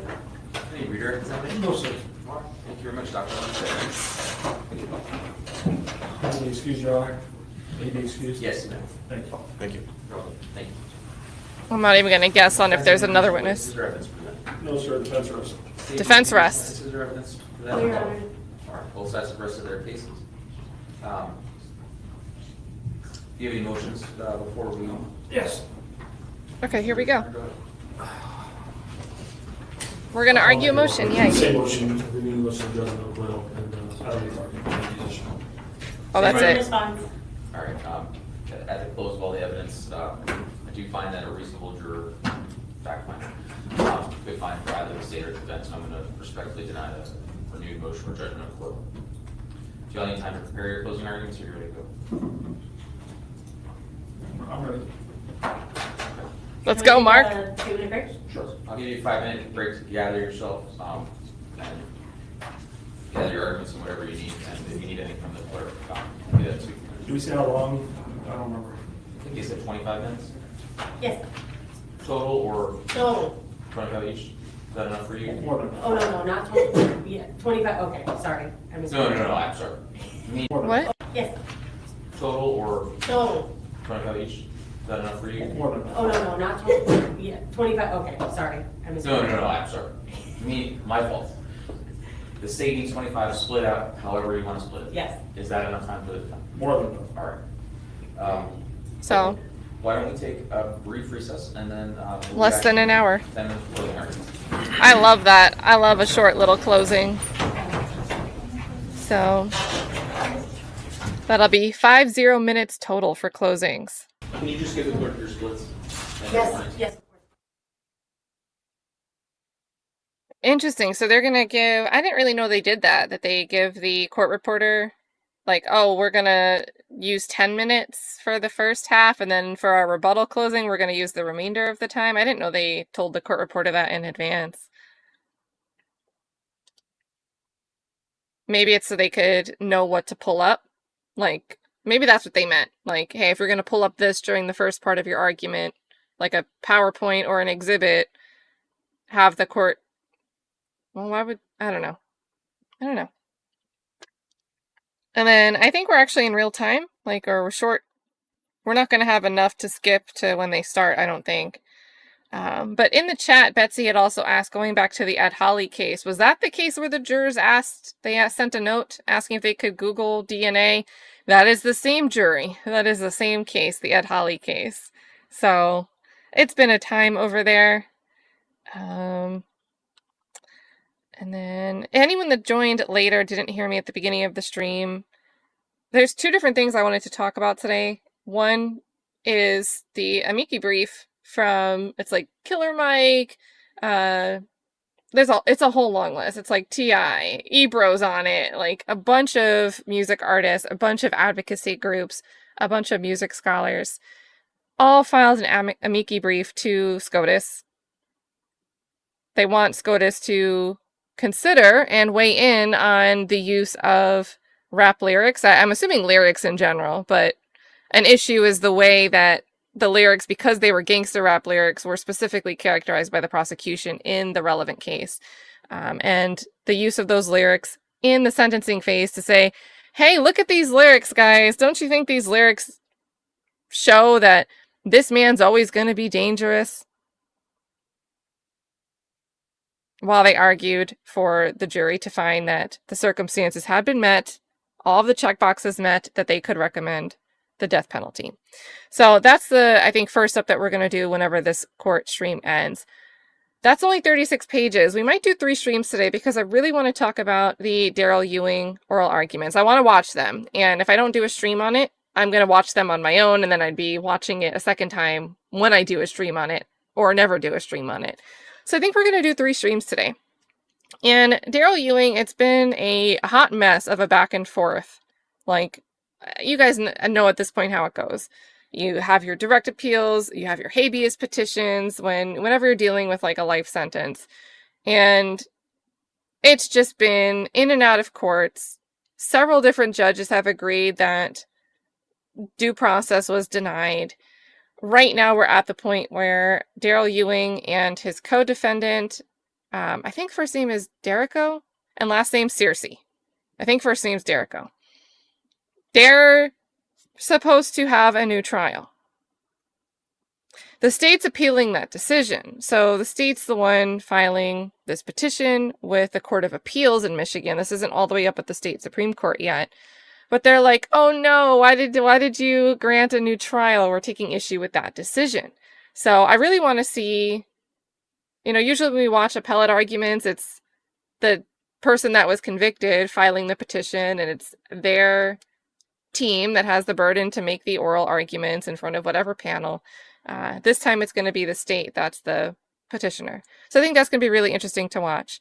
I've been trying to put together, and let's see what it looks like real quick. I'm just going to publish what I have for it. Ever since people in the chat had told me about this case, I've been trying to get some updates and try to learn what was going on. So I did put together a little gamma. We'll talk about all the deep dive background before we watch the oral arguments. But I wanted to bring together a bunch of the resources. There's an outlet called Voice of Detroit who's done incredible coverage, detailed coverage, through in and throughout on this case. And they cover a bunch of other stories too. And I'm sure if you're interested in following like Detroit news, they should be a place you check out. They're providing all the documents.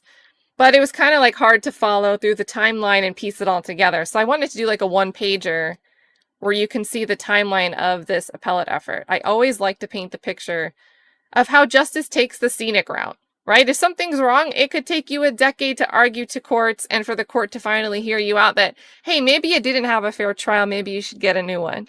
So I always think it's important to follow the timeline. So I have this resource put together. I'll put it in the chat for you guys if you want to poke around now while we have a little bit of downtime. But that's what I think we'll be looking at today. I'll read through a summary of everything I know about the case from trying to catch up with it. And then we'll watch the oral arguments. So pretty excited for that one. Here is a link to the gamma. And I might do some updates on that.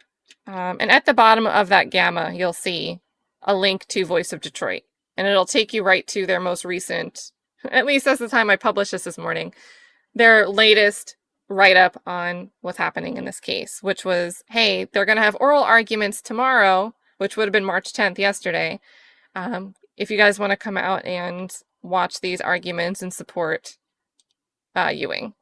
So, yeah, I love appeal arguments. Sheriff Chuck in here sniping in the chat. Says 1 for each stage of aquatic distress. So thank you. We got a 1 and a 2 and a 3. I gotta do the Tootsie Pop voice there with the counting. Big thank you here, Sheriff Chuck. Always making sure the party keeps growing. We're gonna need a bigger boat. We're gonna need a bigger boat. Oh, 1 for each stream. I love that. See, it's been 2 seconds and I already forgot that I said I'm gonna do 3 streams. Didn't even piece it together. So there we go. That makes more sense than the stages of aquatic distress. But we might still need a bigger boat for all these different streams. I'm really excited for the oral arguments one. I am. We're going to be at the Court of Appeals. You know, it's a little bit of a different vibe than a state Supreme Court. We're going to be, I can't say that I haven't really watched Michigan appeal arguments before. I don't know if I've ever streamed any, and I haven't watched any from the Court of Appeals. I feel like I've watched state Supreme Court arguments. But it's going to be a new little dynamic for us. I think it'll be fun. So, let's see. We've got, ever since I heard that there's like a deadlock with the jury, I'm like refreshing Ben Nandi, his post over on Facebook. I'll share a link to that in the chat as well. It's kind of annoying, like Facebook, if you don't use Facebook, I feel like when you try to open a link that's shared from Facebook, it just blocks everything and it says you must log in to see this, and it doesn't always let you see the link. So sorry about that, but you know, it is his reporting, that's where he's doing it, and that's my link. So yeah, we need to go from a boat to a bigger yacht. We're off the fishing dinghy, but we could still do some fishing. We could get one of the boats that has it's big enough to have a fishing boat on the side of it. So we could still do some fishing. These people were saying that they didn't have food. They're hopping around all these boats and nobody has food. What did you guys go to Publix for in the morning? Why are you day drinking without food? This all seems stupid. This whole case, we have no pub subs. We don't have snacks, chips, crackers even, Snickers bars. They said that they were drinking some waters or whatever, but, you know, can we get some, fruit? You know, burgers, somebody grill? Maybe they were going to this big boat because they figured it would have, the little kitchen inside. They're like, oh man, that's where the food is. We've got to go. Now it makes sense. We need a trampoline, too. We need a trampoline. Oh, man. One time I was so tired, we were, this was a lake, this was in New York, and one of my friends that had a lot of money was always nice enough to be like, hey, since I'm the friend with money, everybody come hang out at my house. And we'd go out, they had a little launch dock on a lake somewhere, I don't even know the lake, and they had one of those trampoline things. And I kind of feel like I had one of those moments where all day we were jumping off the little trampoline, climbing back up on it. You got to hoist yourself when you don't have your feet touching floor. You're just kind of kicking your feet in the water. You've got to be able to hoist yourself. And you're wearing a life jacket, and the life jacket's kind of cumbersome. The straps are getting stuck on the side of the thing. And all day you do that. And then late at night, I jumped off and I'm like, I can't really hoist myself back on anymore. I've been doing this all day. I'm tired. And I'm like, oh, this is it. And I took a few moments and then just gave it my all and I got on. But within the same day, suddenly I couldn't do the same thing anymore. Aquatic distress, if you will. Probably upper body fatigue. But you never know. It seemed like a fine decision to jump off one more time because we'd done that all day. But I was so tired by that point. I think my body was like, no, we just don't have it in us. And then maybe adrenaline kicked in. So, yeah, they said CVS, but didn't they say CVS and Publix? Right? Oh, they were gonna pick up like, well, I don't know. There's a lot of things you could get at CVS.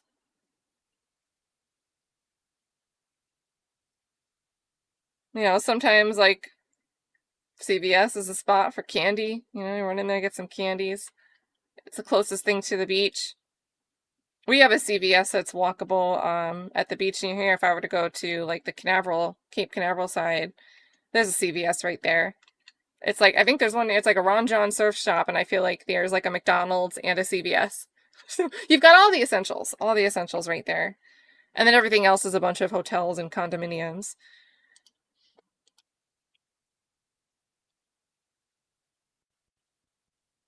I feel like this is longer than she said she needed.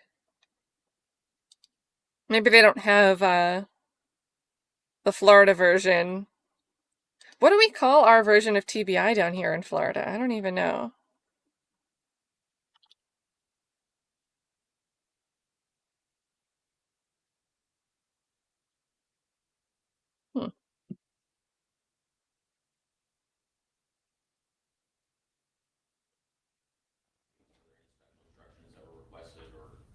That I should be looking at? No, sir. We had discussed involuntary intoxication or voluntary intoxication too, but that was with jurors. Right. Court Okay. those. Okay, I just want to make sure I have the standard instructions, so I just want to make sure that I'm looking at the same elements that you all are. Okay. With that, then let me turn to the state for your closing argument, for your first closing.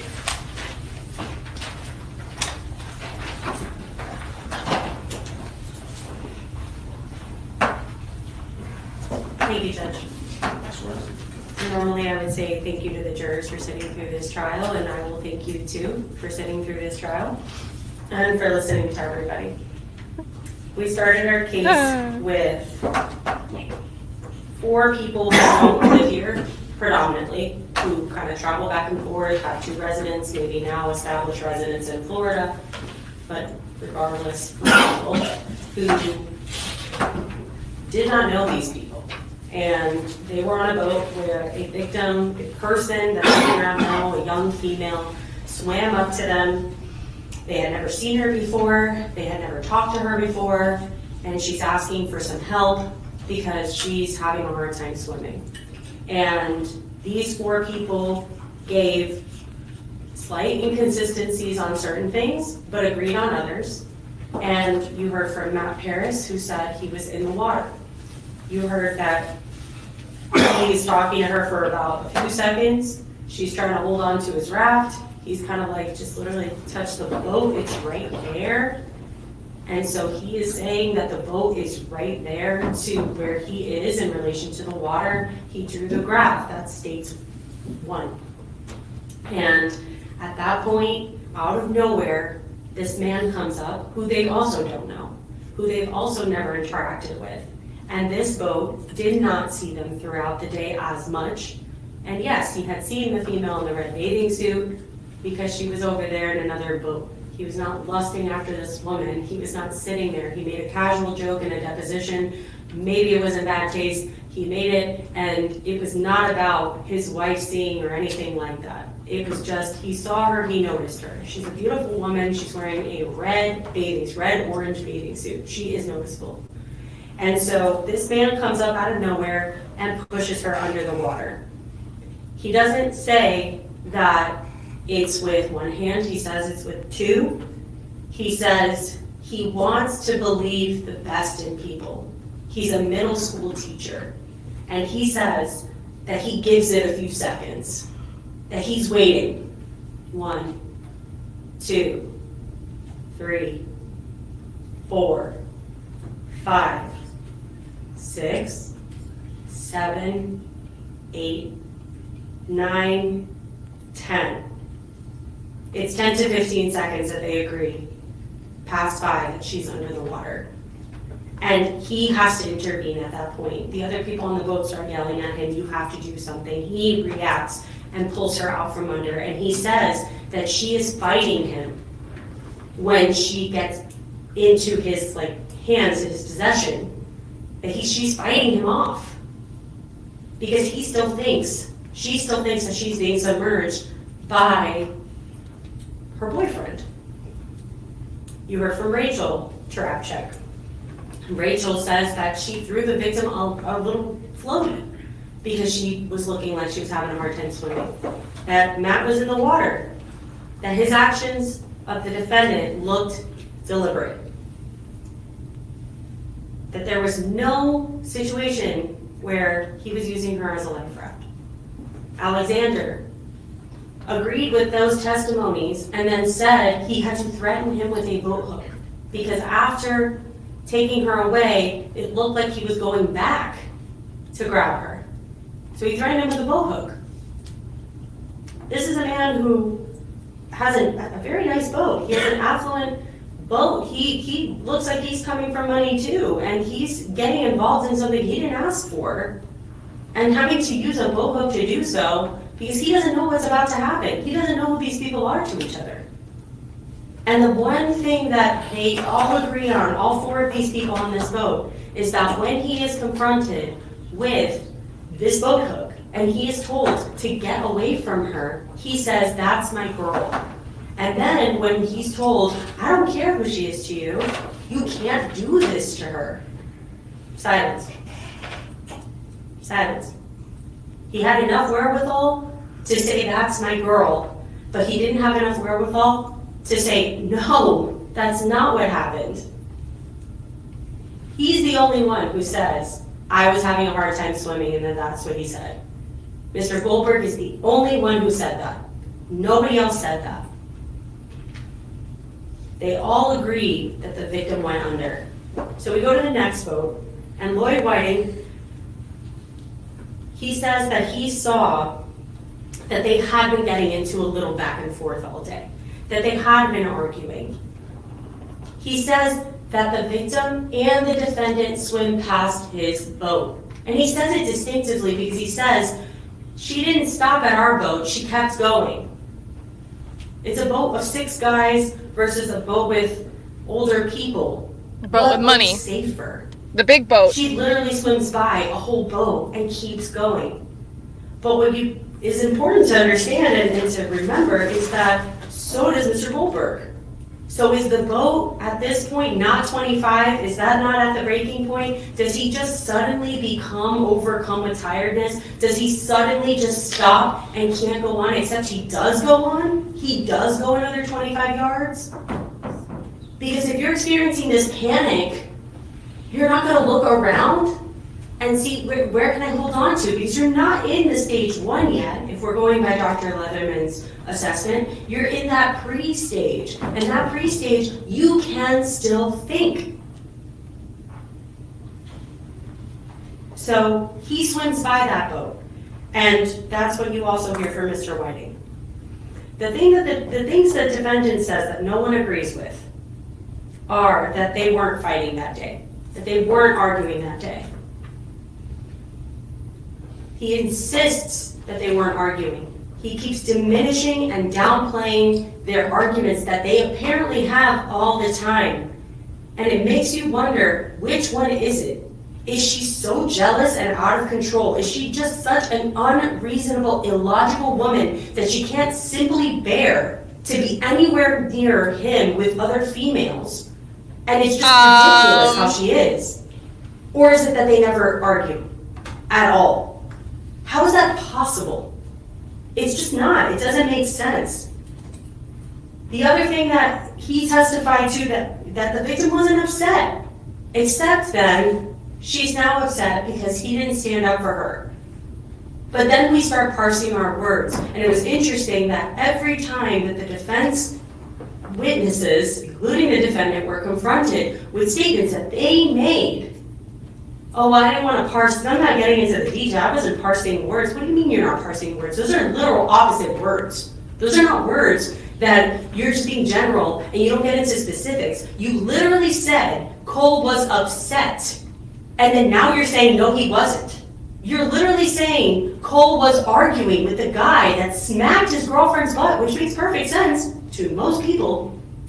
And now it's, no, they were having a conversation. The two words argument and conversation, they're not used in the same sense. They're just not. They're not interchangeable. Neither is upset and not upset. Completely unbothered was what they wanted you to believe today. Except that they didn't say that day. Anthony Mimmo did not say that day. Cole Goldberg did not say that day. This was about respect. He said that. The judge looks like he's being yelled at. Respect me. Because she's mine. That's how he said that to the police. And then now all of a sudden it's, I'm not mad. The only person that said that Cole Goldberg grabbed onto the Terrapchuk's boat after the victim went under is Cole Goldberg. He is the only one who said he held onto the platform, he got a minute, he really took a second, took some deep breaths, and then miraculous recovery and swim to Captain Doobie's boat. The only one who said that. Nobody else said that. Things that don't make sense. The defendant not calling anybody for a ride when he was getting kicked off Doobie's boat, when he had already done that once before that day. He literally did that. He took his phone, he called somebody, they came with paddleboards. I don't want to hear the word literally He didn't even anymore. try. You didn't hear him say, I did try, and I didn't know anybody else that was there. I called a few people, they all left. I looked around, I know everybody, it seems like everybody knows everybody, but no longer. We don't know anybody anymore. Can't ask anybody. FWC apparently gives rides to the shore. Mr. Goldberg said that. He said previous Boca Bashes, he himself has gotten rides to the shore by FWC. No call to FWC is made. 911, none. He didn't do anything wrong. He wasn't BUI. He wasn't driving a boat. So what would have been the problem with calling the police and asking for the ride that apparently he's received before? Maybe because his girlfriend's not supposed to be drinking as a probation condition. So why do you need a ride? Are you going to just get a ride on your own and then leave the girlfriend? He might be let me just stop. You guys already know. Not asking the boat that he's sitting in, that he just magically, oh, we found 2 more life jackets. And it's, you guys can't ride. You have 30 seconds to get to her. Oh, hey, can I just take one of the life jackets really quick? I'll be right back. I'm just a little tired and I've had a bit to drink. Is it okay if I take one of the life jackets? And by the way, my girlfriend has been going drink for drink with me. She weighs 70 pounds less than I do. So maybe the life jacket for her too. Thanks. Doesn't do that. Doesn't call the police after he's been allegedly assaulted. He was assaulted with a boat hook for literally no reason according to him. Didn't call anybody. Actually, in fact, he goes back. Goes back to where he was supposed to be assaulted at. The guy still has the boat hook. You didn't hear anybody say that he threw it into the ocean, just let it go. So he's going back to where there's a weapon that has already been brandished against him. And that's just because he simply can't leave his girlfriend there. Not telling the police what just happened. Any of it.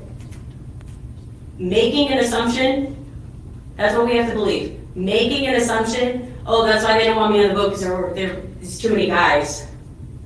What? They're like 40-year-old women. His girlfriend. What kind of boat is this? There's another young guy, okay. What are we trying to say here?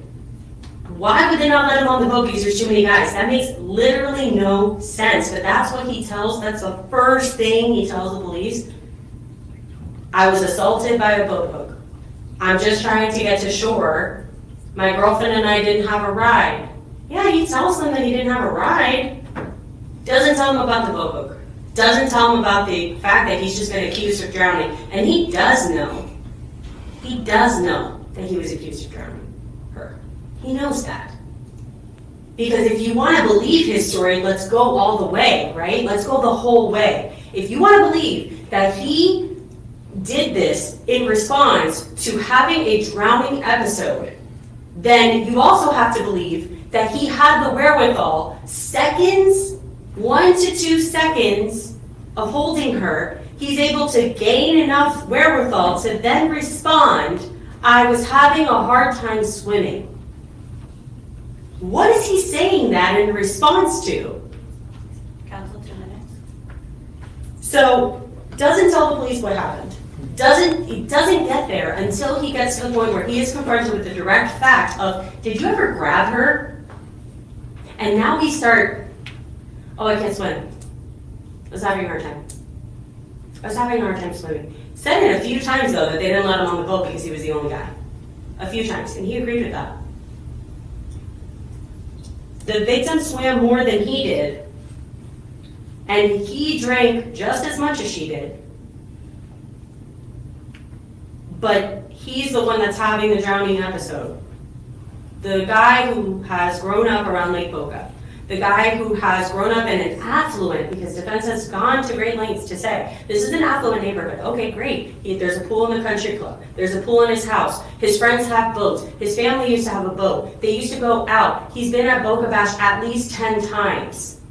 He's been in sticky situations in Boca Bash because he's had FWC drive him to the shore or to the dock. And this is the person we have to believe did have a hard time swimming. This is the person we have to believe had the wherewithal to know north, south, east, west, could basically draw us a diagram of the entirety of Lake Boca, give us the currents and the channels and everything under the sun, but he drank too much that day. So which one is it? His memory is perfect and crystal clear, but he forgot some things. His memory is perfect and crystal clear, but he drank too much and he couldn't swim. It doesn't make sense. And looping all that in to motive, because who has motive here? You can argue, yes, of course, Caroline Schwitzky has motive, and I'm sure that the entirety of closing will once again be a character assassination of Caroline Schwitzky, as was the opening. But unfortunately for them, they cannot say that the 4 people on Sarah Check's boat and the 2 people on the other boat had any motive for the outcome of this case. If they had any motive at all, what had they gained from this other than dragging them along for this entire pendency of this case? Nothing. They have had nothing to gain. Maybe, yeah, Caroline Schwitzky has something to gain. Sure, you can make that argument. She's civilly lawsuit. She is a victim of a crime. Maybe she's exploiting that to her benefit. But you know who else has something to gain? Cole Goldberg.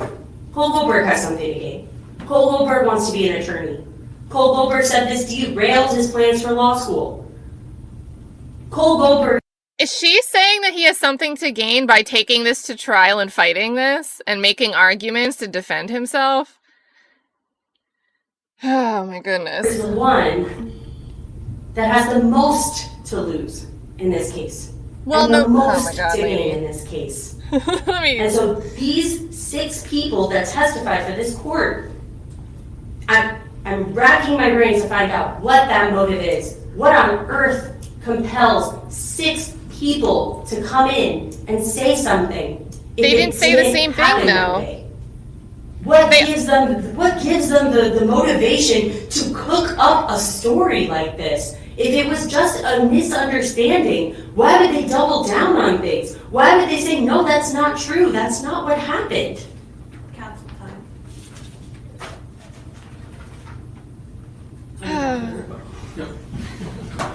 They all laugh. They say, yeah, we know you'll be back. With her, not at her. They're not laughing at her. Please support. Opposing counsel. Because this is a difficult case to argue. I don't disagree with Ms. Suarez about 6 people, but we'll talk about perceptions. And the only analogy I can use is something that happened to me 2 weeks ago. I just finished a homicide trial. I'm sitting at my desk doing some Zoom demos. Marine cameras are going off like crazy. And I see 2 men at my front door. The newspapers, we're old-fashioned, we get newspapers delivered. One's in a red sleeve, and the other one's a Palm Beach Post in a clear sleeve. And they don't bring it to my door, they throw them in the driveway, and I see these 2 guys throwing my newspapers against the door, and then pushing each other and screaming at each other, and I could not make out what they're saying. I live in a gated community, and I'm like, what's going on here? I'm trying to pay attention to my deposition, I'm trying to watch this, and looks like they're possibly breaking into the house, but they didn't grab the doorknobs, and then a bunch of my cars in the driveway. I could not figure this out. To me, it's two grown men look like they were doing some shenanigans at my home. And then I see them in the driveway pushing each other and fighting and possibly joking around. This is in broad daylight. I live at the very end of the community. The last house, there's really no houses I can see anything. My camera showed it. I'm about to call the police, and I said, I see these guys going to the street, come back to my door, go to the street, look in my car. For the life of me, I thought these guys were about to break in. I see a golf cart in front of one of my driveways, and I'm like, guys don't break into homes with golf carts usually. It's unusual. So I called my neighbor. I wasn't worried about him. I said, can you just look outside and tell me what's going on? I know he's retired. So I see him on the cameras, and he goes up to the guys, and I don't know what they're saying. I can't hear, but basically he tells me it's a father and son. The son's a grown man, and he's severely autistic. And the father's shoulder just got pulled out, and he can't control this young man. And he was fixated with my newspapers, and he couldn't stop him. And I totally misread it. I could have easily called the police and said these guys are trespassing, potential burglars. And I think it's akin to what happened here. In this case, we have 6 people. We know alcohol is definitely a factor with everybody. Everyone's having a good time. They're all drinking. And they believe, and they're so invested because they spent 4 years in this, they don't want to be wrong. People don't want to be wrong. And the long cases go on. Very true. They want to be right. And I'm not saying they made this story up. It did happen. Goldberg told you it happened. Their perception is it looked like he was trying to drown her. They didn't know these people or what happened. They didn't have the benefit of sitting for a trial. That's why we have trials. That's why we explore everything in front of a judge or a jury in this country, so you can hear everything available. So the real question comes down to, not did it happen? It's like, what was his intent? And I'm not going to sit here and go through all the testimony. I know the court is an experienced jurist, experienced trial lawyer. You heard it all. You listened to everything. You know that people were generally saying the same thing. There were some inconsistencies. There was 1 second maybe under pushing by the head. Other person said 30 seconds or 10 seconds. Another person said 4 Mississippi. Everyone's all over the place, but they're all agreeing it happened. My client told you it happened. You got to meet him. He starts personality. This is a docile young man. You can see the way he testifies. That's just who he is. He's just a young man getting his life together. And I'm not going to judge him for who he picked, and that was his decision. I'm sure his family wasn't happy about his relationship. That was his choice. He loved this lady. And love is blind. Lust and love is doubly blind. I'm sure that's what was going on in this young man's life. So much so, he forgot his career. He's now watching kids. It's not what he bargained for, but it's what he chose. He agreed to pay for money, for a car, for rent was the testimony. He didn't care. That's just who he is. Didn't bother even today. It doesn't bother him. Tell him when he testified. No, that was my choice. That was just who Cole Goldberg is. You heard he was peaceful among his friends in the community. But you can look back and it's easy for me to say, you're stupid or an idiot for doing this. Look at the trouble you got yourself into. That's not really the truth. That's not what happened. It was his choice. It was both their choices. She's telling you he lied about his age. She still stayed with him for 6 more months. What's that have to do with anything? Whether he did or didn't. They both agreed to stay with each other. This lady's an opportunist. She's a reality TV star. She's on all kind of shows. The evidence came out and articles trying to profit from this. She's an opportunist. That's what she is. So she's trying to fit the narrative to make it look like I was really a victim. Not only was I a victim, he stuck his nails. He said in her vagina, in deposition was the testimony, under oath, she said that. And in her other statement for her restraining order, she said in my groin area. Either way, that never came out anywhere. The court didn't see any photos or physical injuries on this lady. The officer with the big hat, I forgot his name. Thank you, Hudson. Very inexperienced guy. He did the best he could. It's not easy probably to conduct an investigation out in the water. But he's out there telling the guys in the other boat, this is attempted murder. This is, what if this was your daughter? And just everyone's now reinforcing. This guy tried to kill or drown this lady. They didn't realize what was happening. Because one of the guys in the other boat with the 6 men thought you got to be flapping around and splashing. Frankly, I thought that too. And that's why we called an expert. This court, it can happen in silence. It can happen very quick. The two FWC officers both testified based on their training. Drowning can happen very quick and very silently. It's not like Hollywood, where we can imagine, because most of us, I've never seen anyone drown, thank God. But also the testimony is some parents see their kids possibly drowning. They don't realize their kids are drowning because there's no signs. It just happens. There's signs to the person drowning. And Dr. Leatherman explained what happens to people when they have that feeling. Goldberg told you his experience. First time in his life. He was seeing dark. He was in a room. Is that hard to believe? So in this case, I submit to you, yeah, you can believe all 6 of these people. I'm not telling you not to believe them. They believe what they saw. But how do you determine beyond a reasonable doubt that Mr. Goldberg's intent was to kill the lady he loved, that he wanted to be with, that he sacrificed his dating life, whatever. He chose her, he chose her kids, he chose to pay her money. People want her car got damaged. He didn't care. This is who he chose. She wants you to believe they broke up in the morning, or that was the intonation, or what she tried to get the court to believe. That we broke up. I would tell them in the morning we had problems. The only one that ever had problems was her. You heard her. I demand respect. So when he gets a phone call from a girl about a boat, all of a sudden he's cheating on her. Ex-girlfriend, friends, he's fighting with her at a restaurant, at Rocco's Tacos. At a time, I guess Mexican. Fighting with her for what?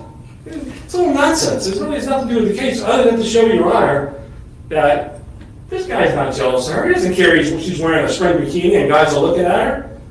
He doesn't even do anything. Mr. Mimmo told Mimmo.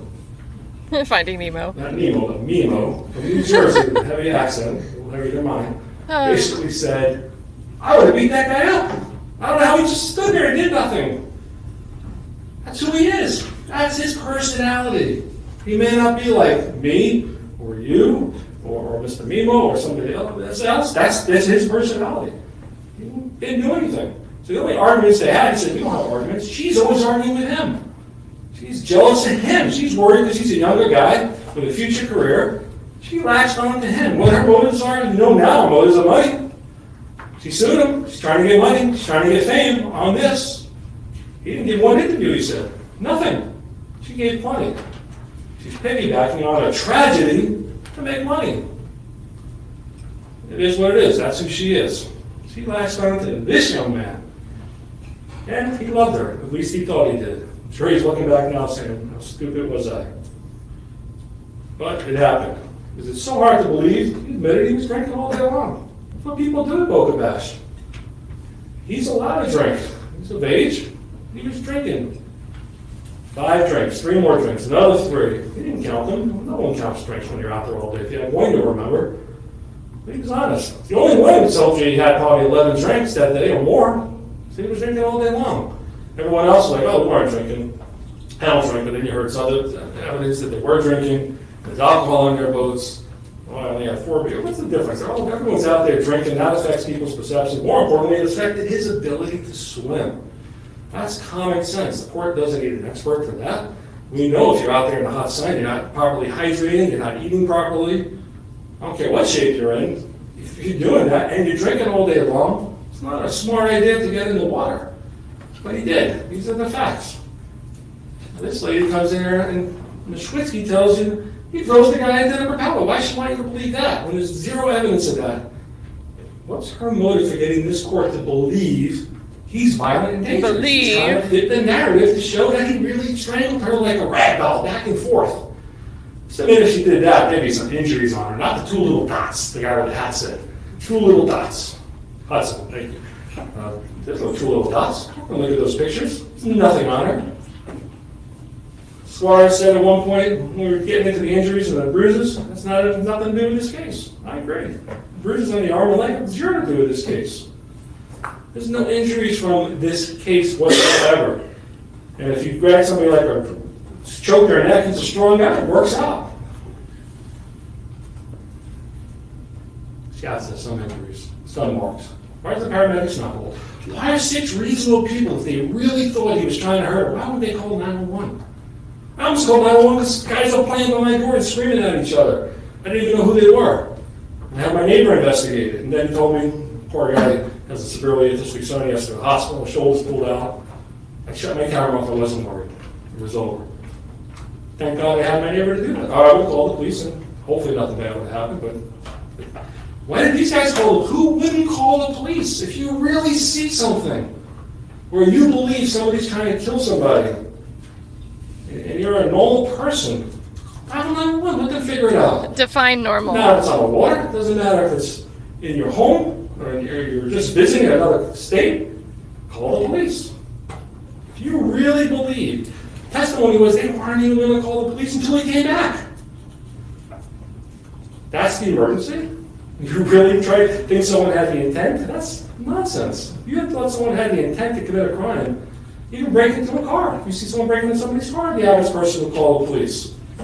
Never mind trying to strangle someone, duck them under the water intentionally.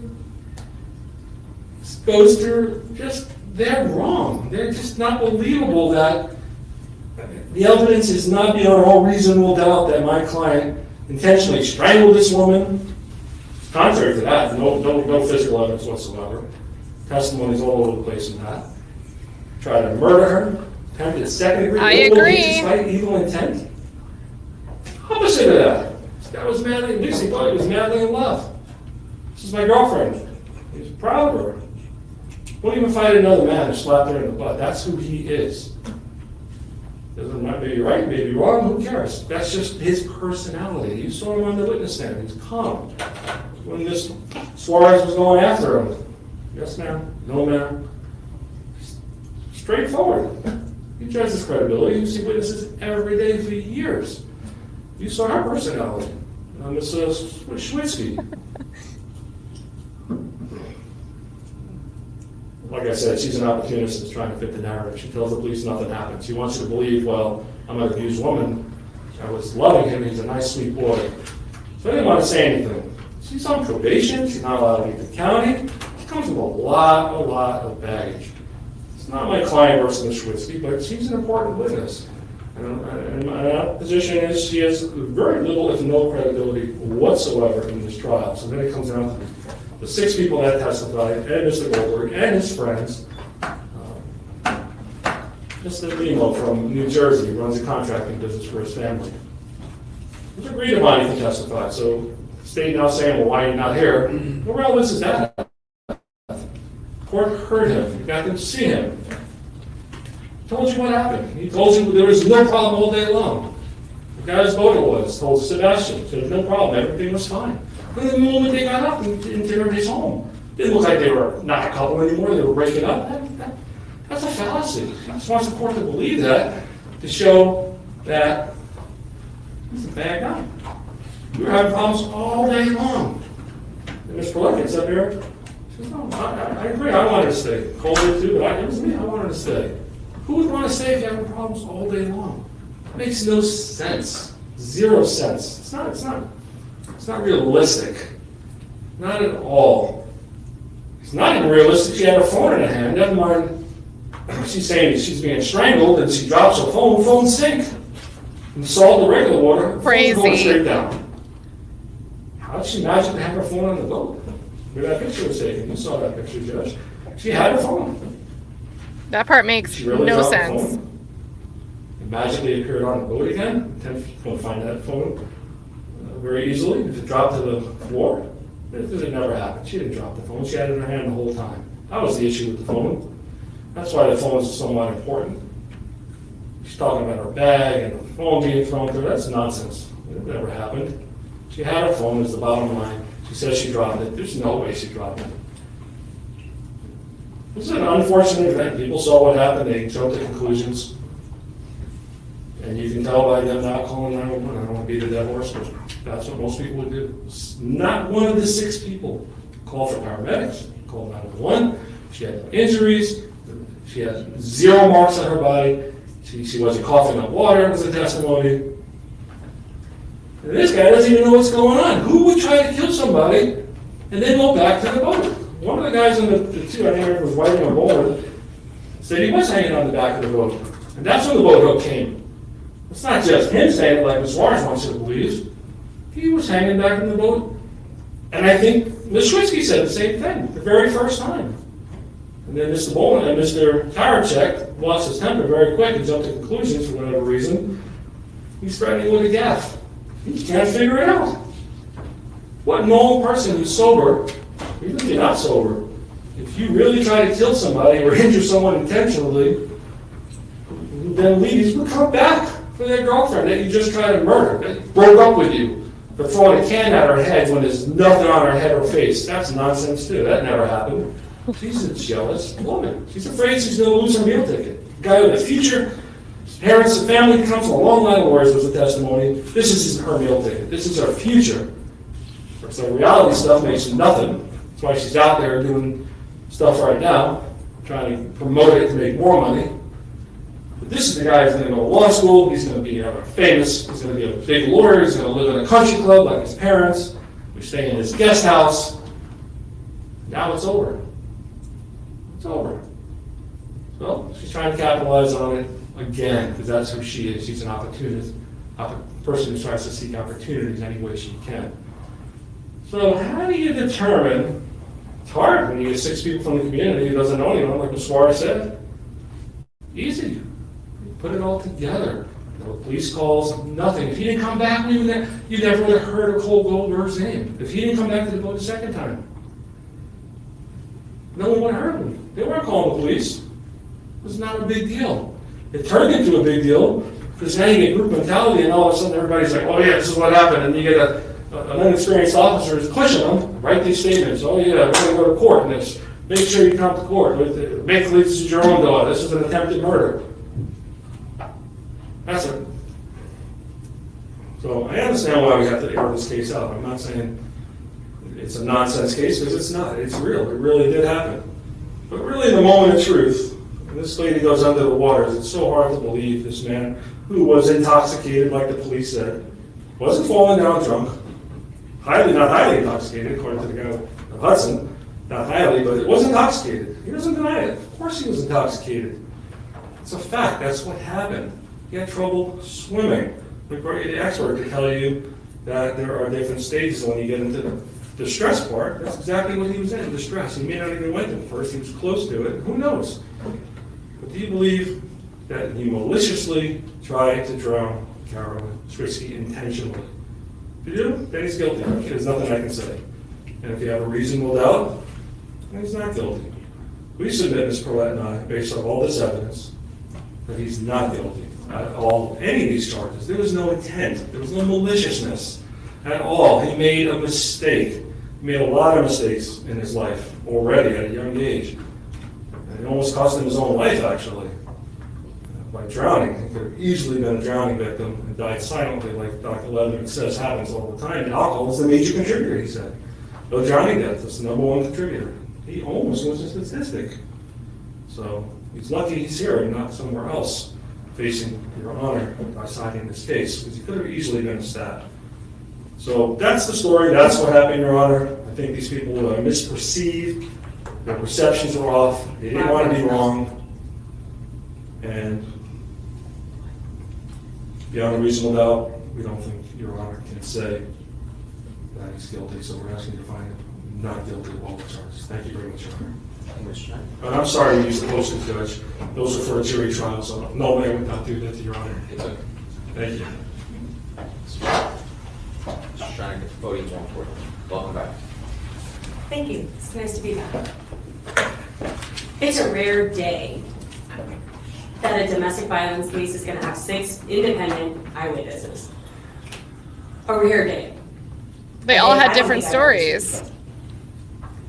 What's not rare at all is witnesses who are seeing something and they don't want to say anything, who don't come to court. I think it is very common for people to see things and not say anything. And that's really sad, but it is true. And for an officer to try and get people to say what happened and give their name so that he doesn't have to just put anonymous and then leave the prosecutors with nothing, That's his job. That's what he's supposed to do. Because something happened here. But what Ms. Schwitzky did that day, whether you believe she exaggerated on things, then sure, believe that. I agree that she had motive. I said that. But it's difficult for me to reconcile this idea that she is this literally horrible person, right? She's a horrible person, according to defense. Because there's really no other way to say it. She's an opportunist. She's a money-grabbing person. She has pinned this poor boy, because he's a 23-year-old, but we called him a boy a few times in opening. And this poor boy was just manipulated and controlled by this evil woman who just flew off the handle all the time and attacked, like him on things about not being a man and doing all these things. And that person, the person who posted things on Instagram, who shaved her head for $15,000, who made a joke about being a victim on a comedy special, that person did not tell the police what happened. And that's not her saying that. And that's not even the 6 people saying that either. It's her saying that, the 4 people on the boat saying that, the officer saying that. Ms. Schwitzky did not give a statement on that boat when the officers boarded her boat. Defense went to great lengths to elicit that the victim, when she was pulled on that boat, completely fine, according to them, what was the first thing that came out of her mouth? He's a good boy. He's trying to go to law school. Sounds a lot like a DV victim to me. Sounds a lot like somebody who is just in a really terrifying situation who cannot... I feel like this is crossing a line because she didn't call a DV expert witness. And no witness tried to claim, like we had some hey, we're trained to do certain things, but nobody tried to claim that, hey, I'm a victim of repeated physical abuse. Reconcile the horrible thing that just happened to them with the person that they love. I am not standing up here saying that Cole Goldberg is a bad person. That is literally not what anybody is saying from our side. But bad people do good things and good people do bad things. We need a killdozer emoji. Mistakes, intentional mistakes. They make choices, and those choices can lead to problems. And he made a series of choices on that day, on April 24th, 2022. And those choices led to being here. This is not a mistake. This is not an almost he is in the grave situation. This was intentional. He intentionally jumped off that boat to pursue her after she said it was over because he did not want to accept that. It was a summer fling, except it was 9 months long.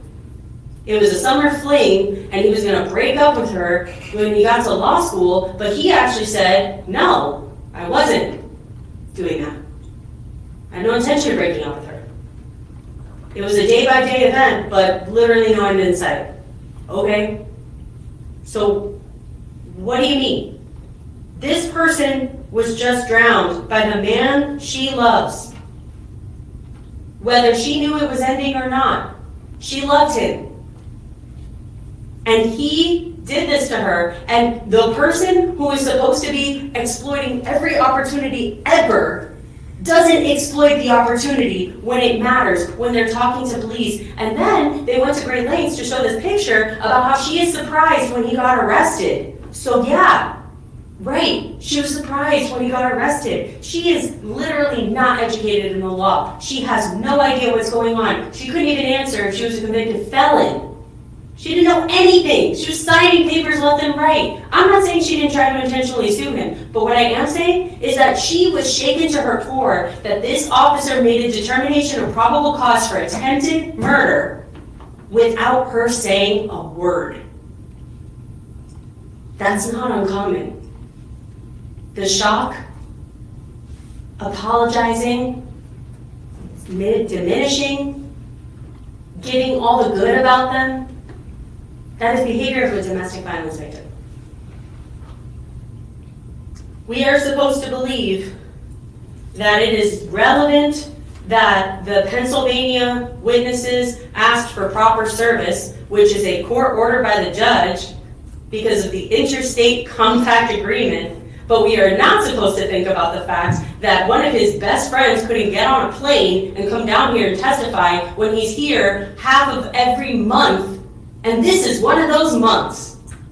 So if it's not relevant that the PA people had to be served with a lawful subpoena, as all out-of-state witnesses can, and they waived, by the way, so there wasn't a writ, Your Honor didn't sign a writ, so it's not relevant either way then. Cool, sounds good, mark that off. We don't need that.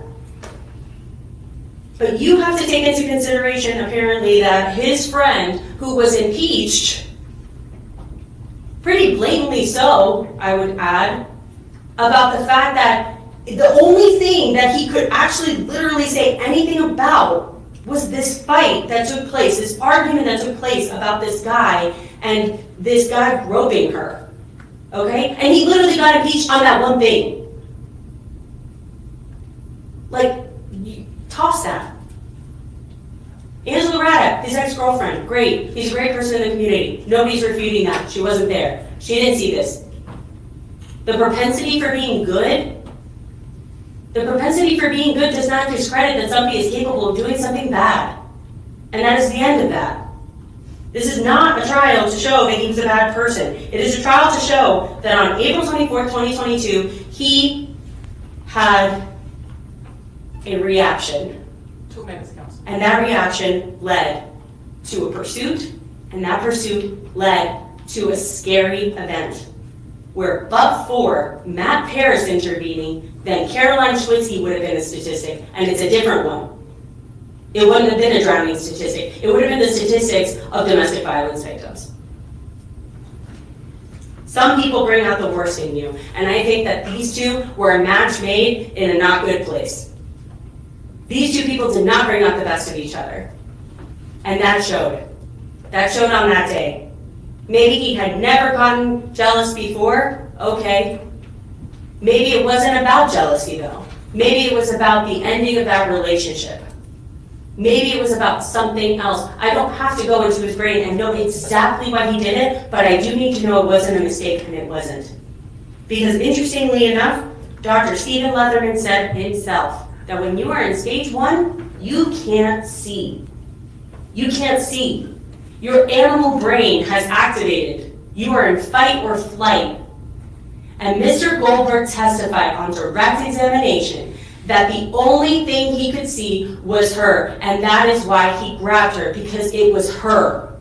He was not drowning. Try as they might, it's not close. He was not drowning. So what's the second part? If he's not drowning, then why on earth are his hands right next to her shoulders? Why on earth is this 200-pound football player thinking that his girlfriend, who is 130 pounds, you have pictures of her, she's tiny. She's gonna keep him up. It doesn't make sense.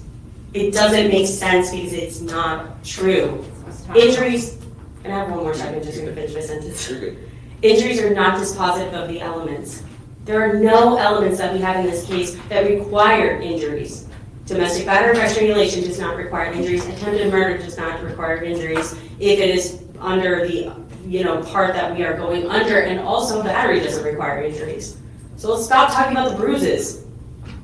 There's something on her neck, look at But the it requires picture. You don't see credibility. there's something on her neck, fine, that's fine. Has nothing to do with whether it happened or not. Yes, it does, because it goes to the credibility of the claims. Oh, man. So yes, it's not a required element, but it does have something to do with the case. He knew it was over. He knew it was over for his career. He knew it was over for his life. He knew that if he didn't try to talk to Caroline Schwitzky to get a pulse on her, to figure out what is going on, are you mad at me? Are you going to say anything? Help. Why is he crying? He doesn't have memory of the drowning event for Stephen Leatherman. So he's crying? Why? Because they didn't let him on the boat? He knew what he was being accused of, and he panicked. And he went back to his girlfriend to see if she was going to protect him. To see if she was going to tell the cops what she actually experienced. She wanted... That's why he went back. And they didn't call 911 because they didn't want to get involved. And he was the trigger. He went back, and he was the danger, and they said enough is enough. Oh. You've heard everything. You know the law. We're asking for you to find him guilty on all counts. Thank you. Thank you, Sorry. All right, so we've been at it for a couple days. I would like to have a chance to review my notes, review the jury instructions with respect to the elements of the different offenses, and then render a coherent verdict. So what I'm inclined to do is to reserve ruling on it, adjourn for the evening, and then at the conclusion of my docket tomorrow, come back for a rendition of verdict at, say, 10:30. Does that work for your all schedules? I won't be available at 10:30. Yes. So, Madam Clerk, may I check out I could make myself available at 10:30. Marked for identification only. Yes. I just want the actual package. Yes, ma'am. All right. Anything else that we need to address while we're all here together? No. Okay. So then we'll adjourn for me to review the evidence and notes. Thank you all for your presentation. We appreciate it and all your hard work. Thank you. All right, you guys. So I'll see if I can jump on at 10:30 tomorrow. Could probably make sure by 11. So I might be late if he reads right at 10:30. So, and I know everybody, I wouldn't expect anyone to wait. Never would, but especially when there's the answer coming down, the verdict, feel free to, I encourage you to go watch it in real time.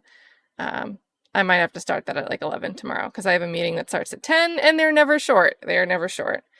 But I'll see if I can run. All right, and then they are closing this for the day. Next stream up starting in, I'll probably start at 4:45. So in about half an hour from now, this will redirect over there. We're going to read the amici brief on the rap lyrics being used to advocate for a death sentence. And I think maybe around 4:30, maybe around 6:30 today, we'll watch the oral arguments of the Michigan Court of Appeals for the state appealing the dismissal. It wasn't an overturned conviction. It was a judge dismissing.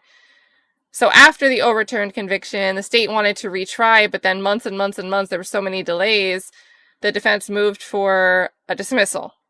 And the judge granted the dismissal without prejudice, so the state could refile and rebring the case, but they're appealing the decision of the dismissal. So we're going to watch that around probably 6:30, maybe 7. So that's what's on the docket for the rest of the day here. I'll try 10:30 tomorrow, probably 11, to hear the judge's decision. And yeah, I don't really have a pulse. I mean, I don't know. I don't know. I don't know what I think a judge will do. I would hope that the judge is sane. I think this would be ridiculous if this turns into a conviction on the second-degree murder. I just think that that's crazy. First of all, this reads really funny, but Sheriff Chuck says, what if a judge comes back and declares himself hung? I am very hung and unable to reconcile. But that'd be funny. I'm the fact finder and I can't decide. Then what happens? What happens? Declares a mistrial. I don't know. I think the difference there would be if a judge can't make a decision, then there must be a reasonable doubt. When 12 people can't agree, that's a little bit different than, I mean, I would argue that that sounds like reasonable doubt, but by the law, I don't think they look at that as jurors not agreeing unanimously as being reasonable doubt, so therefore it's suddenly going to be an acquittal. It's going to be a mistrial by hung jury. So, but there we go. Oh, I'm sorry. It's Eastern time. I forgot about daylight savings. I didn't even know it happened the day it happened.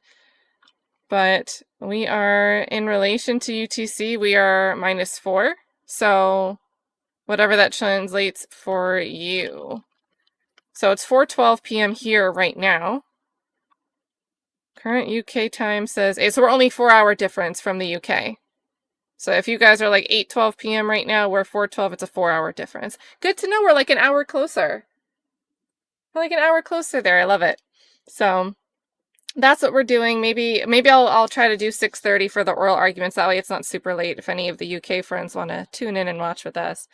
This should redirect you to the upcoming stream we're going to do. I'm going to have a bite to eat and we'll come back. We'll start up in like 25-30 minutes on the Amiki, on the rap lyrics. So see you guys then. Hope you guys are interested in stuff like that. If not, see you in the next stream or see you tomorrow. Bye guys.